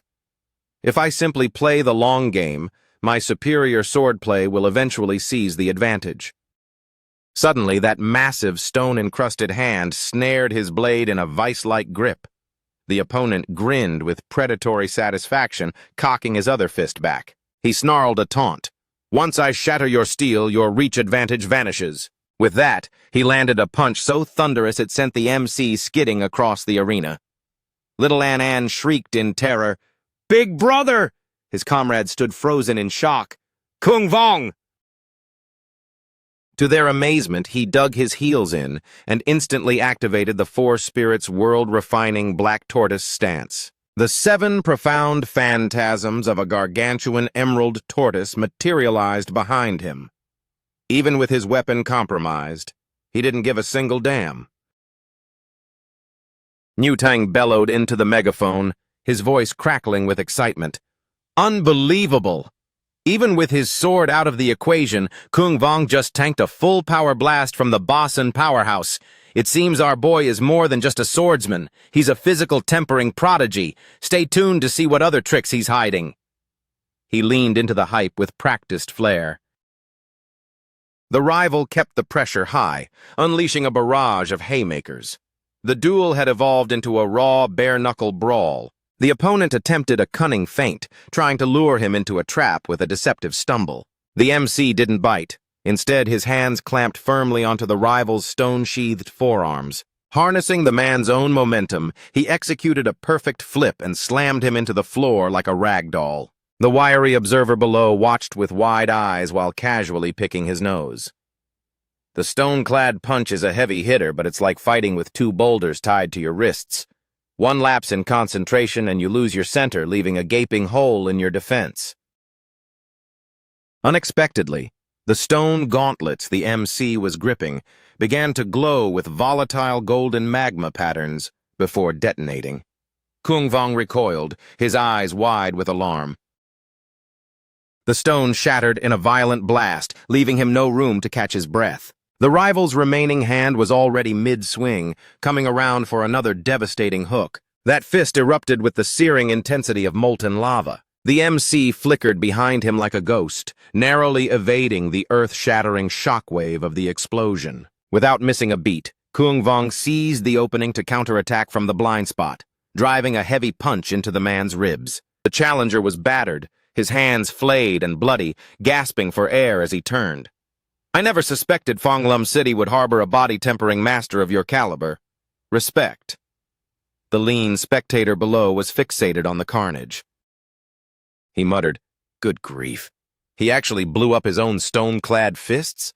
Even if it deals 1,000 damage to the target, it costs him 800 in recoil. Absolutely mental. They don't call them mountain savages for nothing." The MC noticed his spirit hadn't broken. Stepping into a neutral stance, he asked, "Fellow traveler, your hands are shredded. Is there any point in continuing this?" The man straightened his back, his voice thick with stubborn pride. "Of course. As long as our legs hold, the sons of Basan City never bow out." The MC admired the grit. Very well. I shall honor that resolve with my full strength. The MC's heart began to thrum with a violent rhythmic pulse. His silhouette flickered. Was Kung Vong stoking his internal fires? Wisps of white steam drifted from his lips. Tu Man watched from the sidelines, her jaw dropping. Another explosive burst of speed, even more frantic than before. Is he burning his life force? No. Is he just pushing his blood energy to the absolute threshold of combustion? Where did Fong Lum City get a body-tempering manual this powerful? He lunged, a blur of motion, and aimed a strike at his opponent's chin. The rival threw a desperate counter, but the MC tilted his head with millimetric precision, letting it whistle past his ear.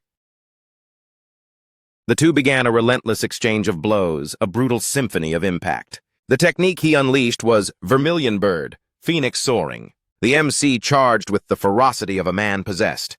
This ends now. A singular concentrated punch launched the giant into the air. His massive frame sailed across the arena before crashing down in the far corner. A mist of blood sprayed as he collapsed, his condition appearing catastrophic. Kung Vong didn't relent, following up with a decisive white tiger strike. The onlookers were spellbound, their cheers swelling into a deafening roar. Kung Vong is a god! Kung Vong is unstoppable! An official raised a red flag to signal the end of the bout, but the man clawed his way back to his feet, rejecting defeat.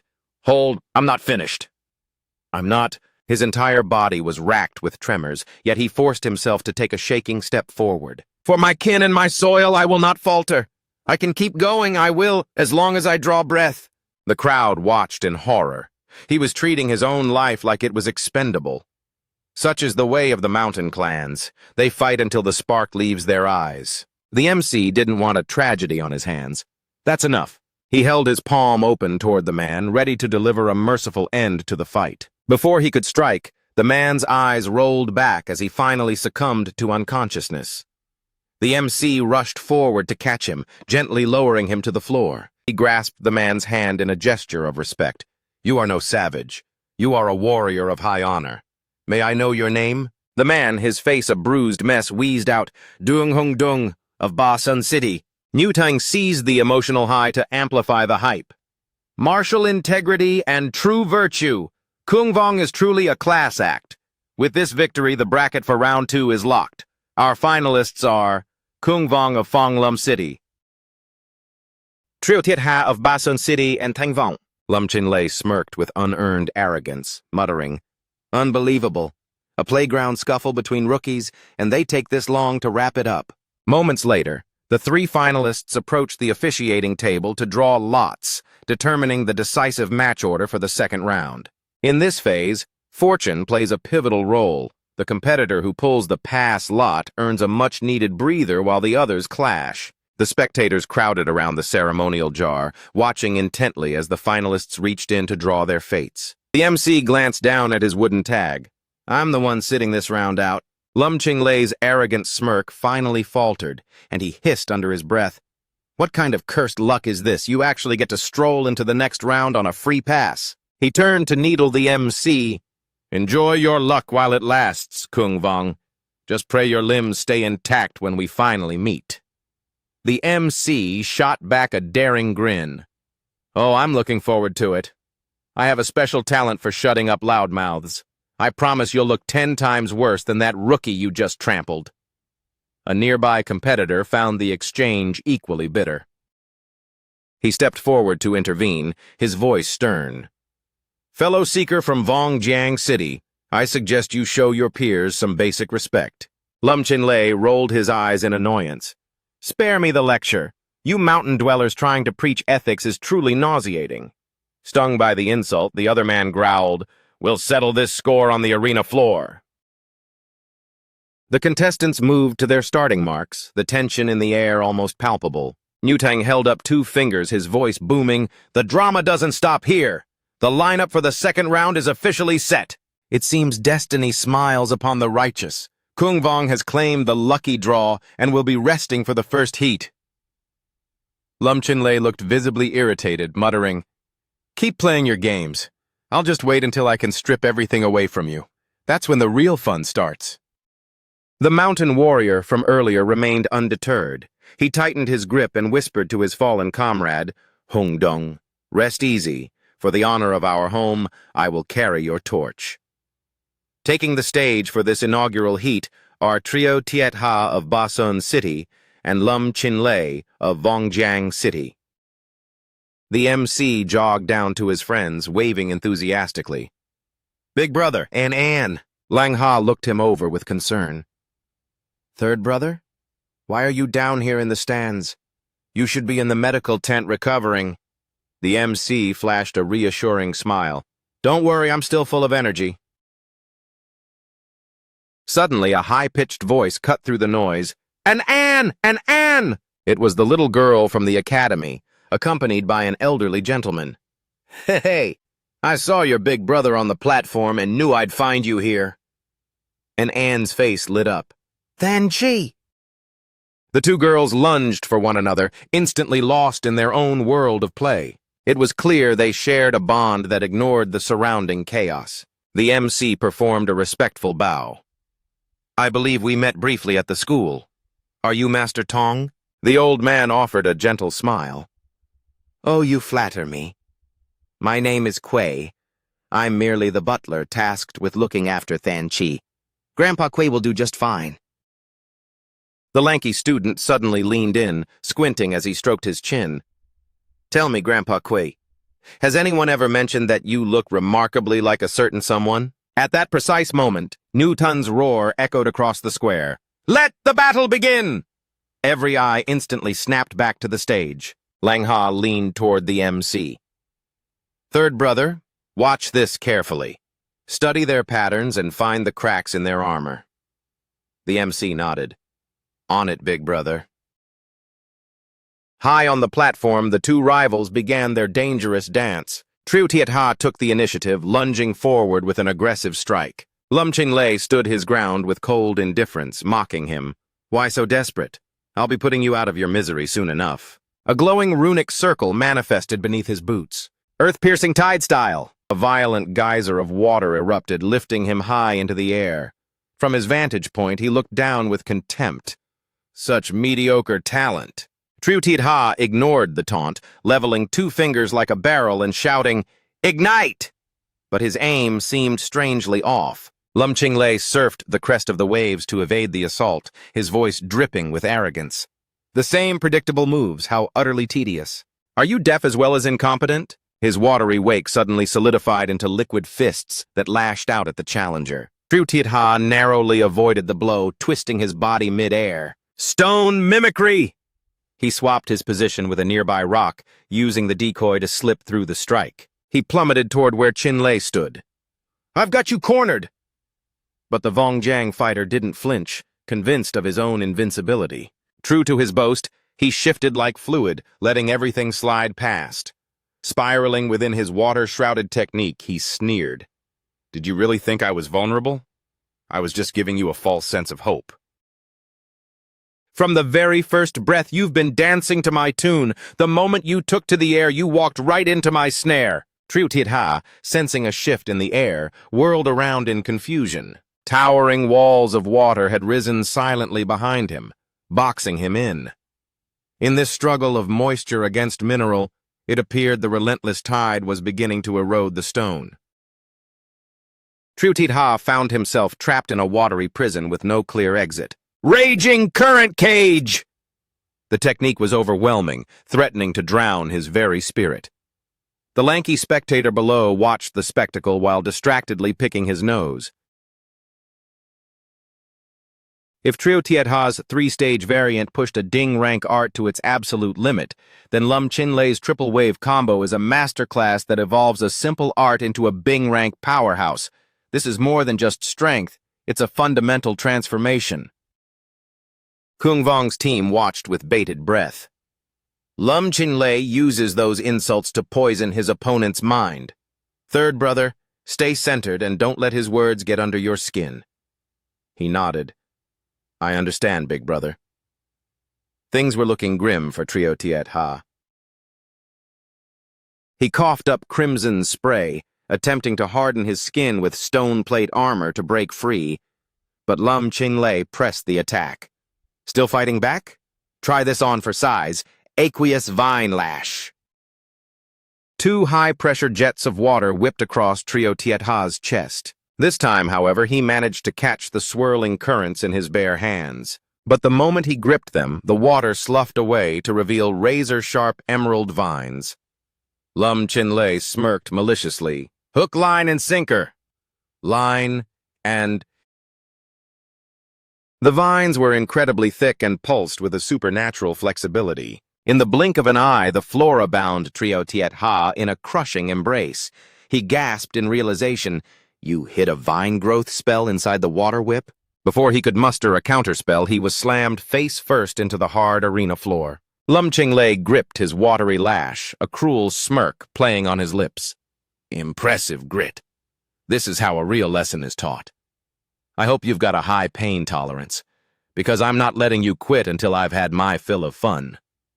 Trio Tietha glared back, his expression stinging with a resentment sharper than a serrated blade. Keep your arrogance. The warriors of Ba Sun City don't know the meaning of surrender. The taunt clearly struck a nerve. Lum Qinglei raised his shimmering whip, the water pulsing with intent. Still running your mouth? How perfect. This whip was crafted specifically to break stubborn brats like you.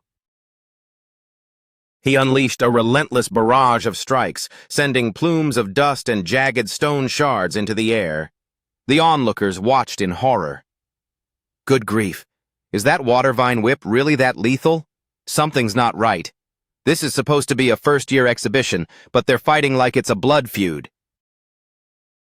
He spat insults with every crack of the lash. You filthy, primitive savage! But Trio Tietha remained standing, his spirit unyielding.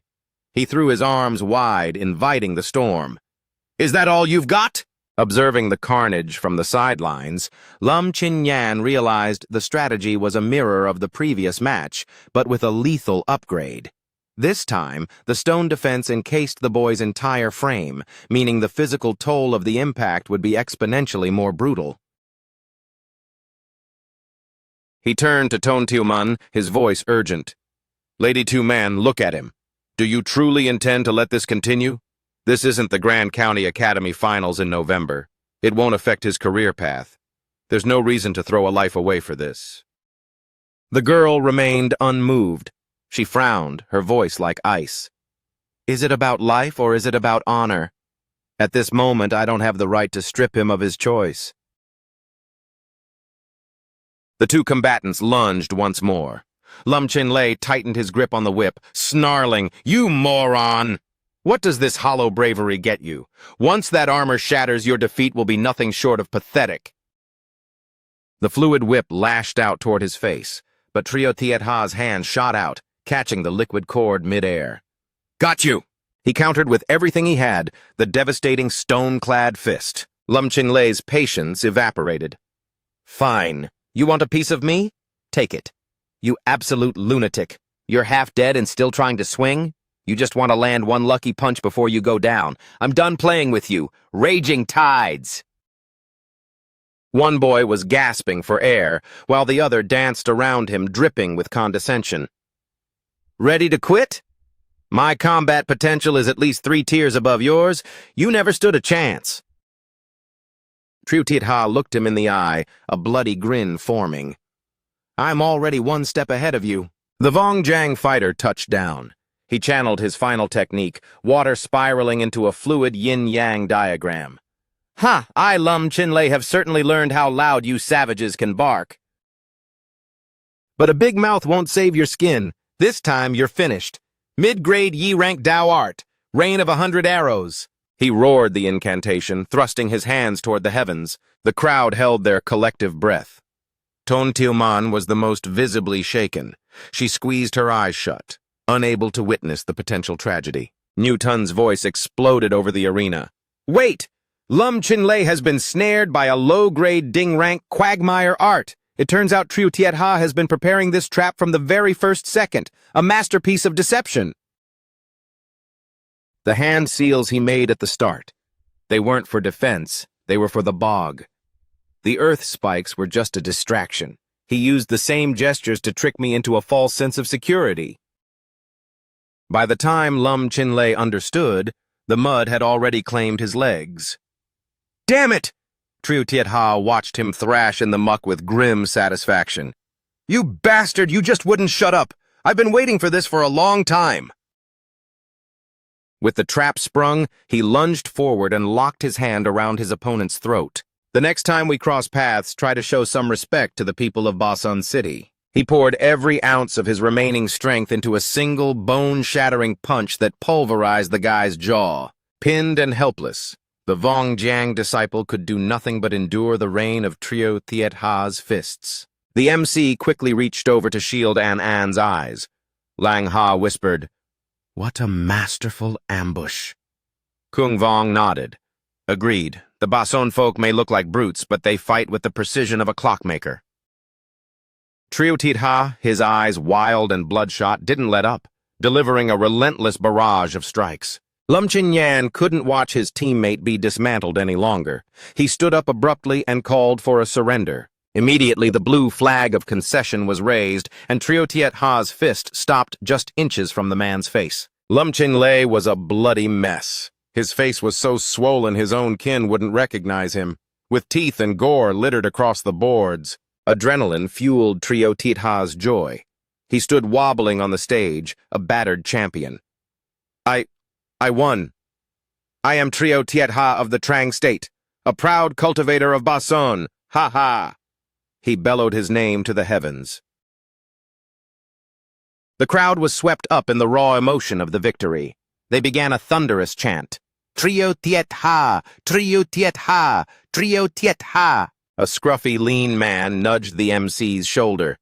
"Heh, look at them. Both finalists are broken. You won the whole thing without breaking a sweat. You definitely owe me a trip to 3 Parts Fragrance tonight." Kung Vong shot him an annoyed look. "Watch your mouth, there are kids here." Suddenly, one of the elders stood and projected his voice. "Can the contestant from Basan City still participate in the final heat?" Trieu Tiet Ha, his face masked in red, turned with a defiant grin. "Yes, sir. I'm still in the fight." But Tontuman intervened. "The Basan City team officially withdraws. You, get down here right now." He looked at her, crushed. "Miss, why? I've still got enough life left to give." She replied with a firm, sisterly authority. "Earlier I let you risk your life because victory was possible. Now it is not. Basan has invested too much in your potential to let it be wasted here. Your future is worth more than a first-year trophy.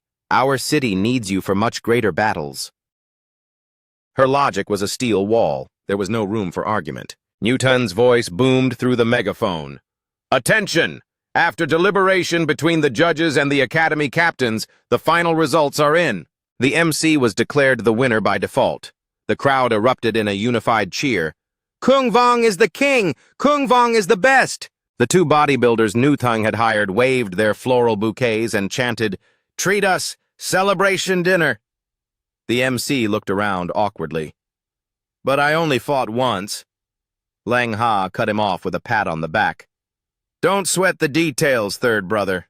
You earned this." Newtang hopped down to offer his congratulations. "Why are you leaving your post?" the MC asked, surprised. He just laughed. "It's cool. I found a replacement to take the mic for a bit." "If everyone's game, this young master is hosting a massive feast tonight." The lean man's hand shot up instantly. "I'm in. Pick me." He cackled with delight, already dreaming of the 3 Parts Fragrance celebration. He couldn't wait to see the big sisters at the tavern again. He snatched the megaphone and scrambled up to the commentator's perch. "Greetings, everyone. The 3rd-year division is about to kick off. I, Huang Asan, will be your new guide through the action." The crowd, however, was less than impressed.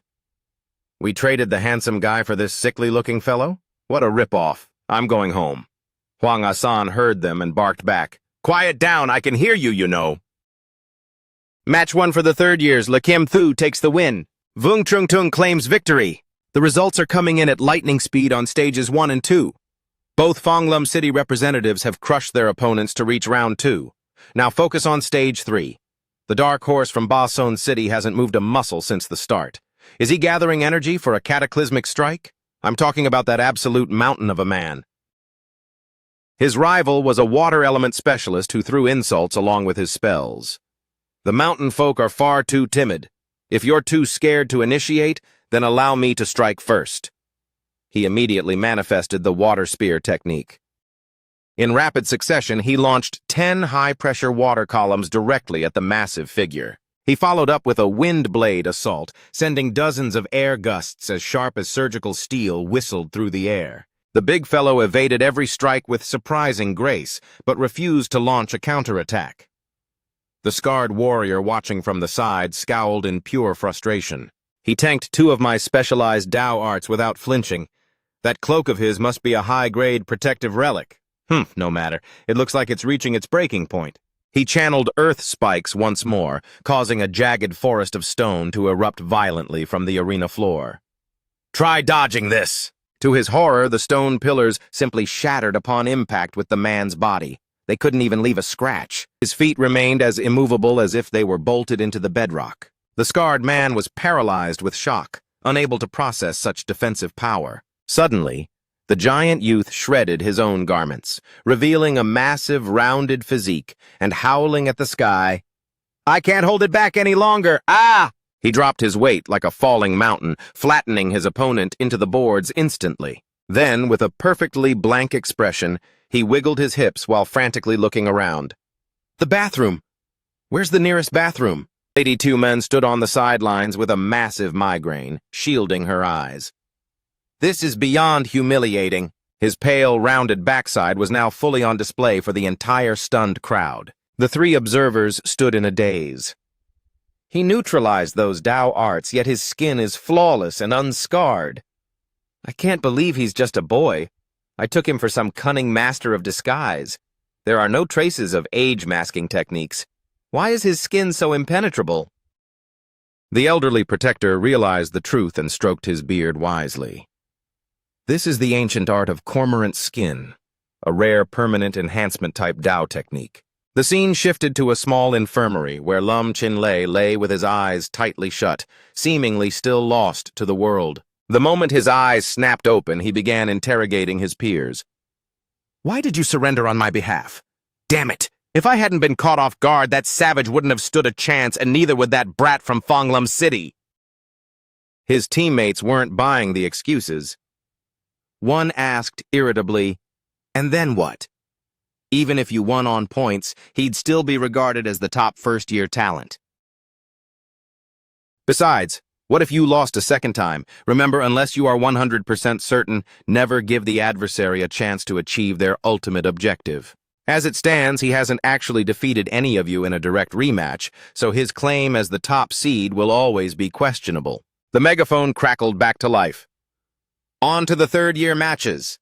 The contestants moving to round 2 are Lekiem Tu and Vung Trung Tung of Fonglum and Ton Tionyun of Basun. The lottery results are coming in. Who will be the darling of fate and draw the rest lot this time?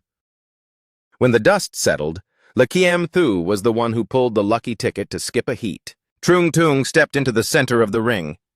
"Fellow Taoist of Bason City, I look forward to an honorable exchange."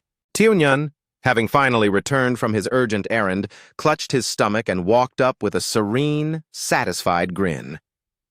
"Ah, much better."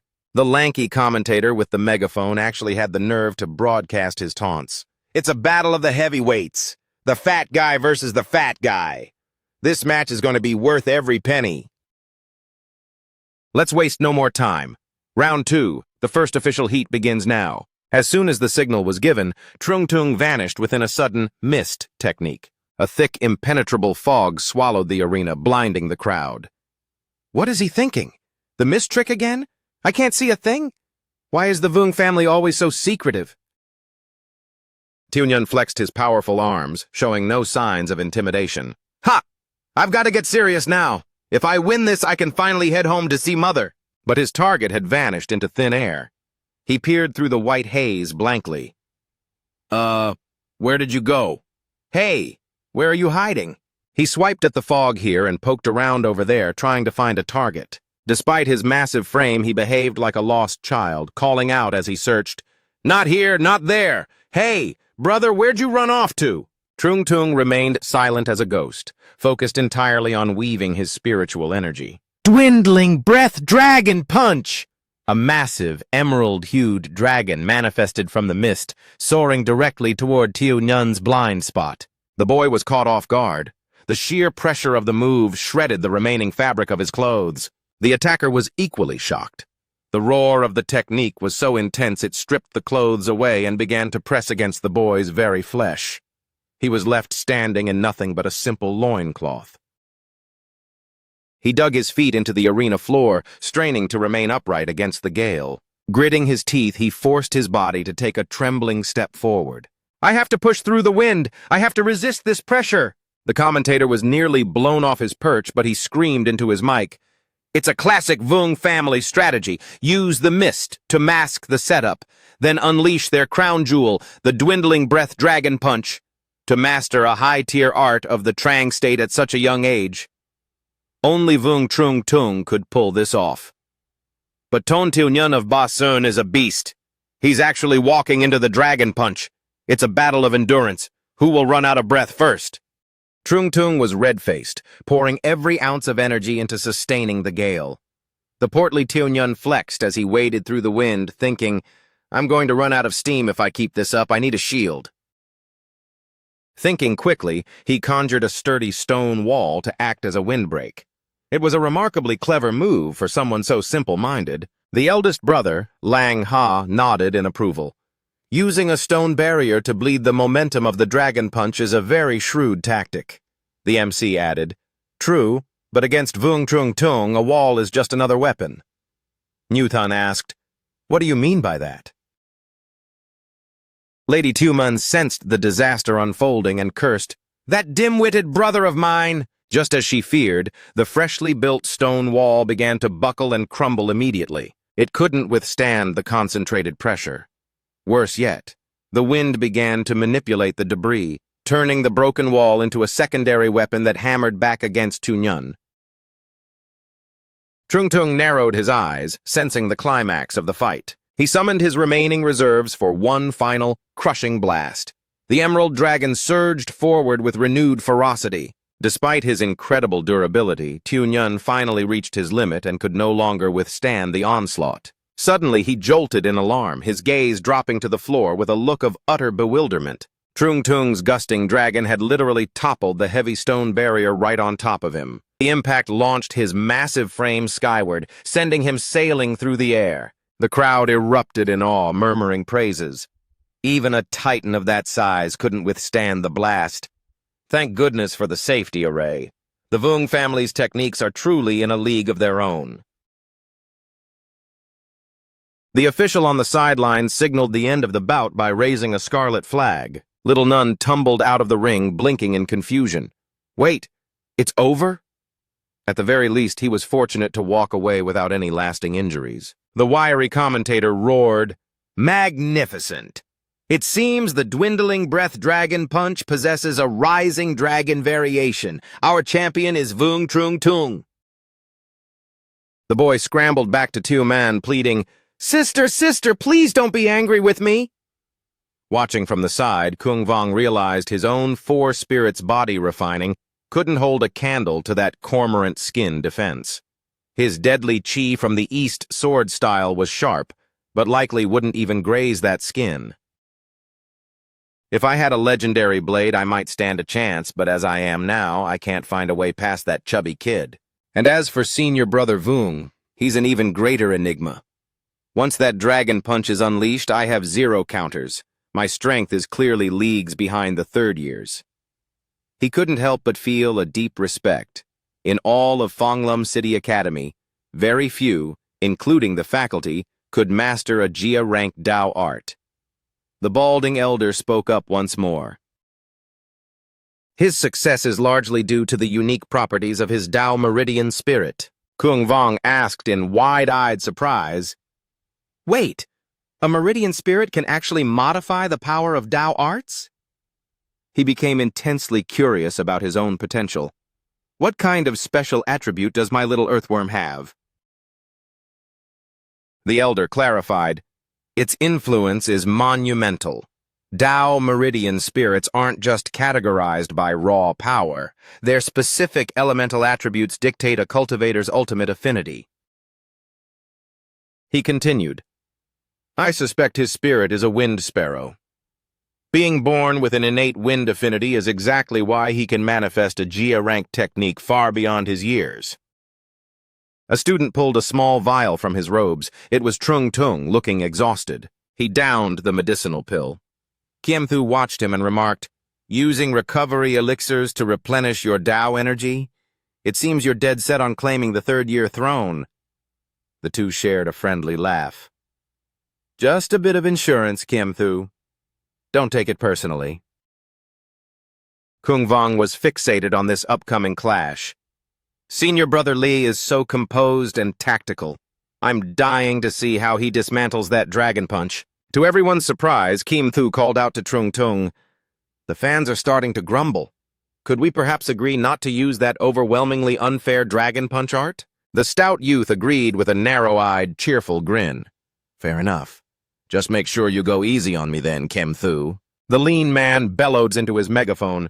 The two warriors on stage were once the top rookies of our generation, legendary figures who stood right alongside me. Who will seize glory today? Round 2 starts now. As soon as the signal rang out, the portly student did exactly what he'd done before, shrouding the entire stage in a dense field of fog. The audience let out a chorus of boos. Not this again! Does the Vung family have no sense of sportsmanship?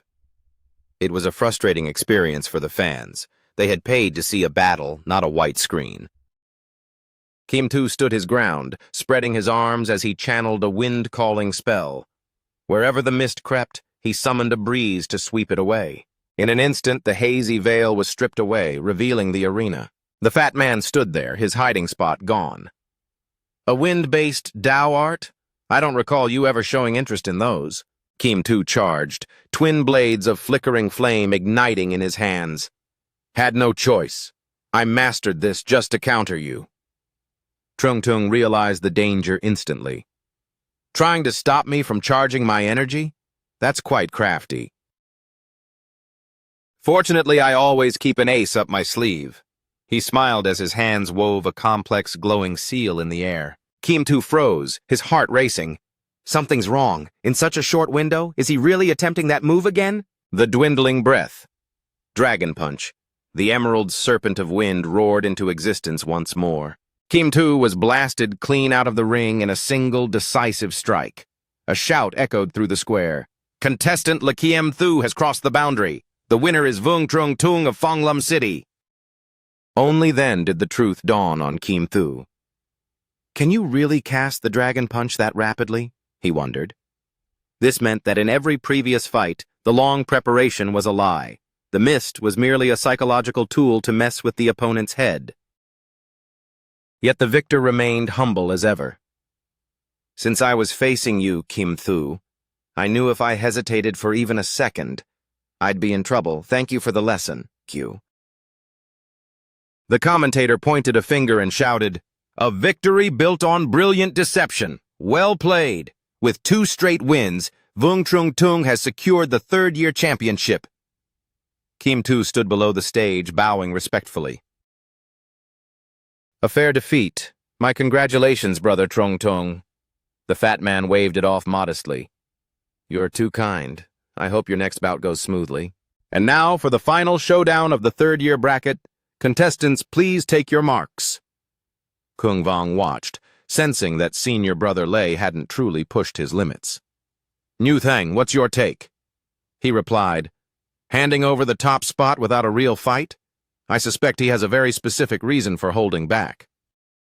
Little Nun stepped onto the platform, pulling his belt tight. I have to win this time. If I fail again, Sister will never let me hear the end of it. A command rang out. Begin! Both men surged forward. The massive, immovable youth lunged with a heavy, rhythmic thud. Across the ring, Kim Thu advanced, his twin fire swords leaving trails of heat in the air. With a sudden surge of power, he manifested a towering inferno giant right behind the boy's back. The boy didn't flinch, shouting at the top of his lungs, "Cormorant skin!" His muscles tensed and expanded instantly. The blades of fire couldn't even leave a singe mark on him. The MC watched, completely stunned by the defense. Yun was actually shrugging off Kim Tu's most powerful fire strikes, as if they were mere sparks. Man watched intently, wondering to herself, wait, did he just dissipate that technique on purpose? One figure spun through the air like a spinning wheel. Then he executed a graceful, perfectly controlled landing. The announcement boomed once more. Contestant Key ManHwa has once again landed out of bounds. The winner is Ton Tiunyan of Ba Sun City. The crowd was left speechless, exchanging confused glances. He stood there exactly as before, bowing with a faint smile. I yield. Little Nun scratched his head, utterly lost. But I don't think I even landed a hit yet. The commentator squinted at the flag in his hand. The officials confirm the result stands. Ton Tiunyan wins and claims second place. Key ManHwa takes third. Thus concludes the third-year division. He muttered under his breath. This whole bracket was filled with more twists than a novel. The MC couldn't figure out why Kim ManHwa was gazing at the fat kid on stage with such sudden, genuine warmth and emotion. The MC suddenly raised his hand and called out to him, "Senior Brother Lee!" He caught sight of Kung Vong and offered a swift salute. Huge props, Junior Brother Kung, for snagging that top spot. I'd actually brushed up on a few tricks myself, but it looks like I missed my window to show off. Kung Vong tilted his head curiously. In that scuffle with the Ba Sun crew just now, why didn't you push harder, Senior? It was pretty obvious to anyone watching. He flashed a wide grin and brushed it off with a wave. First off, I wasn't entirely sure I could crack his defensive Dao art. Secondly, whether I'm in second or third place, it's all the same to me now. I've got things to handle, so I'll be taking my leave. The MC was stunned and reached out to call him back, but the fifth-year showdown was already looming. He walked away with zero hesitation. I'm skipping the rest of the show. You guys have fun watching. Kung Vong's eyes drifted to the sword, which remained tightly bound in decorative vines. Kung Vong realized that throughout the entire day, that long blade at his hip hadn't even nudged out of its scabbard. Senior Brother Lei was clearly playing his cards close to his chest, but what could possibly be more vital than winning the third-year championship? Up in the announcer's box, the lanky fellow with the megaphone let out a boisterous laugh. Ha ha ha! After those intense opening rounds, this year's three-city Dao debate is hitting its fever pitch. The most awaited high-stakes fifth-year clashes are about to explode. Elsewhere, Old Man Ku Tat escorted Old Man Dong Dui Nga through the corridor. The board was set, the pieces were in place. They were simply waiting for the VIPs to take their seats. Watching them from his vantage point, Trung Lam Sween felt a pulse of annoyance. Why did those two have to come back? Having their eyes on me is way too much pressure. The scrawny announcer pointed a finger excitedly at the crowd. Listen up. First, these fifth years basically represent the peak combat power of our city academies. Second, the winner of this group skips next month's exams and gets an express ticket to the National Dao Academy. Not just the provincial branch, but straight to the heart of the Trang State capital. Who will seize this golden opportunity? Enough talk. Fifth-year contenders, take your places on the stage. The first to emerge was from Vongjiang City, Lum Chin Yun. He vaulted onto the platform with a single effortless leap. The second challenger stepped out from the Ba Sun City camp, Ton Tiunyan. Kung Vong was floored that a girl like her was already a fifth-year competitor. Newton even pushed his glasses up his nose in disbelief. Is she even 10 years old yet? Overhearing this, the stout Tiunyan spun around and growled back, his words a bit muffled. Look, I've already lost 3 teeth, but my sister, she's already shed 7. Nu Thun stared at the boy's bruised face, speechless. Man, how did you get so banged up? You didn't have a single mark on you 5 minutes ago. The boy doubled down. That girl up there, that first-place trophy belongs to her. Nu Thun was visibly shaken, glancing back at the MC. 17.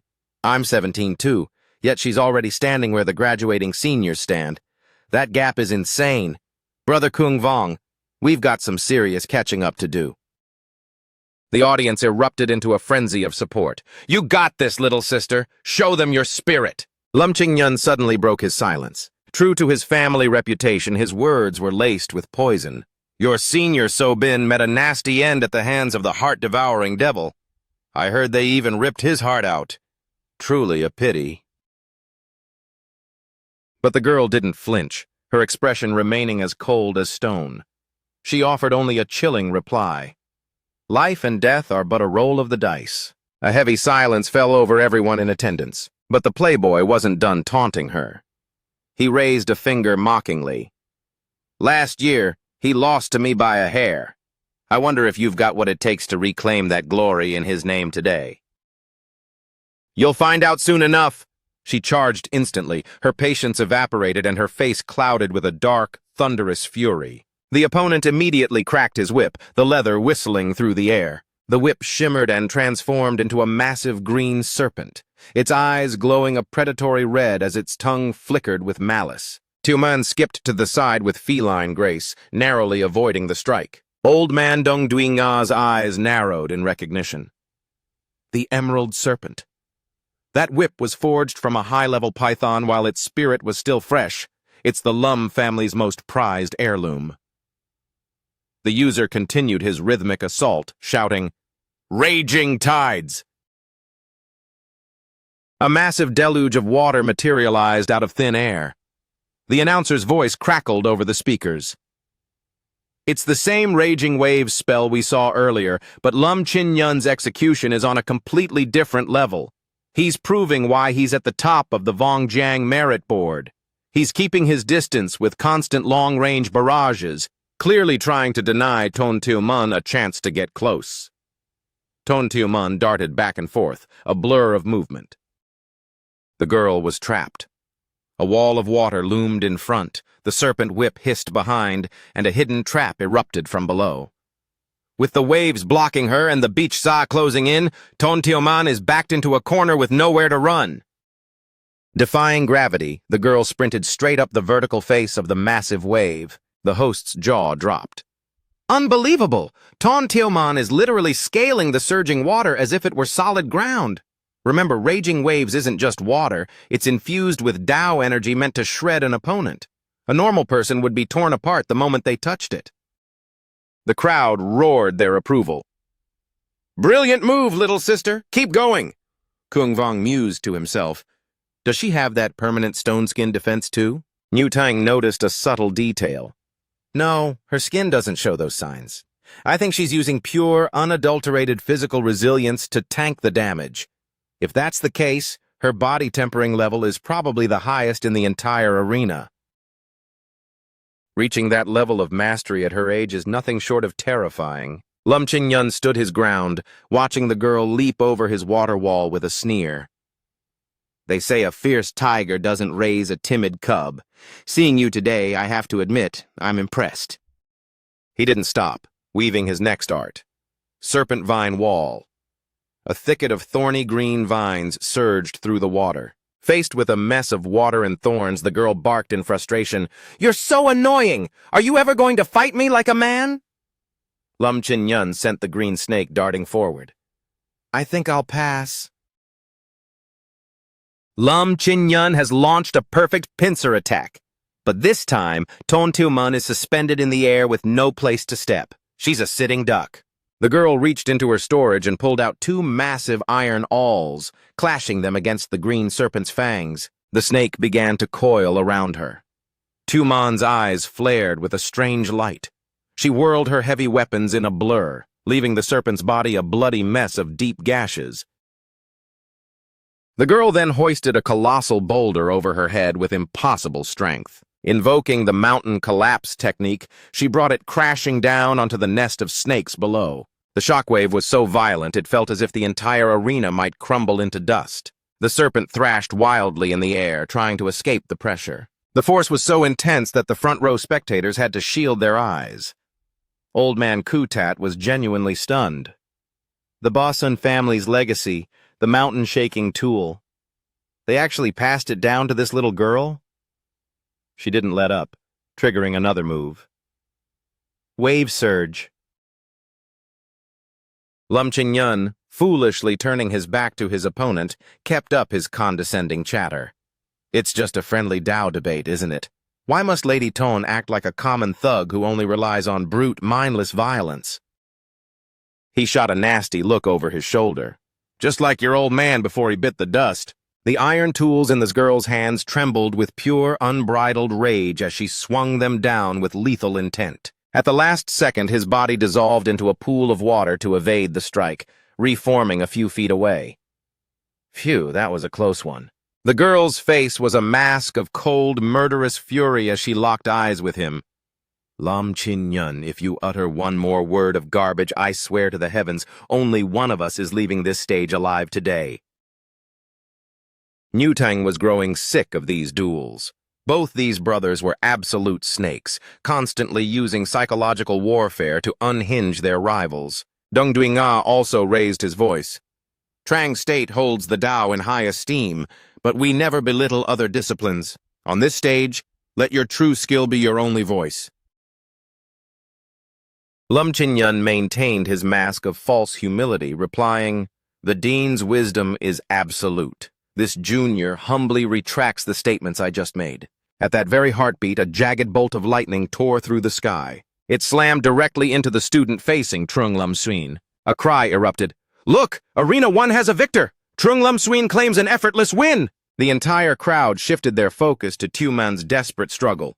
Consumed by rage, the girl hoisted her gargantuan iron awl. Ton Tillman triggered a stone spike spell to reclaim her weapon and lunged back into the fray. Even while swinging an iron tool nearly her own size, she moved with the grace of a ritual lantern dancer. She sent the awl spinning in a murderous blur. Confronted by her savage momentum, Lam Chin-yun performed an instant triple raging wave to slip away. But evasion isn't victory. If Tioman connects even once, the fallout will be catastrophic. Is it possible Lam Chin-yun is baiting her?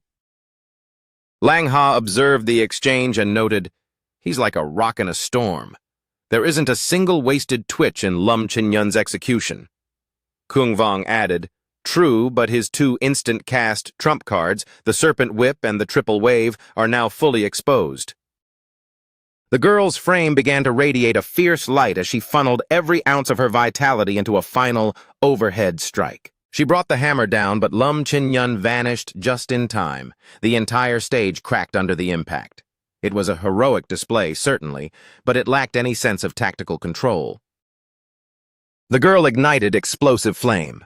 Her weapon swelled in size, wreathed in hungry, roaring tongues of fire. Lam Chin-yun landed delicately right on the tip of her weapon. Ah, a relentless barrage. So that was just the setup? You waited for me to relax, then burned the B-rank explosive flame seal on your gear to boost its weight for a killing blow? A tidy little stratagem? But ultimately, just a parlor trick. The girl was paralyzed with shock that her gambit had been dismantled. A tremor of dread ran through her. Unbelievable. Did he just parry my all? No, this crushing sensation. The man looked down with a cold, piercing glare. It feels heavy, doesn't it? It should.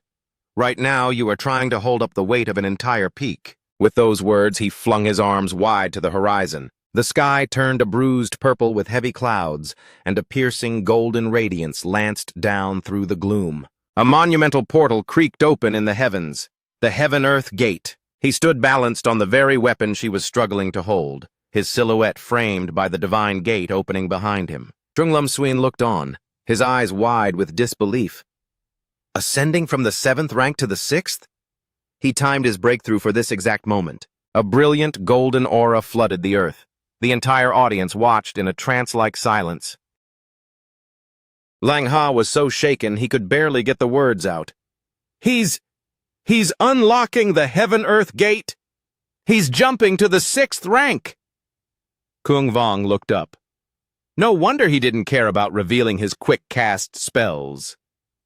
Newton narrowed his eyes. This guy was hideously overpowered all along, just playing the weakling to humiliate his prey. Lum Qingyun's body began to drift upward, buoyed by the celestial energy. Suddenly, he brought his heel down with a thunderous stomp against her all. The girl's strength finally snapped under the pressure. The massive iron tool was driven straight into the arena floor. She still gripped her second awl. Thinking at lightning speed, she saw a momentary opening and lunged with everything she had left. But before her steel could reach him, shockwaves of golden light exploded outward from his body. Repulsed, Tuman's weapon was ripped from her hands in an instant.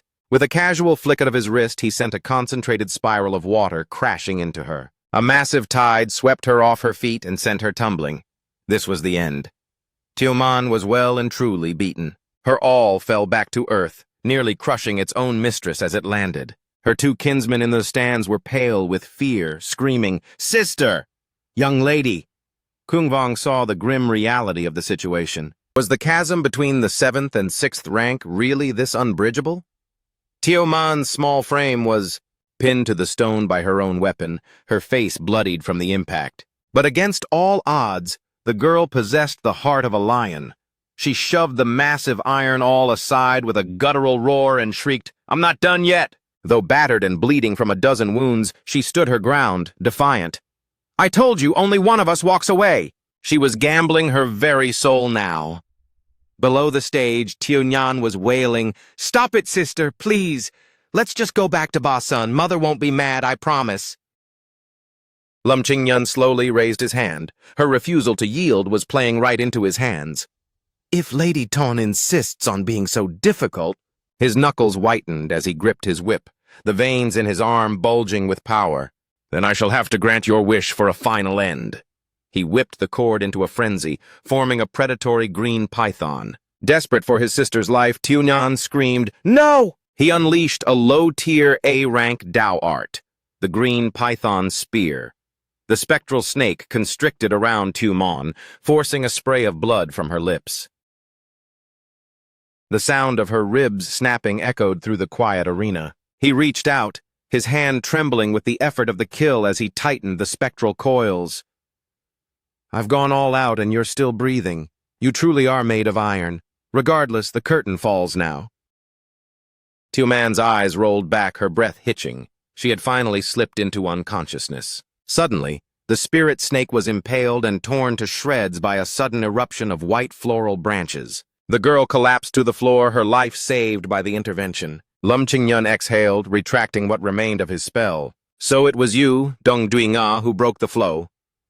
The old master looked down at him with a stern frown and announced, "The victory is yours." He cupped his hands and offered a respectful bow. "Academy Dean, I am grateful for your timely intervention." Kung Vong watched with a heavy heart, his expression grim.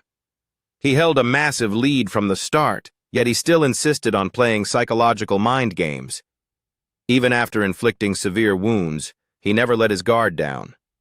This Lum Qingyun is dangerously cautious, the kind of man who uses any ruthless means to win.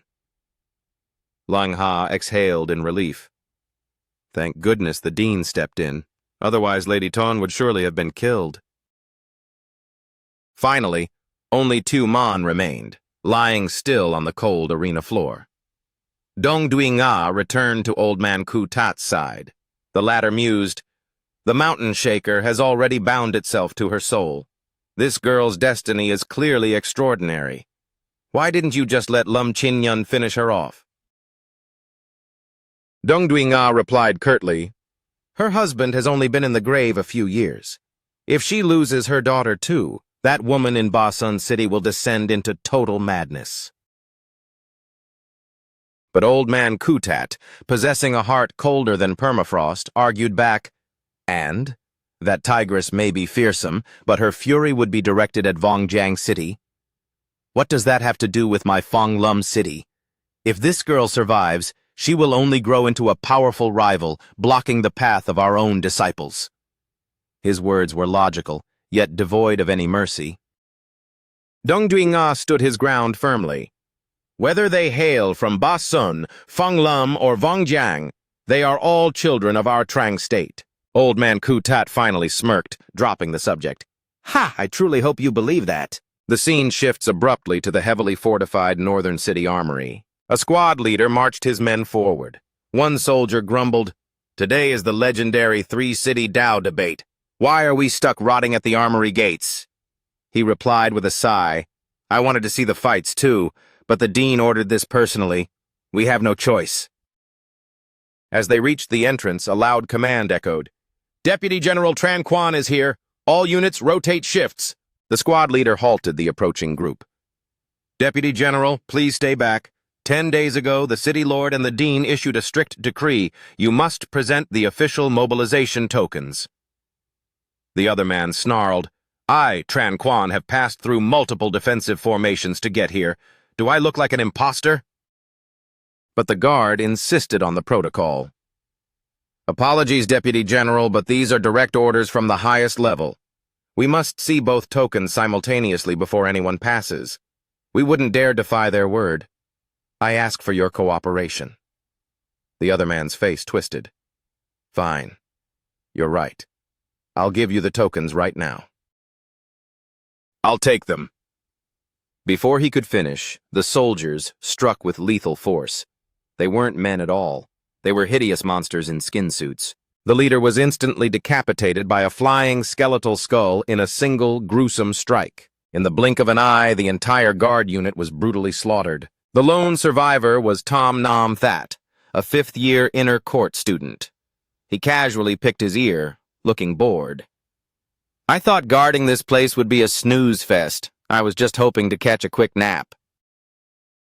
A monster lunged forward, barking to his kin. "Quickly, seize the dark bamboo! I'll tear this human apart!" "Go!" Tom Nam That charged with sudden intensity. "What are you idiots waiting for? Go sound the alarm!"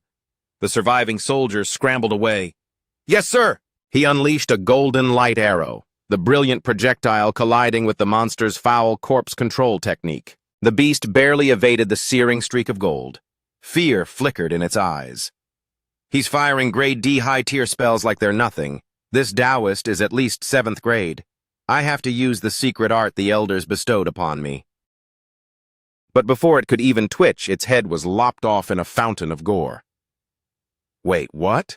Nam That realized a new player had entered the fray. "Hold on.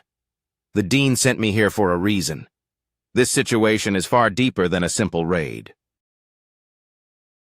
The one who had decapitated the beast was the general himself. After the kill, he declared, "Tran Quan was a traitor. He has been executed by my hand, Nguyen Yim." Nam That shouted from the side, "Stop posing and move! Another one slipped inside the armory." Nguyen Yim marched inward without missing a beat. "Don't just stand there, follow me." At that moment, a giant serpent lunged from the shadows of the building, fangs bared. Fortunately, the general was lightning fast, delivering a precision strike. The snake's head was severed with surgical accuracy. A monster cackled with glee, leaping into the rafters. "Hey, hey! The dark bamboo belongs to me now," Nguyen Yim replied with cold steel in his voice. "Perhaps, but not a single one of you is leaving this place alive today." He slashed through the air, ending the creature's life instantly. The others laughed maniacally as they fell. "Hey, hey! What is death to us? We shall reunite with the respected god in the underworld. Our mission is complete." Nguyen Yim's eyes widened as the weight of their words hit him. He spun around and roared, "Stop them!" Nam That scrambled to block the thrashing remains of the snake, grumbling, "Would it have killed you to say that sooner?" Nguyen Yim finished off the remaining monster. "The city gates are sealed. None of these vermin will escape." After clearing the interior, he rushed outside and barked at his comrade, "The blood snake feast is starting. Why didn't you stop it? The dark bamboo must be in there." The student, spinning like a whirlwind in his frustration, roared back, "How am I supposed to know what dark bamboo even is? If the city guard had a strategy, why keep us in the dark? Because of your need-to-know secrets, my junior brother is dead." Nguyen Yim's gaze turned icy. "Recently, your Tao Academy was riddled with heretics. The White Bone Path has almost certainly compromised your ranks. If we hadn't kept the plan secret, they never would have walked into this trap. As for losses, many of my own brothers in the guard have fallen. For the safety of Fonglum City, sacrifice is a grim necessity. The student bit back a retort and looked away. Humph! I bet it's your guard that's actually compromised. You always treat lives like chess pieces. Ngui Ngim snorted. I don't have time for this. The gates are shut and the net is cast. Stay here and guard the perimeter. I'm reporting to High Command. True enough, the city was a battlefield. Civilians were fleeing in terror as soldiers shouted, Sector 1 secured! Why is the guard out in such force? Has the city fallen? Sector 8, 2 heretics eliminated. Area clear. A scout knelt before a high-ranking officer. Deputy True, Lord Ngui Ngim orders you to move north immediately and take full command of the 5th Squad. He nodded grimly. Understood. He thought to himself, even a deputy general was a puppet for the White Bone Path. How deep does this rot go? Throughout the city, plumes of smoke rose from burning homes. The night was still young. The shadows seemed alive with demons and vengeful spirits. The old butler urged, Miss Thanchi, we must return to the estate immediately. Anne pointed at the horizon and asked, Brother, why are they setting off fireworks over there? Little Thanchi pouted. But I want to keep playing with An. Kung Vong pulled the little girl close. It's all right, I'm right here with you. Nearby, a heavy column of iron-clad soldiers marched past in eerie silence. The spectators at the arena began to look around in panic. What was that explosion? Maybe it's just the Vung family being loud. The city guard is mobilizing in full gear. Maybe we should head home, but the main event hasn't even started. Old Man Kutat's voice boomed across the stands to drown out the fear. Stay in your seats!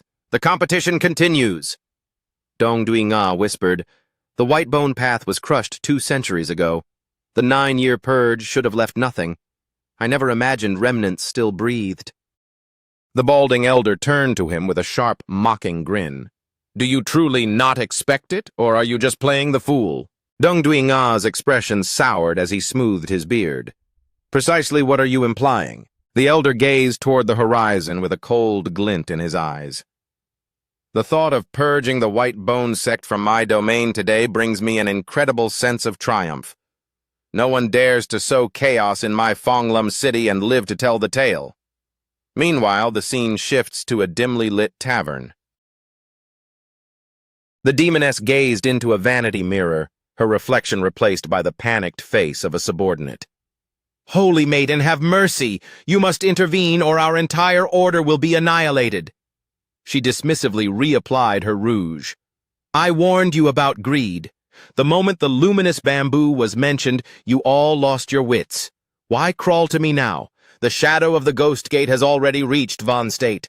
What hope do I have against a powerhouse like Ngui Kutat? Suddenly, a shadow loomed behind her.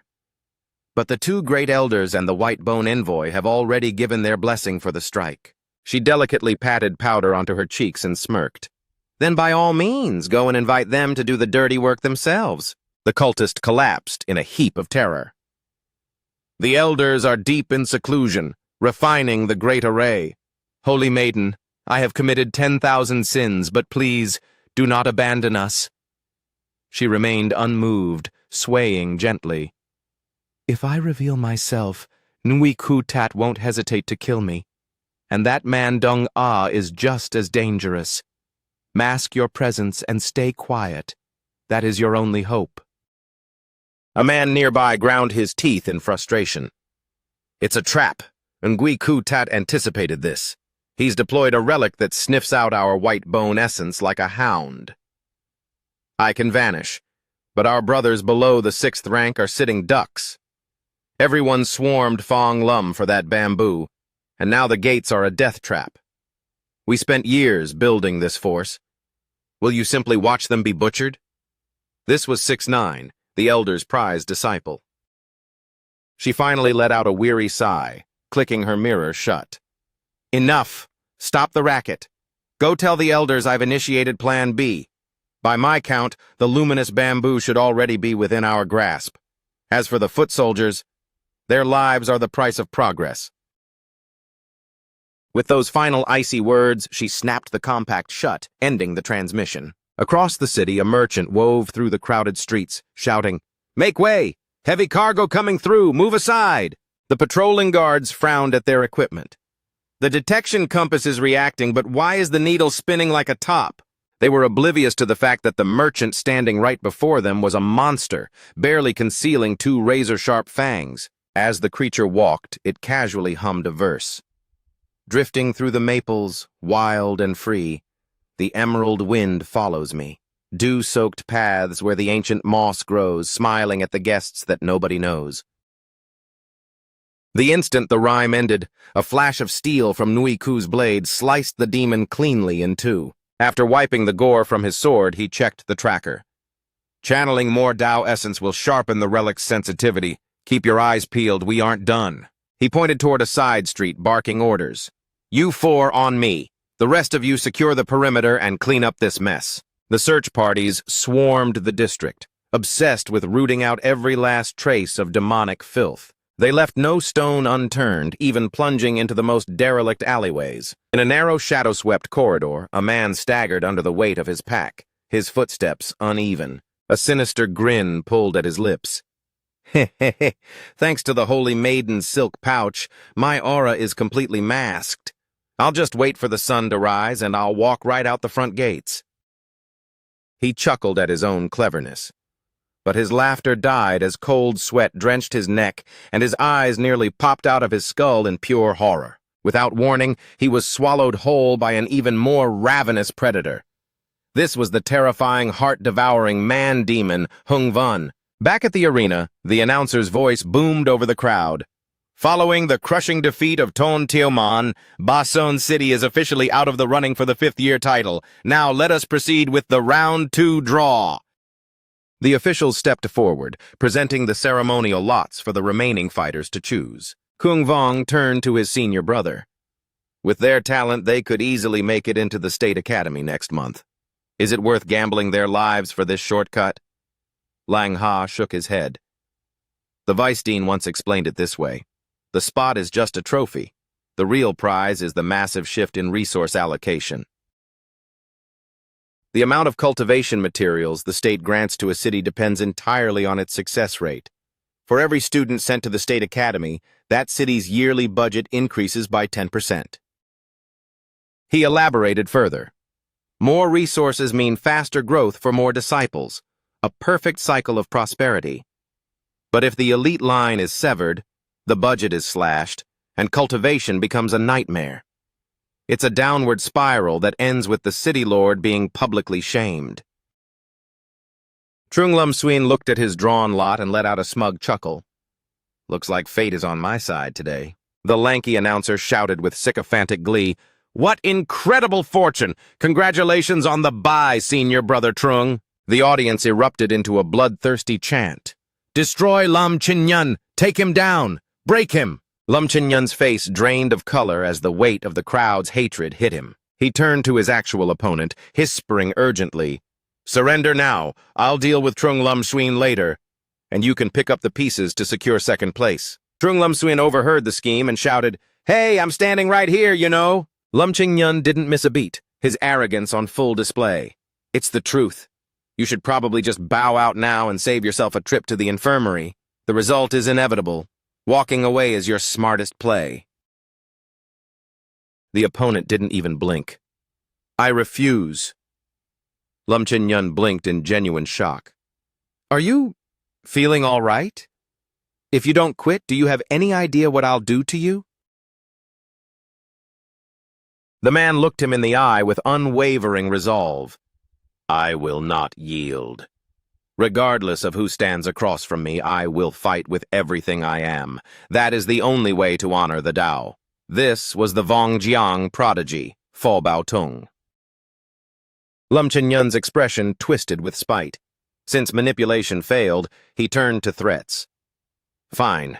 If you want to play the martyr, be my guest. Suddenly, one of his own teammates pointed a finger and yelled, Fo Bao Tung! Have you lost your mind? Know your place! The announcer seized the moment, shouting into his megaphone, Even though Lam Chin-yun is a sixth-rank master, if Fa Bao Tung can just draw blood before he falls, our own Trung Lum Sween will have an easy path to victory. Citizens of Fong Lum, let's hear it for the underdog, Fa Bao Tung.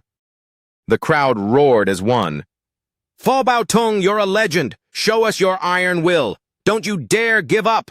Topple the giant. Go for gold, Fa Bao Tung. Ow. Lam Chin-yun's face was a mask of cold fury. If it weren't for the dean's orders, I never would have allowed a stubborn fool like you on this team. Fa Bao Tung didn't flinch. Precisely. And that is exactly why I cannot betray the trust the dean placed in me. The gong sounded. Begin.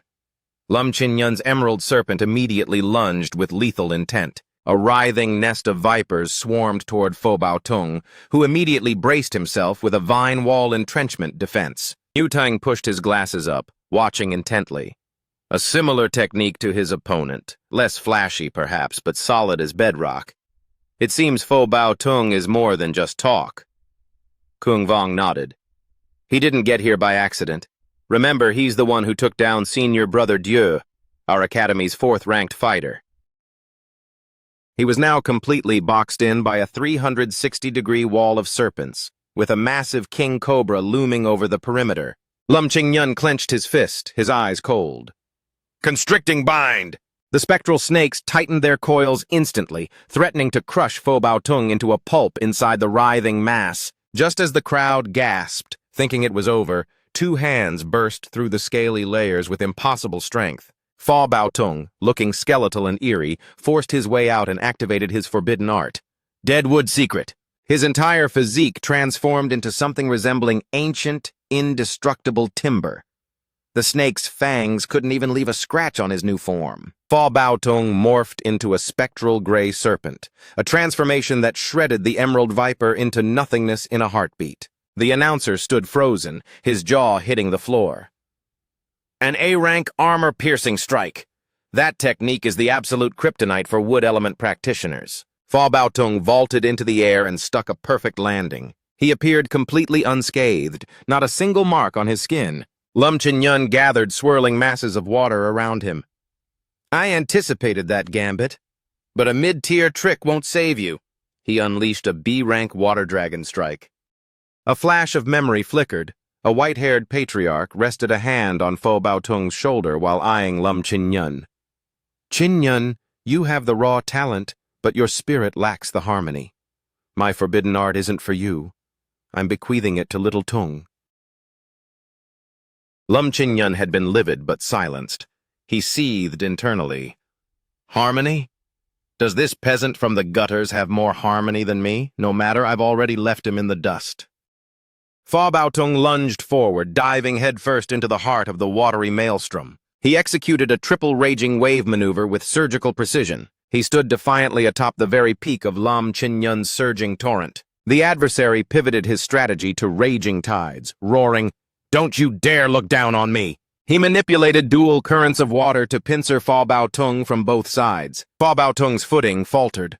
A look of dread crossed his face as he realized he was trapped. In a flash, the water crushed him like a vice, forcing a spray of blood from his lungs. His body was slammed violently into the arena floor like a discarded doll. Trembling with agony, he tried to claw his way out of the jagged crater in the stage. Lam Chin-yun paced toward him with the cold deliberation of an executioner. He ground his boot into Fa Bao Tung's head, his face a mask of pure spite. What delusional fantasy made you think you could ever touch me? Fa Bao Tung, his face a crimson mask, locked eyes with his tormentor. Winning was a long shot, but I refused to go down without making you work for it. Lam Chin-yun's eyes narrowed cruelly. Stubborn as a mule, just like always. Fine then, I'm stripping you of second place too. He kicked Fa Bao Tung's limp form off the platform. Get lost! The lanky announcer, visibly shaken, stammered into the mic. The victor is decided. Next competitors to the stage. The arena erupted in a chorus of boos and insults. Savage! That's your own brother you just trashed? Lam Chin-yun, you're a monster. Vongjiang City is ashamed of you. Observing the chaos, Trung Lum Sween remarked, Brother Chin-yun, aren't you worried about your reputation with the common folk? He replied icily, Reputation is fleeting. People only truly bow to power. It was a grim sight. Trung Lum Sween pulled out a silk handkerchief, coughing into it. Cough. Can we get a janitor? There's debris and puddles everywhere. It's absolutely revolting. He really couldn't stand the mess. Old man Dong Dui Nga hit his limit and bellowed, Trung Lum Sween, one more word about the floor and I'll drown you in a septic tank for a week. Startled, he snapped to attention and shouted, Referee, I'm ready. Let's get this over with. The host announced solemnly, Fa Bao Tung is incapacitated and cannot compete for the runner-up spot. This means... And the next bout is the grand final of the Three-City Dao debate for the fifth-year elite. The final showdown began, the atmosphere thick with the crowd's desperate anticipation. Trung Lum Sween's fingers danced as he loosed a searing bolt of lightning. It caught Lum Chin Yun squarely in the chest. Kung Vong was floored. He just fired off a triple shocking thunder sequence. Senior brother Trung's lightning mastery is terrifying. Plus, lightning chains through water. It completely neutralizes Lum Chin Yun's aquatic moves. Elemental strategy can bridge the gap between ranks. Niu Thang nodded. Exactly. A peak 7th rank versus a 6th rank isn't a guaranteed loss if you play the elements right. But remember, Lum Chin Yun still has his wood element tricks. The stage was scorched and pockmarked with craters from Trung Lum Sween's lightning strikes. Lum Chin Yun flashed a wicked smirk. Starting with a sneak attack, are we? His hand, hidden behind his back, began weaving a complex seal. Flower of Ruin. A massive, carnivorous bloom with rows of needle-sharp teeth erupted instantly. Grade B Thunder Ring! Trung Lum Sween slammed a halo of electricity directly into the monstrous plant. The giant flower was instantly cooked from the inside out by the high-voltage current. Lum Chin Yun chuckled as he looked up. Impressive. Show me what else you've got in that bag of tricks. I'm in the mood to play. Trung Lum Sween ignored the taunt, his voice cold and flat. No need. I only need one move to end this. Lightning began to rain down with increasing ferocity. Lum Chin Yun sneered, Confidence is a slow killer. Let me shatter your spirit before I... The scrawny announcer ducked, covering his head as the sky was suddenly swallowed by churning pitch-black clouds. Trung Lum Sween's follow-up was apocalyptic, a deluge of bolts falling like heavy rain. A rank summoning thunder. Amidst the chaos, Lum Chin Yun finally spotted a gap to land. He lunged with another water dragon strike. Take this! A colossal vortex of water tore through the air. Trung Lum Sween twisted his body in mid-air to narrowly evade the impact. The pillar of water surged upward, piercing the veil of dark clouds. The audience gasped. He just punched a hole through the storm clouds. If senior brother Trung had been a second slower, he'd be nothing but red mist. Trung Lum Sween watched his storm dissipate and let out a sharp, surprised laugh. Oh? Not bad. Lum Chin Yun's face suddenly loomed inches from his own, wearing a twisted smirk. So you thought a mid-tier Gia-rank lightning art would be enough to catch me off guard. It's a shame that at your level, you still have to rely on borrowing the heavens' raw power to cast it. Am I hitting close to the mark? He balanced effortlessly on the crest of a surging wave. Now that I've unlatched the gate of heaven and earth, the very flow of worldly essence is visible to me. Naturally, the hidden cracks in your Dao arts are as clear as day. Lum Sween shrugged, a look of helpless resignation crossing his features. Well, I suppose there's no helping it then, seeing as you've completely dismantled my strategy.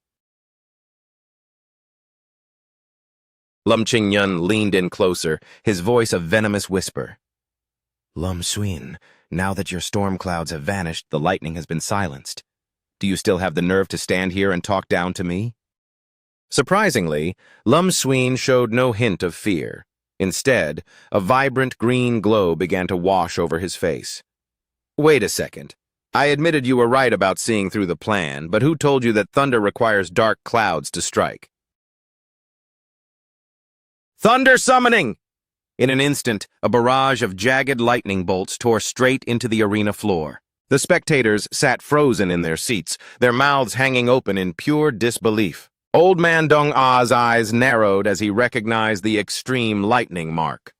Ku Tat let out a wicked, gravelly chuckle. Hey, this student of yours is quite the gambler. He's got guts. I like him. During that initial thunder summoning, the lightning's full power hadn't vanished. It was siphoned deep into the earth by the lightning orbs Trung Lum Sween had used to crush the flower of reality. It sat there, coiled and waiting for the signal. Once the extreme lightning strike blew away the cloud cover, Lum Chin-yun mistakenly believed he had forced Trung Lum Sween's hand and let his guard down, even moving in to gloat.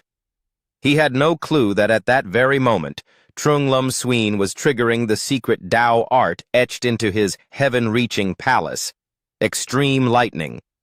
Anyone branded by that mark becomes an instant lightning rod in the blink of an eye. The buried electrical energy erupted upward, surging through Trung Lum Sween to strike Lum Chin-yun right beside him. He gambled that his opponent wouldn't see the trap and would close the distance since he lacked Ton Tun-yun's brute strength, and every piece of the puzzle clicked. Even so, it was a terrifyingly reckless, almost suicidal bet. Watching this, Kung Vong thought, in terms of understanding Tao arts and psychological warfare, I have a mountain to climb. He couldn't help but whisper, incredible, absolutely brilliant. This is better than any theater.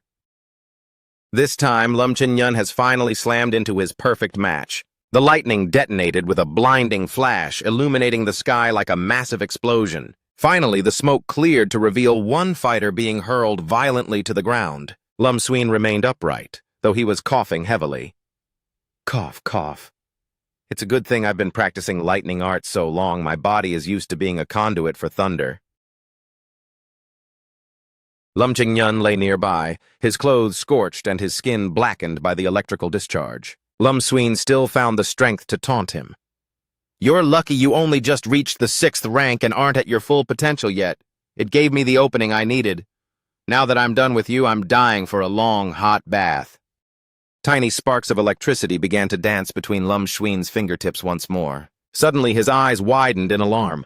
What? Where did all the Tao energy in my heaven-reaching palace go? His internal reservoir was bone dry, and the sudden depletion left him reeling in confusion. He scrambled for an answer. Was my math off? No, thunder summoning shouldn't have drained me this much. I have to pivot now. Essence-draining grass. Paler, ethereal flowers began to sprout rapidly from the cracked arena floor. Essence-draining grass, is it? So you did have a backup plan. But those sprouts don't play favorites. They skyrocket the cost of all surrounding Tao arts. Since you're the one throwing around Jia rank spells, you're the one digging your own grave.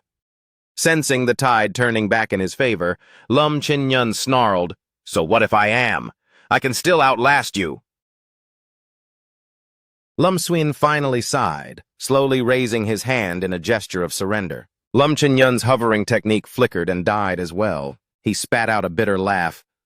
To think a 6th-rank master like me would win in such a pathetic state. Trung Lum Sween, I'll see you at the State Tao Academy, and things will be different. The referee signaled the end of the bout by raising the official flag. The lanky announcer shouted with a dejected tone, The verdict is in. The grand champion of the Three Cities Tao discussion for the 5th-year division is Lum Chin-yun of Vongjiang City. The atmosphere was heavy. Not a single soul seemed pleased with the outcome. Lum Chin-yun stood in the center, offering a stiff, formal bow. Only his small circle of sycophants cheered for their leader. Ku Tat's face was a mask of thunder as he caught Deng Ai's eye. Despite losing the top prize, by securing 2 runner-up spots, Fonglum City had at least saved face. Tioman and Tionyun were vibrating with rage, but they were powerless to change the result. Lum Chin-yun brushed the dust from his scorched robes and let out a long sigh. Man, that was a real slog. Kung Vong, who had been analyzing every move, was still scratching his head. If the essence-draining grass affected them both, how did Lum Chin-yun recover his energy so fast when his spells were more expensive? The old butler leaned in to explain, From the 6th rank upward, you aren't limited to the Tao vortex inside your palace. You can actually pull essence directly from the natural world. Once you hit the 6th rank, your energy limits expand, and your mastery of Tao arts reaches a whole new level.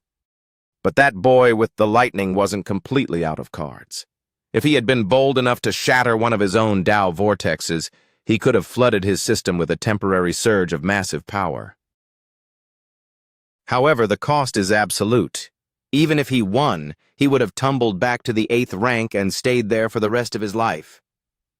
The MC finally nodded in realization. I see. Thank you, Master Quay, for shedding light on that. A booming announcement echoed. The Three Cities Dao discussion has officially come to a close. Spectators, please depart the arena calmly. Contestants, gather at the center of the stands. City Lord Nui Ku Tat and Dean Dung A will now present the honors and commission the commemorative portrait.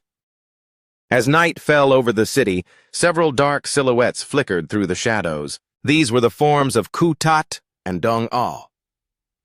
Looking down at a gruesome pile of remains, they heard a scout's report. My lord, today we eliminated 43 operatives of the White Bone sect. The tally includes 12 at the 8th rank Zhou Tian, 4 at the 7th rank Tong Tian, and 1 at the 6th rank Thang Long realm. Old man Ku Tat nodded grimly. Trading one insignificant lure for a major strike against the White Bone sect's ranks. That's a bargain in my book. Today we've finally settled some old scores. Dean Dung, why don't we have the disciples recite the great salvation scripture to help the restless spirits of Tu Lum Town find peace? Dung A, his face set in a hard line and hands clasped behind him, replied, Their spirits were snuffed out long ago. Rituals won't bring them back. And don't get too comfortable with this victory. New shadows have already touched our borders. The others looked at him, confused. New shadows? Even Ku Tat seemed taken aback. The city lord glanced over. Are you talking about the heart-devouring man-demon? We just finished a successful mission and you're still acting like a sourpuss. No wonder they booted you out of Trangdo. Dung A shot him a sharp look. I'm serious. According to the latest intelligence from Truk Duinga, the heart-devouring man-demon is almost certainly lurking within the walls of Fonglam City right now. Outside, the lonely call of a watchman drifted through the streets, accompanied by his flickering lamp. The world is dry and the air is parched. Guard your hearths and beware of fire. By the time the next morning arrived, the pulse of the city had largely returned to its usual rhythm. The MC and his crew were strolling along, chatting. Hey, look at that. Vongjiang City's 5th-year squad is massive. Are they on some all-expenses-paid trip or what? Kung Vong caught his eye and gave a subtle nod, reminding him to mind his own business. Tiuman and her group were also preparing to head out. This is far enough. Thank you for being such generous hosts over the last few days. Lang Ha offered a courteous goodbye. I wish you all a safe and pleasant journey home, till we cross paths again. The MC's first-round rival clasped his hands and gave a slight, admiring grin. Fellow Taoist Kung, until next time, I, Dung Hong Jung, am genuinely moved by your skill in our match. He beamed back and replied, Dung, the sheer grit of everyone from Bason City really opened my eyes. I learned a lot. Tiuman's expression clouded over. Grit? We only fight that way because we're backed into a corner. Life in Bason City is a constant uphill battle. He looked at his senior and asked, How bad is it? If it's too personal, just ignore me. Surprisingly, Tiuman decided to be transparent. There's no secret to it. Bason is boxed in by rugged peaks and teeming with monsters. We have few spiritual beasts to rely on, but the bloodthirsty ones are a nightmare. Lately, the beast rampages in Bason have spiked. They wreck our temples, raid our villages, and prey on our people. Yet their pelts and bones aren't worth a dime. Generations of our warriors have died trying to stem these tides, burning through resources just to stay afloat. Power requires fuel, but Bason spends far more than it earns. The worst part is that the beasts seem infinite. They just keep coming. Fixing up our Dao halls is on us. If we want to hire experts from the Trang Court to purge the nests, we have to pay a fortune in resources we simply don't have. The other boy added with a bitter edge, and recently, our academy took a massive hit from that heart-devouring man-demon. We're running on a skeleton crew. Do you realize? Every victory we claim in a match like this might save 10 lives back home. Struck by the gravity of her words, the MC turned to his companions. Guys, hold on a second. We need to have a quick huddle. The three of them stepped aside, whispering and gesturing with intense energy. Big brother, third brother, how many merit points do you still need for the pulse-opening pill? I can spot you mine first. I really want to... Before he could finish his thought, Big Brother had already read his mind. Saving a soul is worth more than building a sacred shrine. Those points will do far more good in Boss Sun than in our pockets. As for my pill, I'll earn it with my own 2 hands. Don't sweat it. He shifted his gaze to Nu Tun. What about you, Fourth? He gave a playful shrug. Why look at me? A pulse-opening pill is the last thing on my mind. But I love the spirit of the thing. When I get home, I'll have Uncle Dang set up a donation drive for Ba Sun City. It was clear that having a wealthy background opened different doors. He walked straight back to the Ba Sun group and clapped the guy on the shoulder. Winning the first-year bracket felt like a bit of a fluke, and I've been feeling guilty. That 50-point reward? As soon as I'm back at the academy, I'm heading to the merit hall to transfer it all to you, Dung. The boy froze. Wait, what? We can't possibly take that. Before he could argue any further, Tuman silenced him with a quick punch to the arm. She was absolutely beaming, clearly taking a shine to the MC. You and I are definitely going to be friends. She gave him an enthusiastic backslap that actually made him cough up a tiny bit of blood. If you ever find yourself in a bind, just send word. We've got your back. Kung Vong clutched his side and laughed, nodding. Deal. Until next time. The Ba Sun group departed with light hearts and renewed hope. The following morning, the deep resonance of a courtyard bell signaled the start of the day. Kung Vong and his friends were talking when a desperate voice called out, Kung Yutang Lang Ha, have a heart and help a brother out. The lanky guy was dangling from a tree, stripped down to his skivvies with a humiliating sign around his neck. Get me down so I can actually celebrate your big win with everyone. Lang Ha sighed at the sight. He tried to prank T. Tiet Dean by banging on his door with a mask on last night. He got caught red-handed. The MC winced. Of all the people to mess with, why him? He didn't seem remorseful at all, snapping back, because he had the nerve to call me unphotogenic and kicked me off the greeting squad. Look at me, I'm a vision. He's just salty because I refused to switch to fire arts. There was no helping him. The three of them turned to leave as he wailed, Don't you dare walk away! He's coming back any minute!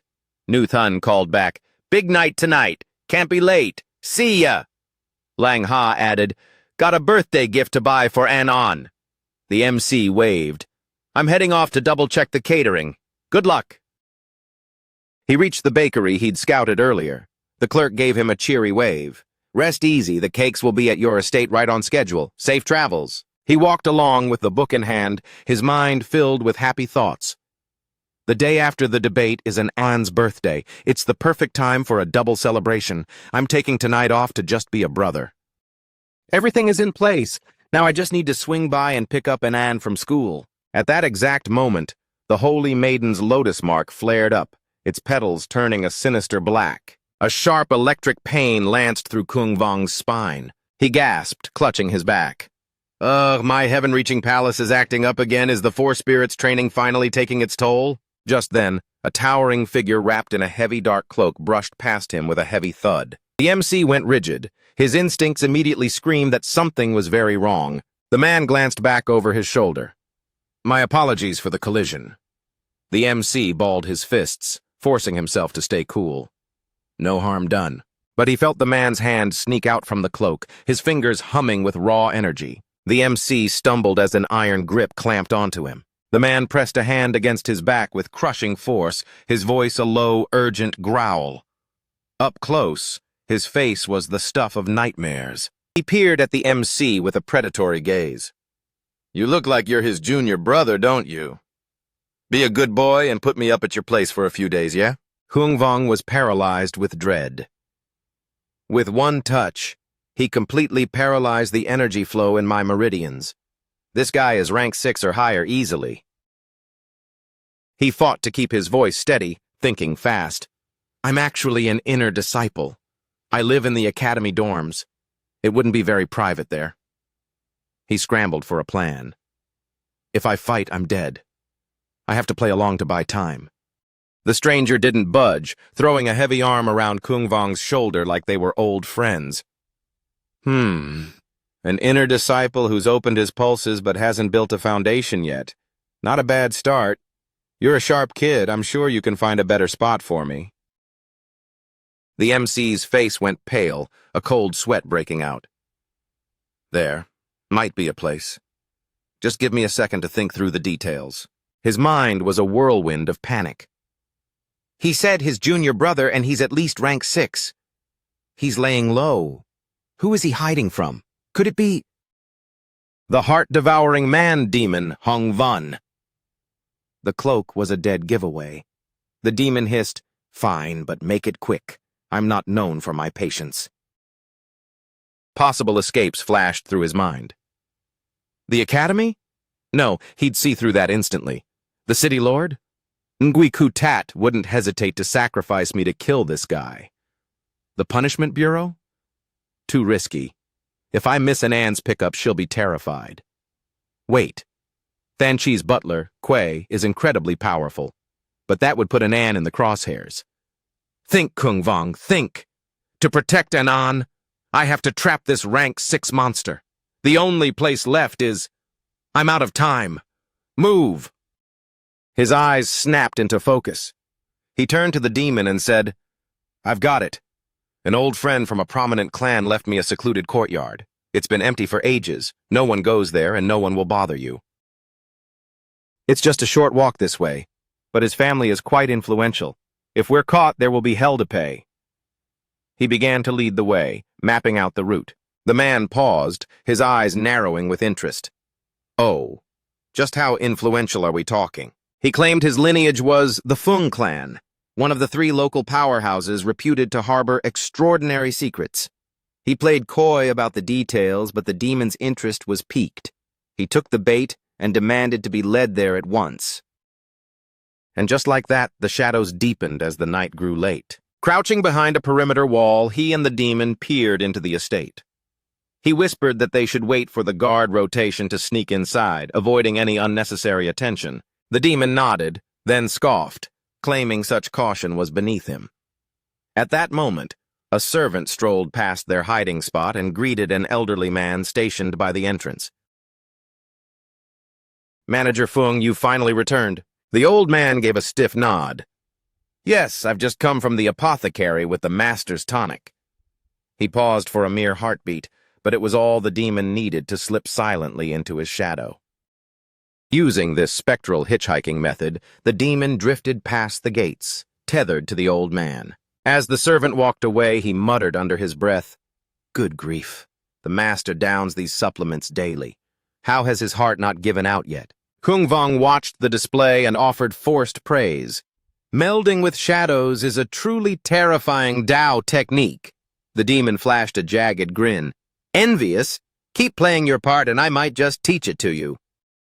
Elsewhere on the grounds, a pair of lovers met in the dark. The master didn't suspect a thing, did he? Never. Are we heading to the woodshed again? Unbeknownst to them, the heart-devouring man-demon, Hung Van, had already glided into their silhouettes. He hopped from shadow to shadow like a ghost until they reached the destination. Kung Vong braced himself and pushed open the heavy doors. We've arrived. The demon raised a hand, his predatory eyes scanning the room. You've done well, brat. Kung Vong stood with his back turned, pointing toward the interior.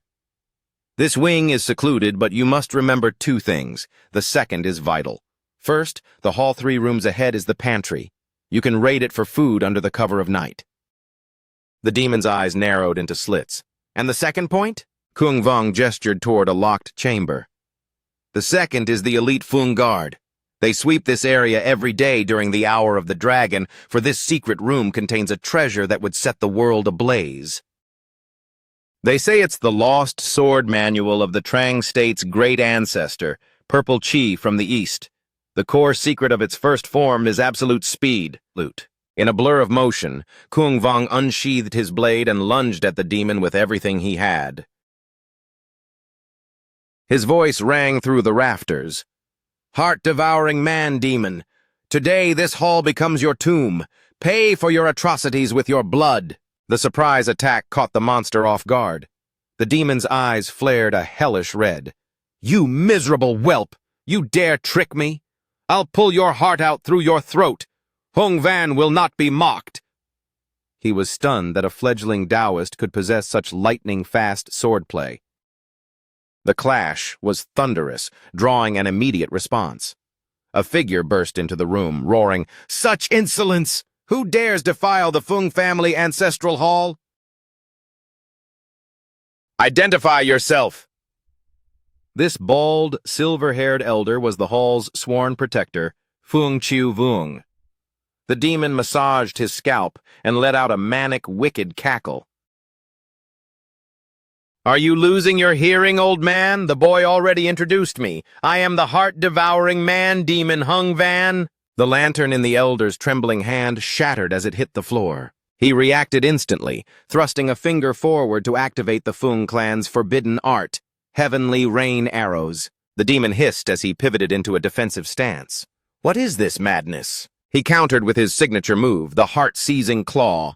His talons tore through the air, plunging directly into the old man's back. With a sickening crunch, he snuffed out the elder's life in a single brutal movement. Fung Chiu Vung collapsed, his lifeblood pooling on the sacred floor. The demon sampled the elder's heart, then spat it out in disgust.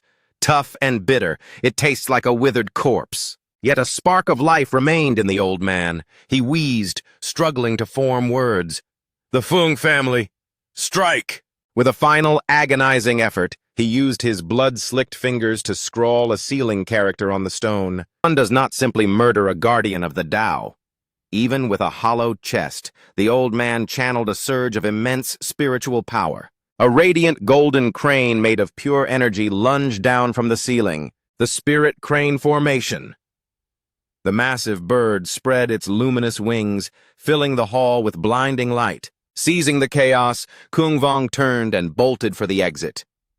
"I just hope this formation can pin him down until the dean or the city lord senses the disturbance." Suddenly, a streak of golden fire tore across the midnight sky. He hadn't expected the Tao Academy to respond with such overwhelming speed. That light wasn't a star.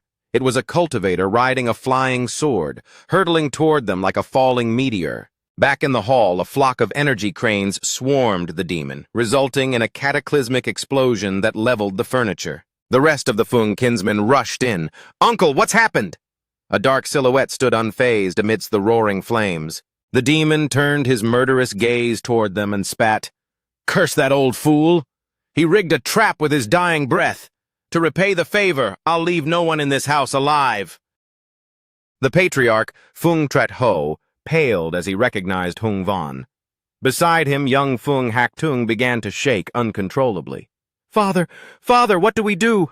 We're all going to die!"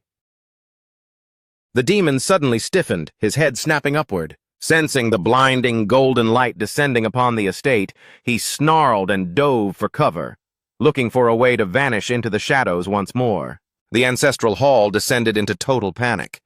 "Where is he? Find him! Scour every corner!" "Forget searching! Send a runner to the academy and the investigation office! Hak Tung, move! We're packing our valuables and leaving now!" Fung Hak Tung looked up dazed, squinting at the sky. "It's so bright. Is that a shooting star?" The radiance intensified until it was as bright as high noon. A figure descended from the heavens, landing with the weight of a mountain. The sight was awe-inspiring. As the dust settled, a massive monolithic sword was revealed, etched with glowing red patterns that looked like flowing magma. The man who had just arrived looked around with cold eyes, weary of the chase. "I'm done playing cat and mouse. This ends tonight." Hung Van. The monster facing him is none other than the Trang State's most formidable fifth-year prodigy, Truk Duinga. Fung Hak Tung spun around in a panic. What? Since when had that demon been looming right behind the father and son? Hung Van snarled, "Truk Duinga, you obsessive mutt! You're sticking to me like a parasite!" Truk Juing'a was a portrait of lethal fury, his eyes burning crimson as he ground his teeth in rage. The demon wasted no time unleashing his most sinister technique, soul-devouring blood flame, the cuckoo's crimson wail. Truk Juing'a let out a cold laugh, mocking him while tightening his grip. That's a pathetic sound. The Blood River sect has legendary techniques, yet in your hands they sound like a dying chicken's squawk. With a sharp exhale, he countered with his own form, the river-flipping stance. The adversary smashed his fists together, radiating a blinding, malevolent red aura. He threw his arms wide, and a sphere of pulsing red energy encased his entire form. Like a parasite? You plan on being my shadow until the end of time, don't you? The two were clearly old rivals. Truk Juing'a chuckled darkly. Hehehe, exactly. I'm going to stay glued to you until I've ground your bones to dust and ended you for good. Hung Von hissed in frustration, cursing under his breath. Blast it! This kid's power is skyrocketing. He's evolving with every single bout. Are you actually using me as a training dummy? He lunged with desperate speed, aiming straight for Truk Juing'a's throat. Still relying on these stale maneuvers? Haven't you learned anything new since our last dance? The demon's rage boiled over when he realized he couldn't even graze his opponent. Ugh, damn you to hell! Hung Von spat. If you weren't hiding behind that Tan spear, you wouldn't have the guts to act so high and mighty with me. But before the words fully left his mouth, Truk Juing'a's boot slammed into his spine. Ha! If the Blood River sect hadn't spoon-fed you those arts, I'd have put you in the ground 10 times over by now. The demon lashed out with a vicious kick toward Truk Juing'a's head. Shut your mouth! Don't you dare speak of the Blood River sect. I severed ties with that graveyard ages ago. The strike never found its mark. Truk Juing'a parried effortlessly with his forearm, his smirk never wavering. He hoisted his spear high and a pillar of fire erupted. Earth eruption stance! A massive wave of searing heat engulfed the area. Phung Trek Ho wailed in despair. The hall! Our sacred ancestral hall is being ruined. Phung Haktung grabbed his arm, pulling him back. Forget the building, father! We have to save our lives! The battle was so catastrophic that the hall was being reduced to little more than a memory. Walls crumbled and pillars shattered as the structure was systematically leveled by the shockwaves. The demon was fuming, his words dripping with spite. Pah! Making this much noise, are you trying to signal the whole damn city to help you? Truk Juing'a emerged from the settling dust cloud. Don't flatter yourself. I promise no one else is stepping in. Not the city lord, and certainly not the dean. The demon braced himself, palms out, ready to strike. You think I'm a fool? Even if the academy and the guard stay out of it, the investigation office will be crawling all over this place soon. Not that it matters. I'll have your heart in my hand and be long gone within 10 moves. He triggered his forbidden trump card, Soul Burn, trading 35 years of his life for raw power. His veins bulged as if ready to burst while he surged forward.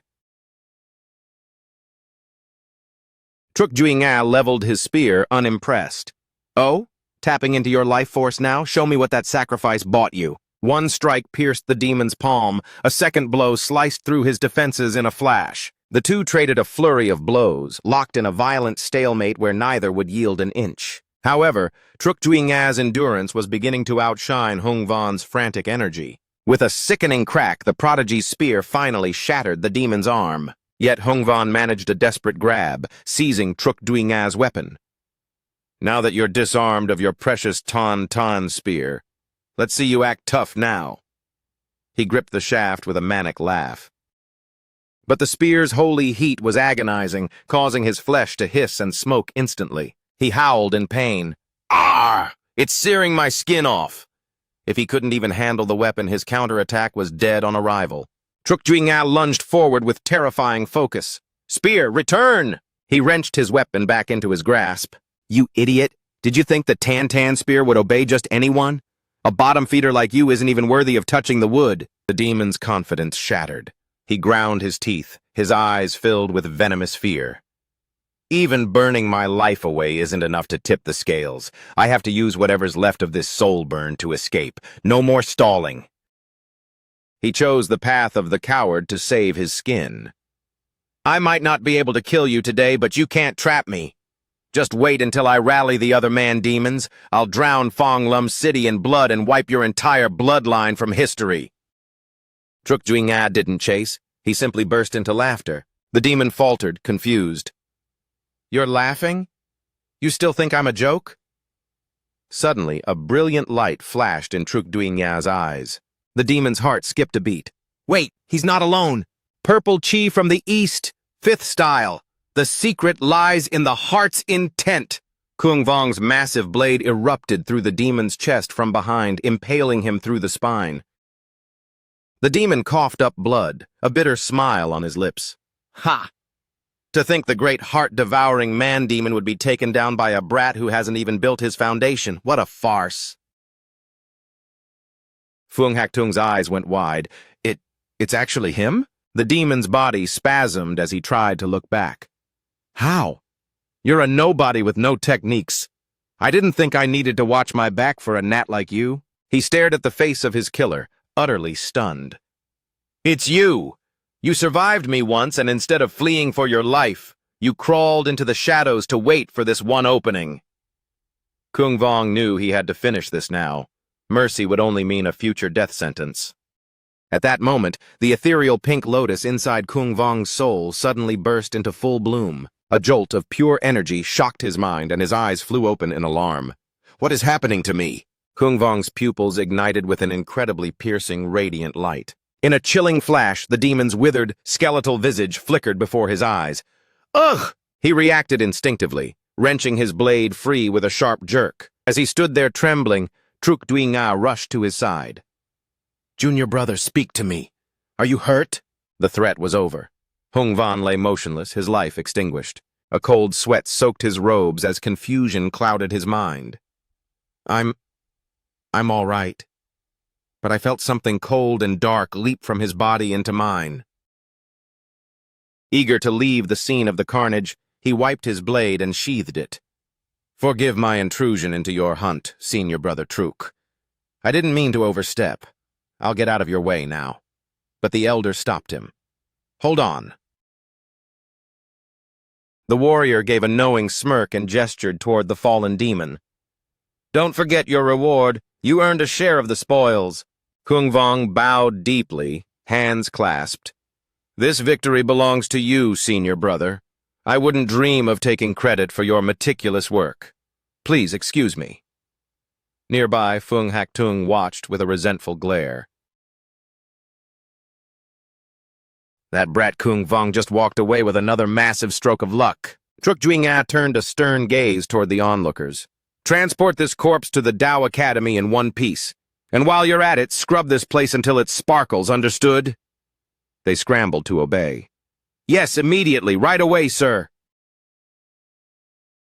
Meanwhile, Kung Vong sprinted through the moonlit streets toward their rendezvous point. Newtang was already there, pacing back and forth, ready to spring into action. Kung Vong burst through the entrance, his breath coming in ragged gasps. Inside, the room was a riot of festive colors, prepared specially for the night's celebration.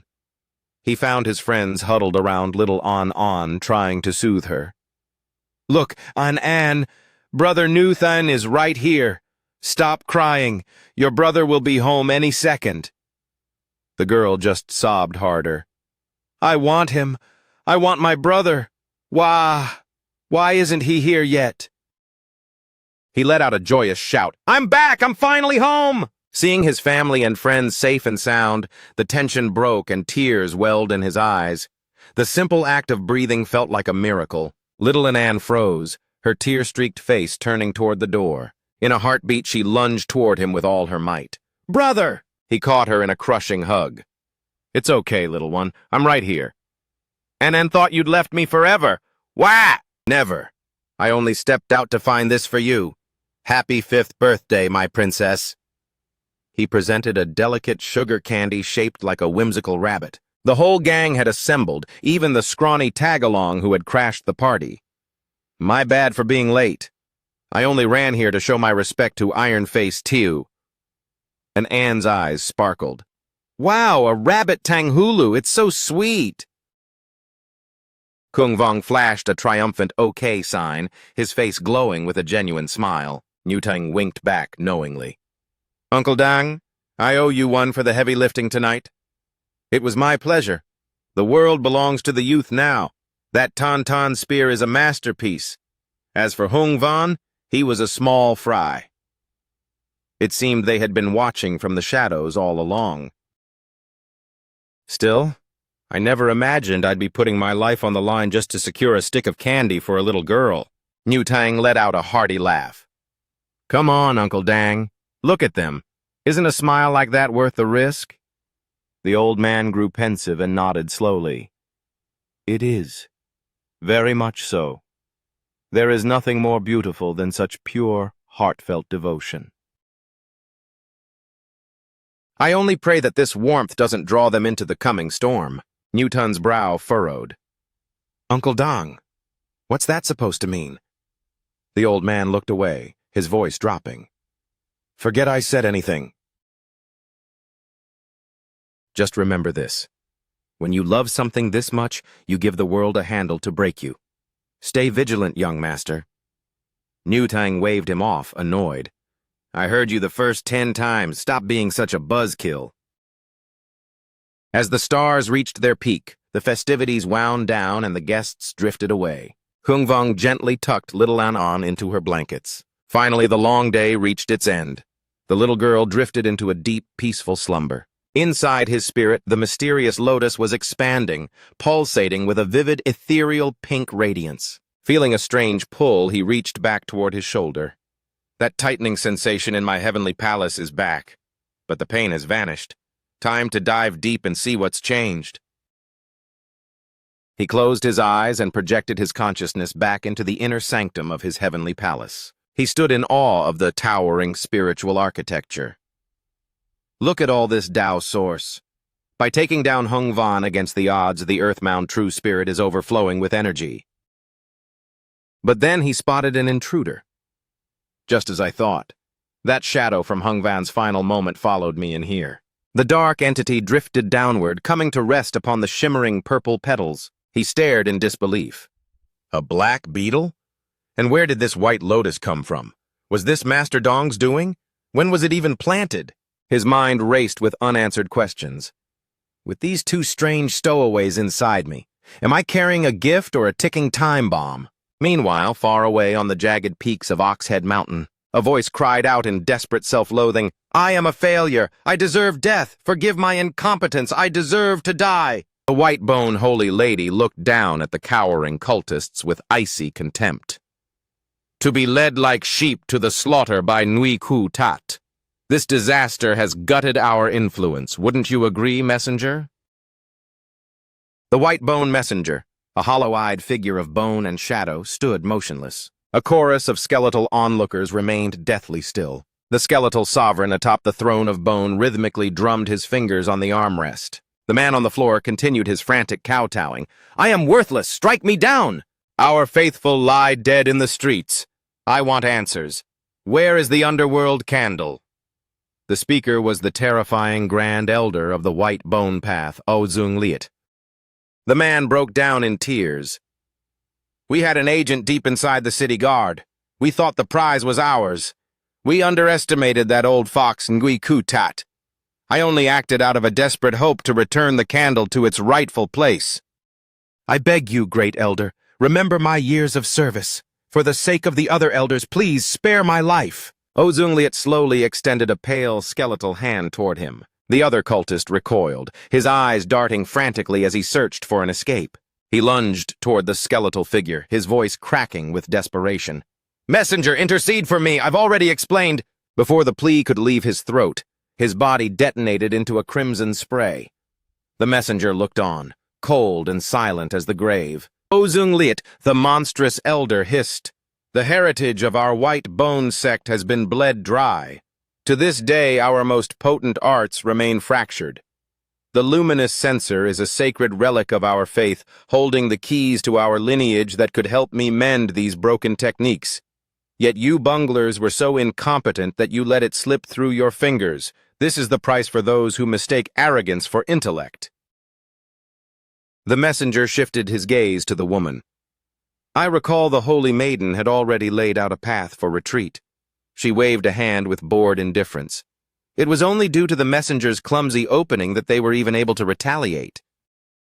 The two traded barbs until Zhonglit cut them off. Cease this bickering. Ngui Kutut using the luminous sensor as a lure proves he knows the white bone sect is weaving shadows behind him, but he remains ignorant of its true sanctity. He has already slaughtered enough of our flock. He likely won't waste more focus on the sensor. Now, even if you must tear the very earth asunder, you will find whose hands have grasped the luminous sensor. Furthermore, I am preparing a massive strike within the Vantong state. The 12 bone masks shall be my instruments. The gathered crowd dropped to their knees in immediate submission. One of the messengers let out a sharp, grating laugh. Ha ha ha! Van State once more? The three elders sacrificed their physical forms as vessels to summon the Ghost Gate Phantom. Surely they didn't do it just so he could settle a petty grudge in Van State. The girl scowled. Who can say? The Great Elder seems to have abandoned the search for the Tao Child entirely. The two remained in the shadows, whispering. The Tao Child is missing, so he currently wields the Holy Lord's authority. If the Tao Child actually surfaces, he'll be nothing more than a Great Elder again. Tell me, what move do you think he'll make to keep his power?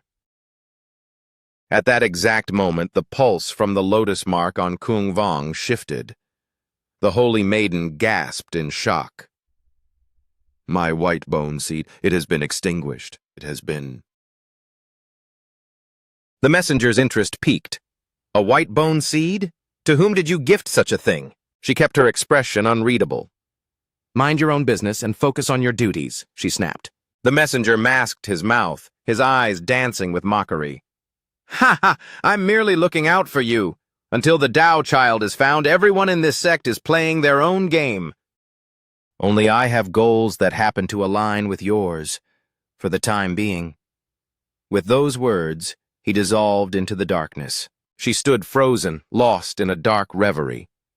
Could that boy Kung Vong truly be the Tao Child? No, I lack proof.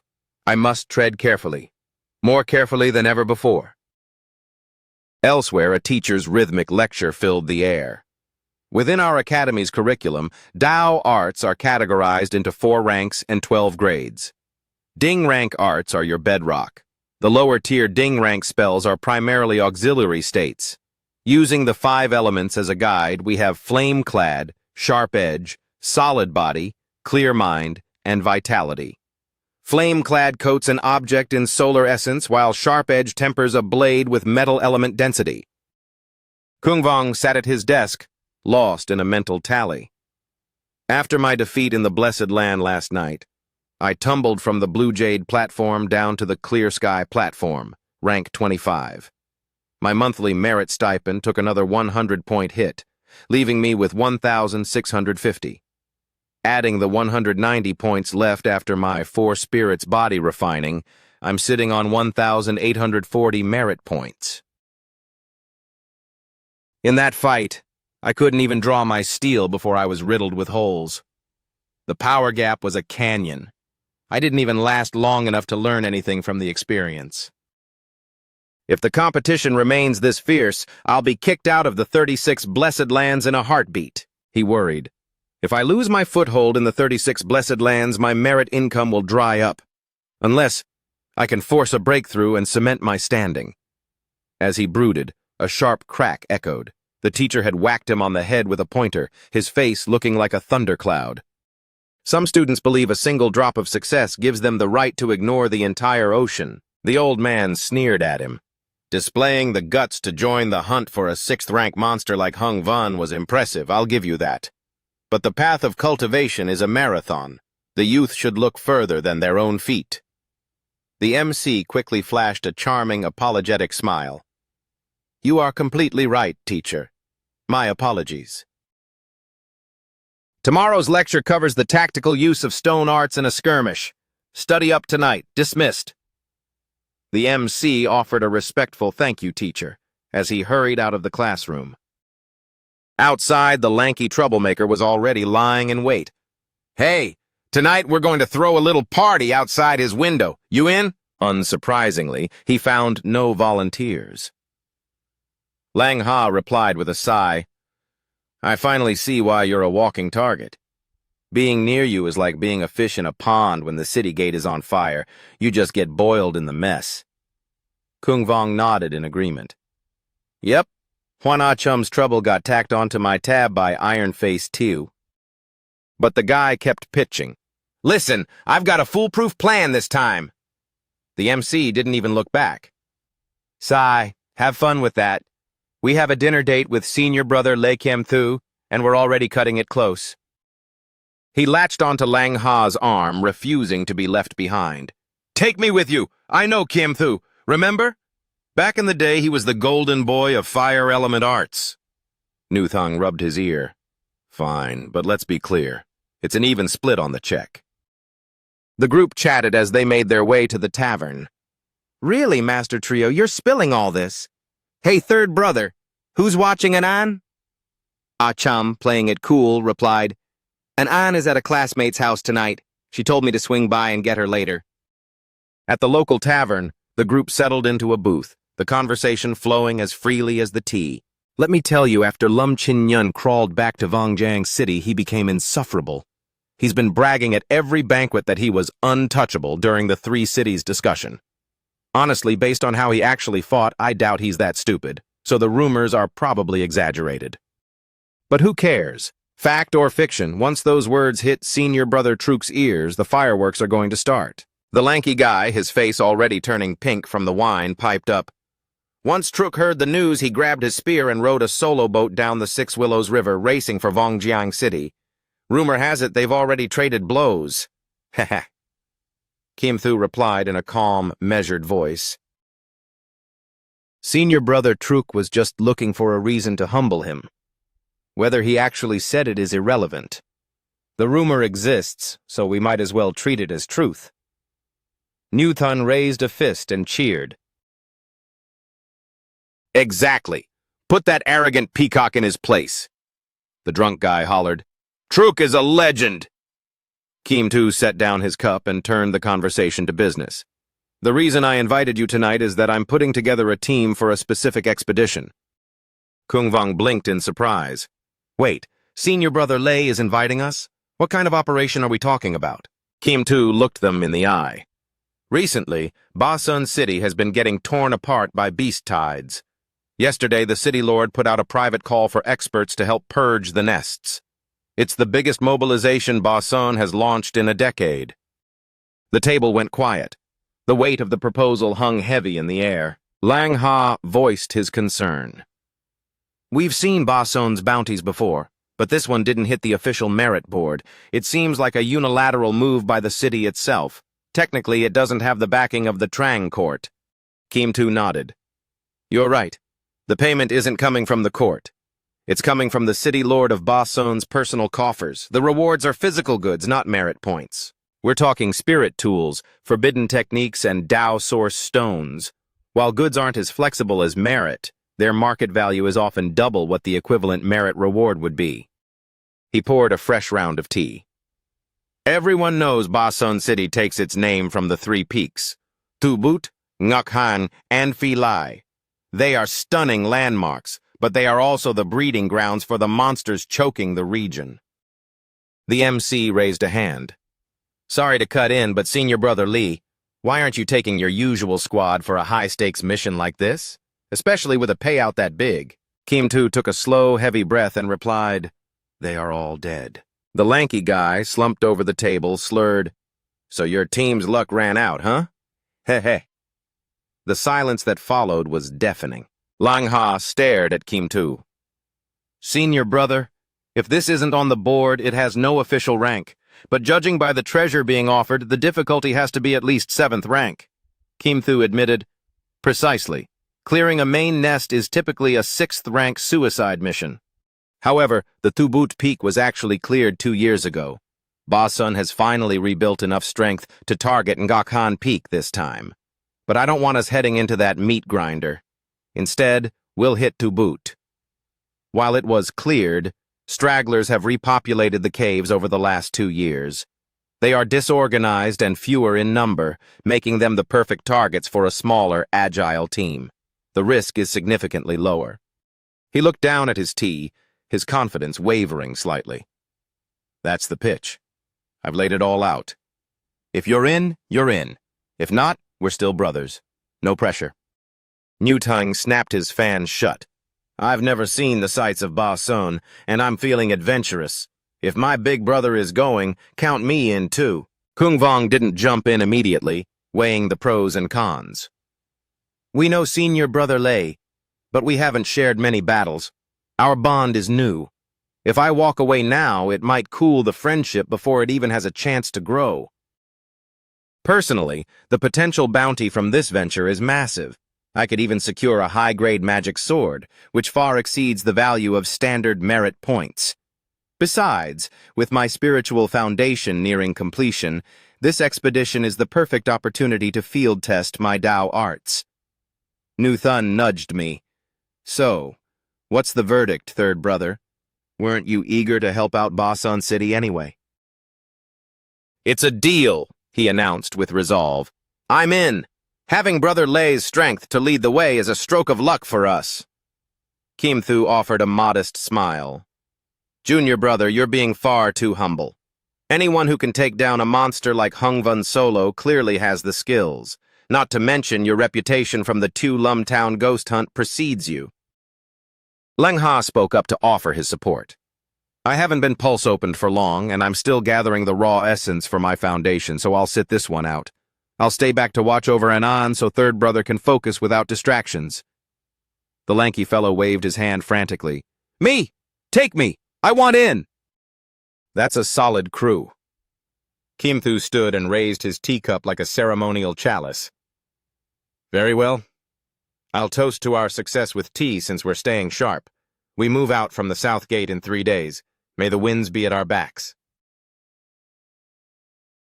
All four clinked their cups together with a spirited cheer. The scene shifts to the following morning. Back at the secluded residence, Trung Tung pushed open the gate and called out, "Brother!" Vung Trung Cat, who was relaxing with a book in one hand and a cat in the lap, looked up in disbelief. What brings you here? Has the academy run out of things to teach you? Trung Tung bounded over excitedly. Your little brother just took the top spot for 3rd years at the 3 cities discussion.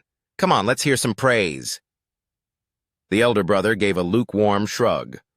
Oh, really? Well done. Congratulations. The stout boy pulled the vial from his robe. And because of that win, look, I managed to trade for another bottle of pulse-opening pills. Trung Cat's expression darkened. Your quota was hit months ago. Last time cost you 1,500 merit points, and staying alive for a few hours cost another 3,000. Why keep throwing money into a fire? Take them back. I won't touch them. I've told you 1,000 times, don't waste your resources on a lost cause like me. Trung Tung bit his lip, refusing to back down. Fine, then I'm bringing out the big guns. He immediately began tugging on Trung Cat's sleeve like a stubborn child.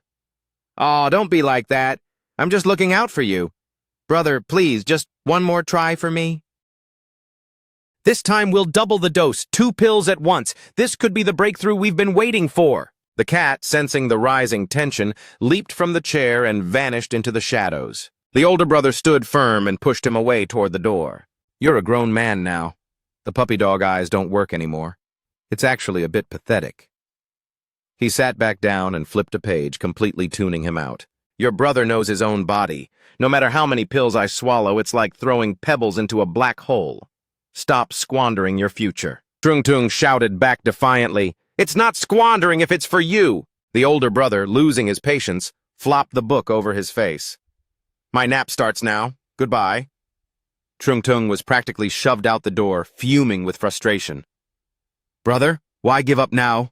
Have you forgotten? When we were kids, we dreamed of nothing but Dao arts. We swore we'd enter the State Academy side by side. Trung Cat spoke from beneath the book, his voice flat and cold. Stop the drama and get out. If you dare leave those pills on the table, I'll feed them to Tiu Kam. The chubby boy felt a wave of helplessness. Brother. Before walking away, he added, If the City Academy can't fix your pulses, I'll find a way to the County Academy.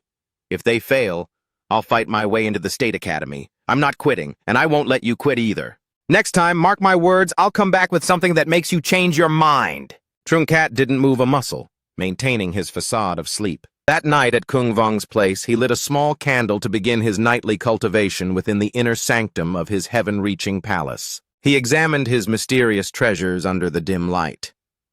I've poked and prodded these for hours, and I still have no clue what this lotus or the black candle are meant to do. Sigh, as long as they aren't poisoned, I'll worry about them later. Priorities first. Killing Hong Vun granted me a massive surge of Dao source, enough to finally complete my Zhoutian star map. In that instant, the lotus and the other artifact seemed to pulse with a life of their own. A spiritual worm coiled itself tightly around the artifacts. He channeled a few more drops of essence into the map. Empty origin technique. His eyes snapped open, glowing with inner power. Streaks of celestial light began to dance wildly in the air before him. He swept his arm across the space, catching the falling starlight as if gathering diamonds. The empty origin technique Master Dong gave me has been surprisingly quiet until now. The final focal point, located just behind the temple, the yin-yang disc finally began to hum and rotate.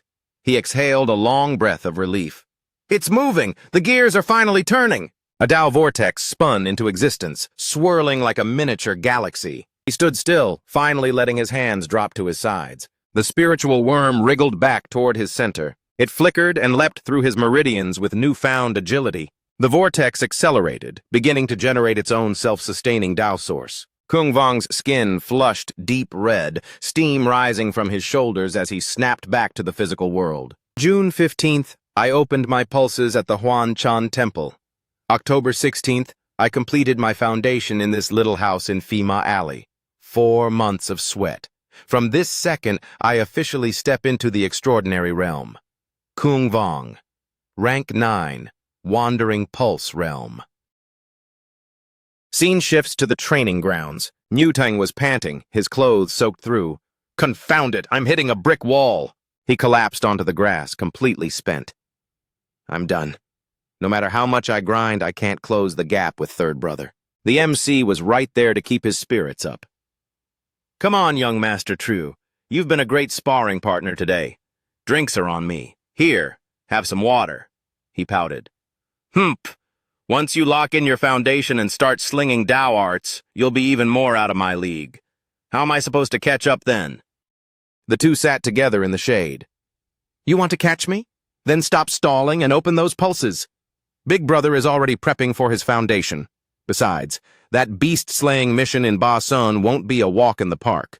Your purple chi from the east swordplay is sharp, but you need the raw power of open pulses to be safe. How many merit points do you need for a pulse-opening pill? Forget the pill. I've got my eye on a magic sword that costs 500 merit points. I've saved most of it, but I'm still dangling just short. Maybe you could help a brother out? I heard Truk Dui Nga got over 6,000 merit points for the man-demon hunt. Surely he tipped you well, third brother. The MC took a long swig of water and turned to him with a grin. So you've been eyeing my wallet this whole time? Senior brother Truk was indeed very generous. He gave me 500 points. All right, tell me the damage. How much do you need? Just 499 points. Kung Vong choked on his water, coughing in shock. Pfft! You little... It really was just a hair's breadth away. Newthun finally cracked a wide grin and burst into laughter. Ha ha! Look at you getting all worked up. I was just pulling your leg. Kung Vong wiped the spray from his face. It's not that I'm tight-fisted with my points. I was actually planning to use my rank's 100 points to secure a pulse-opening pill for Big Brother and give the remaining 300 to you. This time, Newthun shook his head. No way, don't. I was really just joking. To be honest, the elders at my house already set aside a pulse-opening pill for me. I'm heading back to claim it tonight. But if we can help it, an Anne shouldn't touch the Academy's version of those pills. Big Brother is at an age where he can't afford to wait, so he has no other choice. But an Anne is still a child. She has the luxury of time. Isn't it better to unlock your potential as early as possible? Is there a flaw in the Academy's medicine? He asked. Newthung explained, It's not that they're bad. It's just that the Academy stocks the most basic bottom-tier grade. You have to understand that the core essence of a pulse-opening pill is distilled from the Tao pulses harvested from the corpses of spirit beasts. Since beasts vary wildly in power and lineage, it follows that there are superior and inferior pills. The difference in their impact on your future growth is staggering. Sure, many legendary cultivators started with nothing and fought through the grimmest conditions. It just makes their climb much more painful later on. Conversely, if your foundation is forged like tempered steel from day one, your future path will be a smooth ride. I care for Ann like my own blood. I want her path to be easier than ours. Unfortunately, I only have one high-grade pill for myself right now. Kung Vong nodded in understanding. In a place like Fonglum's city, a pulse-opening pill was a treasure people would kill for. Merely having access to one was a privilege. He also realized the depth of Nu Thun's worldly knowledge far exceeded that of a typical city student. While Nu Thun kept his family history a mystery, as brothers, they never pried. It was the same respect shown when Kung Vong used techniques from the ether realm without being interrogated. Still, Kung Vong couldn't help but feel the secrets Nu Thun carried were more profound than he'd ever guessed. Nu Thun continued, looking away. My elders mentioned that the pill you received from Ta Quang Liet was certainly no ordinary medicine. That's why your pulse opening was flawless, unlocking every bit of your hidden potential. Furthermore, a higher-grade pill provides a more formidable Tao Pulse True Spirit to assist the host. Remember Vung Trung Tung's True Spirit, the Wind Sparrow? That's why his mastery over wind element arts is leagues ahead of anyone else's. Ta Quang Liet was a titan of fire element arts. I'd bet the pill he carried was forged from a high-tier fire attribute beast. Second brother, think back. What does the true spirit residing in your heavenly palace look like? He immediately pictured that wiggly little worm. Is a common earthworm considered a high-level true spirit? Nu Tang went rigid, his head throbbing with a sudden migraine. An earthworm? Cough! Maybe Ta Quang Liet was in such a frantic rush that day he grabbed the wrong bottle? 2 days later, Kim Tu looked at Kung Vong and gave a warm, approving smile. Congratulations, junior brother, on finally solidifying your foundation. Kung Vong waved a hand modestly. It's just a small step, senior brother Lei. You're making too much of it. The lanky fellow stepped up, flashing a big thumbs up. Then I also salute junior brother Nu Thun for successfully opening his pulses. Want senior brother a tram to show you the ropes? I've spent years refining these ultimate techniques myself. I promise they'll make your power explode. Nu Thun stared at him in disbelief. A self-created ultimate technique? He repeated, skeptical. A tram nodded vigorously. Exactly. I call it the double-flying butterfly, a perfect harmony of yin and yang. Remember to take me to the 3-cent pavilion later. I'll hire some famous beauties to help me demonstrate the moves for you. Nu Tang knew exactly what kind of moves he was talking about and delivered a swift kick. Get lost, you filthy degenerate! A tram yelped in pain. Hey, watch the shins! It was just a joke! With spirits high, the group began their journey together. Mounted on sturdy horses, they followed Kim Thu's lead across the rugged terrain. He gestured toward the horizon. Once we navigate through this mountain pass, we'll be in the heart of the Ba Son City territory. The landscape was striking. Sheer, jagged cliffs flanking a central monolithic mountain peak. On the other side of the pass, the plump little Tunan was sprinting for his life, screaming, Help! Murder! It's a massacre! The muscle-brained girl is going to end me. Chasing right on his heels was Tu Man. The siblings were clearly having an energetic afternoon. Tu Man, her eyes sparkling with mock rage, gained on him. Ton Tiu Ban, don't you dare stop! If I don't knock some sense into you today, my name isn't Ton Tiu Man. Finally, he skidded to a halt to hide behind his mother. Wah! My face is all raw because she kept rubbing it. It hurts! Oh, my poor little baby, the mother cried, clutching him. Just look at her. That brute force girl looks like she wants to devour my son. The woman stood with hands on her hips, giving her daughter a sharp look. Are you picking on your little brother again, Tontiu man? The girl rotated her wrists to loosen them up. Mother, the city lord is preparing to go to war with monsters, and you're still coddling your precious little prince? Tiunyan pointed an accusing finger. You have no idea, Mother. She claimed it was combat practice, but she used the sharpest dark steel needle to poke me. The mother gasped, pulling her son closer. What? Tiuman, you used that on your own brother? That is far too heartless. The girl was nearly driven to madness by the blatant favoritism. Old lady, what are you yelling about? Your son's skin is as tough as iron. Poking him with a dark steel needle is like a light tickle. The needle actually bent against his hide, and he hasn't even got a scratch on him. How dare you call me that? Old lady, your mother is still a beauty. The line of suitors wanting a piece of me stretches from here to Tan'an, you stubborn brat. Who cares about your admirers? In a few days, we're heading to Ngakhan Peak for a bloodbath. Look at your son's pathetic face. How is he going to survive? Father should have given that steel skin to me instead. The mother continued to shield her son. Absolutely not. A daughter married off is like water spilled on the ground. That steel skin belongs to our little treasure by right of succession. The girl was fuming. Still stuck in those old-fashioned ways? Fine. I'm never getting married. I'll stay right here and take over as the city lord of Ba Sun.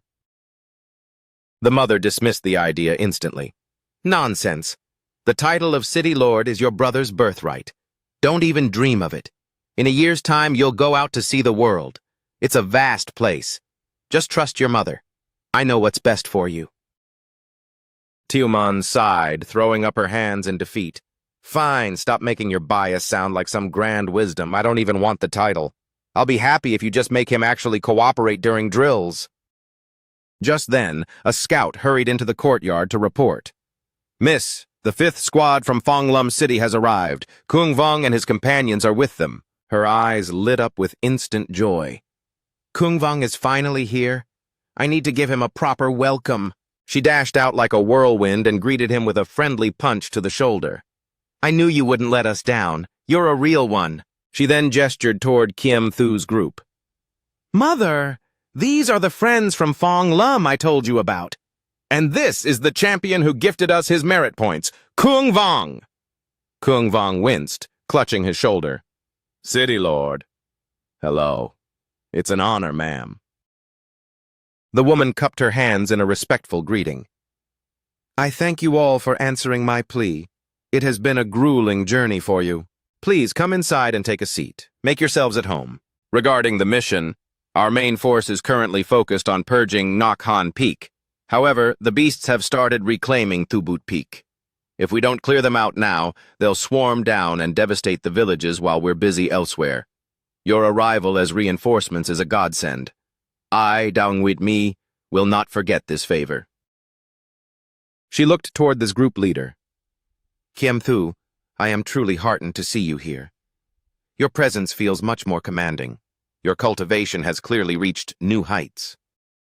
He bowed politely. City Lord Dao is too kind. It's because of your steady hand that Ba Sun has survived so many crises. I will simply do my part to ensure this mission is a success. Tiuman, however, was beaming at Kung Vong. Kung Vong, I can feel it. You've already completed your foundation, haven't you? He nodded with a modest grin. I have. To be honest, I'm hoping this trip will help me get the hang of actual combat with Taoist techniques.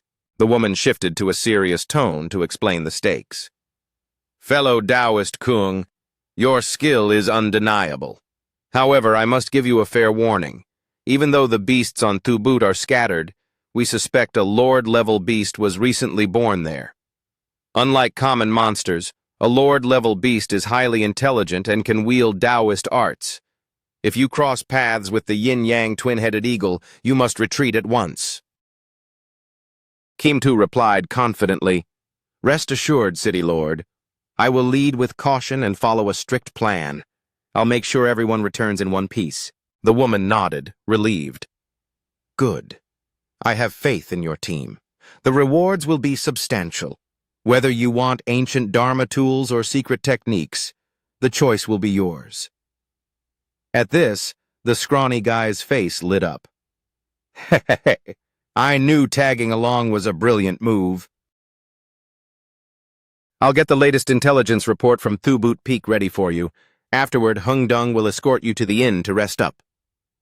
The chubby boy watched them walk away and couldn't help but tease his sister. Sister, didn't you just swear you'd never get married? Look at you now. You're looking at Kung Vong like he's a piece of candy. But Tu Man was fuming and looked ready to deck him. You absolute lard bucket, are you begging for a bruise? Kung Vong is like a brother to me. Tiu Nhan could only wail, Mother, help! The woman stepped between them, offering a clumsy reminder. Enough, you two. They aren't even out of earshot yet. Don't act like savages in front of guests. Despite the scolding, the woman couldn't help but gush. Still, Kung Vong has such a striking face and a noble heart. He'd make a top-tier son-in-law. The girl snapped, Mother, stop it! The woman's eyes practically twinkled as she doted on Nu Thun from afar. But that Triu boy, now he's a real heartthrob. If I were 20 years younger, I'd make a move myself. The old woman's predatory gaze sent a shiver down Nu Thun's spine. Kung Vong noticed and asked, Fifth brother, what's up? He could only stammer, No, nothing. I just felt a sudden, inexplicable chill. The woman kept rambling, even boasting about her son. A man who's too thin is useless. You need some meat on the bones. Just look at my boy. See how adorable those chubby cheeks are when he grins? Tu Man groaned. Ugh, overbearing mothers always end up spoiling their kids rotten. The next morning at the first cockcrow, the group was already packed and ready. An old man turned around and gasped in surprise. Ah, little Lei, what brings you back to Bason City? If you have a moment, drop by my tavern for a bite. I'll whip up your favorites myself. Kim Thu waved a friendly goodbye. You bet, old Trung. See you on the way back. As they trekked, Kung Vong remarked, Senior brother Lei, you seem to know everyone in this town. He nodded. Yeah, I lived here for a stretch. Old Trung once hired me to track down his family. But the truth was grim. His son and the rest of them were devoured by monsters right on the main road. Not even a splinter of bone was left. The group was stunned. What? Even the official roads in Basun aren't safe? How do people survive? I heard the protective barriers on the road aren't enough to hold the beasts back. That's exactly why we're here, to rip the problem out by the roots, cull the beasts, and bring peace back to these people. Let's head up. The scene shifts to the crags of Thubut Peak. The landscape turned bleak and silent as the group climbed higher into the mountain's shadow. Kung Vong watched the trail with growing respect. To keep the beasts at bay, the warriors of Ba Sun must have suffered immensely to carve this path through such lethal cliffs. The view is grand and majestic, but for those who face death here every day, the scenery must feel like a beautiful prison. The bones of the fallen became the stairs, and their lingering spirits shield the living. Those who survived are the ones pushing forward now, finally ready to scale this peak and wipe out the threat.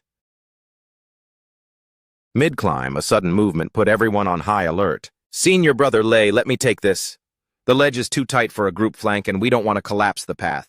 Just then, a massive black serpent coiled out from the shadows ahead of them. The snake unhinged its jaw, revealing a cavernous mouth lined with needle-thin fangs. In a flash of steel, it was hacked into bloody segments as a burst of fire consumed the remains. Flame Dragon Strike! Kung Vong watched his senior draw his blade. Incredible power! This is senior brother Lei's true potential. To be honest, if he had fought like this at the three-city debate, the championship trophy would have been his. Kim Tu explained calmly, This creature is a crag serpent. Its hide is nearly impenetrable, but the mouth and underbelly are soft targets. Every monster has a flaw. The more you hunt, the sharper your instincts will become in a real life-and-death struggle. Move out. The heart of the beast territory is still about halfway up the summit. Wind butterflies are agile flyers. Aim for the neck. Face-patterned spiders have a soft spot right in the center of their belly markings. Crystal scorpions have fragile tail joints.